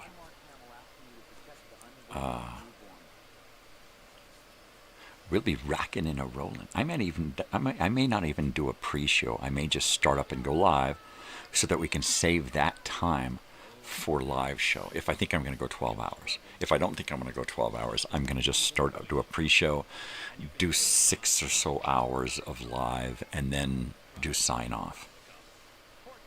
So, yeah. Totally. But, yeah, I think that we're probably better off getting as much as we can dialed in today and tomorrow, and then having the rest of the week, along with other shit, the rest of the week to deal with any last minute stuff that I haven't foreseen. Totally. I can dig it. I can totally dig it, baby.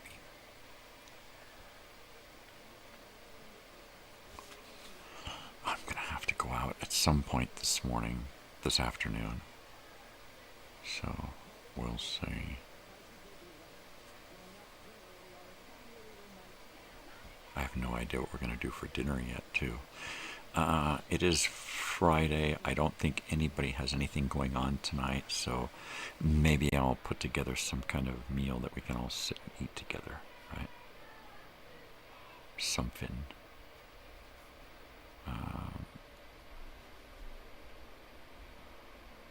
Yeah. Or maybe just do burgers and beans or something. Let's get wrecked. Let's get lit. How about let's get fucked up? Let's get fucked up in here. That's my favorite, fucked up. Right? Yeah, 10 minutes I'm out of here, so we might as well get our load on. Yeah. Black Friday. Black Friday.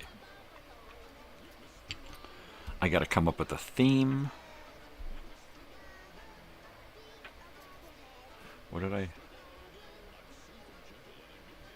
I come up with some kind of theme?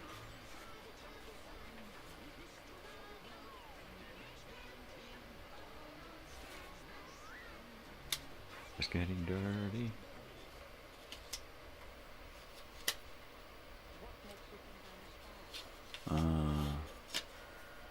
No, I didn't write anything down.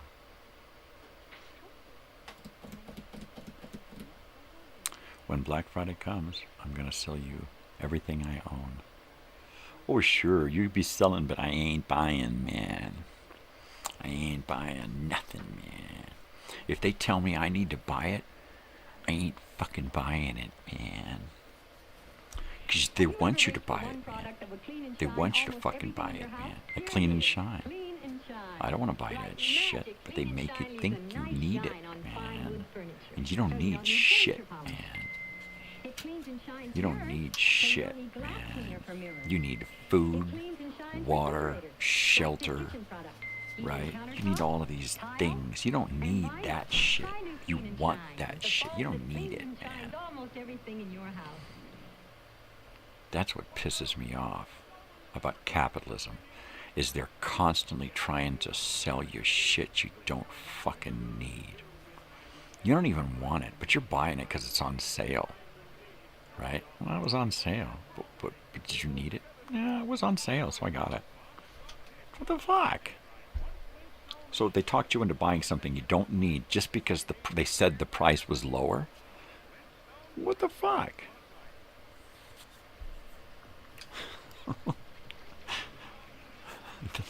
That's the way shit is now. It's fucking ridiculous. It's fucking ridiculous. So, Black Friday. I'm still trying to figure out what the theme song is going to be. But most importantly, what's it going to look like? I think I'm going to go through commercials and pull little snippets of products from the past and try to grab a bunch of products that I'm probably going to talk about, right? But grab images and videos of commercials and stuff for products that we're going to talk about, places, things, that kind of stuff. And then kind of put together a video montage of all of this stuff and then put a theme to it and some credits, right? And I've got like 24 hours to do that and get that done, right? Between today and tomorrow, I should be able to put together the opening and closing and sign off. And then put together a list. You know, I need 3 segments an hour, so I need 3 topics an hour times 12. I'll put all the really good, juicy, important stuff first, so that if we only do a 6-hour show, we've covered a lot, right? 6 times 3, right? That's 18 segments on products from back then, and stores, shops, and stuff, games and toys.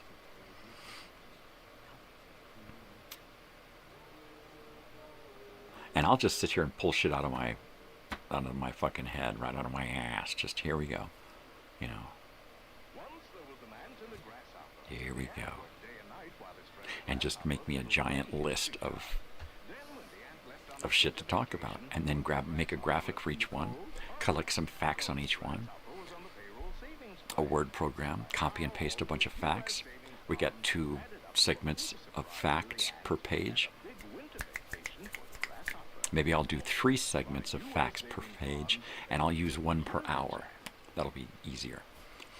You know, I'll make the margins smaller and fill up the whole page with 3 paragraphs of facts, 1 for each segment. 3 segments an hour. Corresponding graphics. So tomorrow is probably going to be a dry run. I'll get everything set up in here and make it look the way I want. and then it'll stay almost this way until Black Friday. You know, I'll get my desk ready and it'll stay there. I'll get the curtain ready and pull it down until Friday and then put it up, because I need to be able to get to all of this stuff. Get everything loaded into the program, get everything ready to go. It'll be fucking great. Yeah, the planning. It's always so much fun to get ready for these things, you know. It's awesome. Well, it's just about time to go here, Dubs.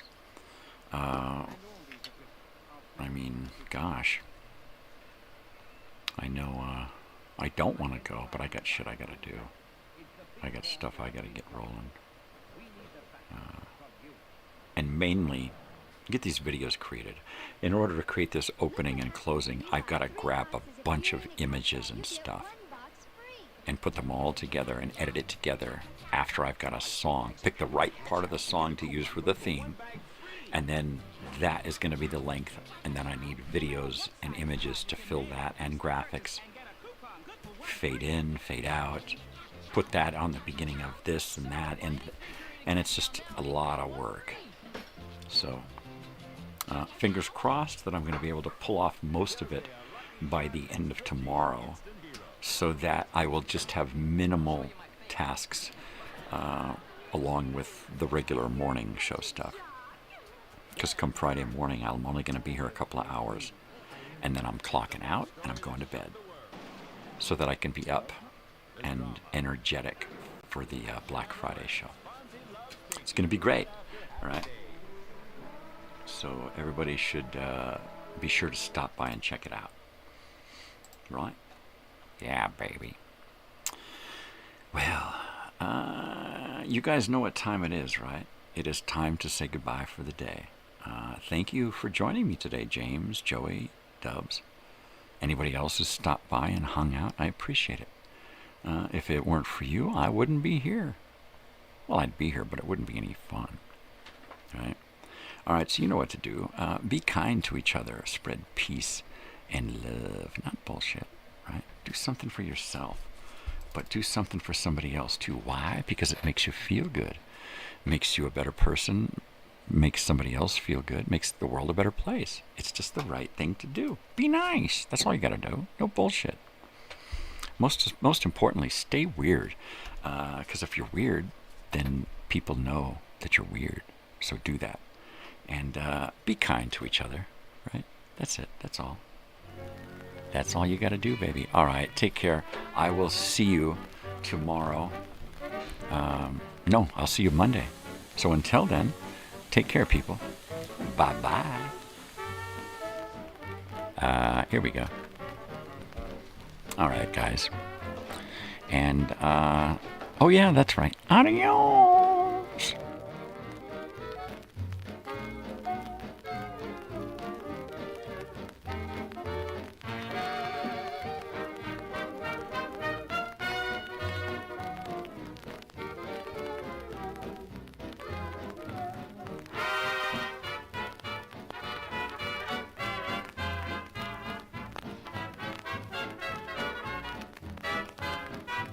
Later, brother.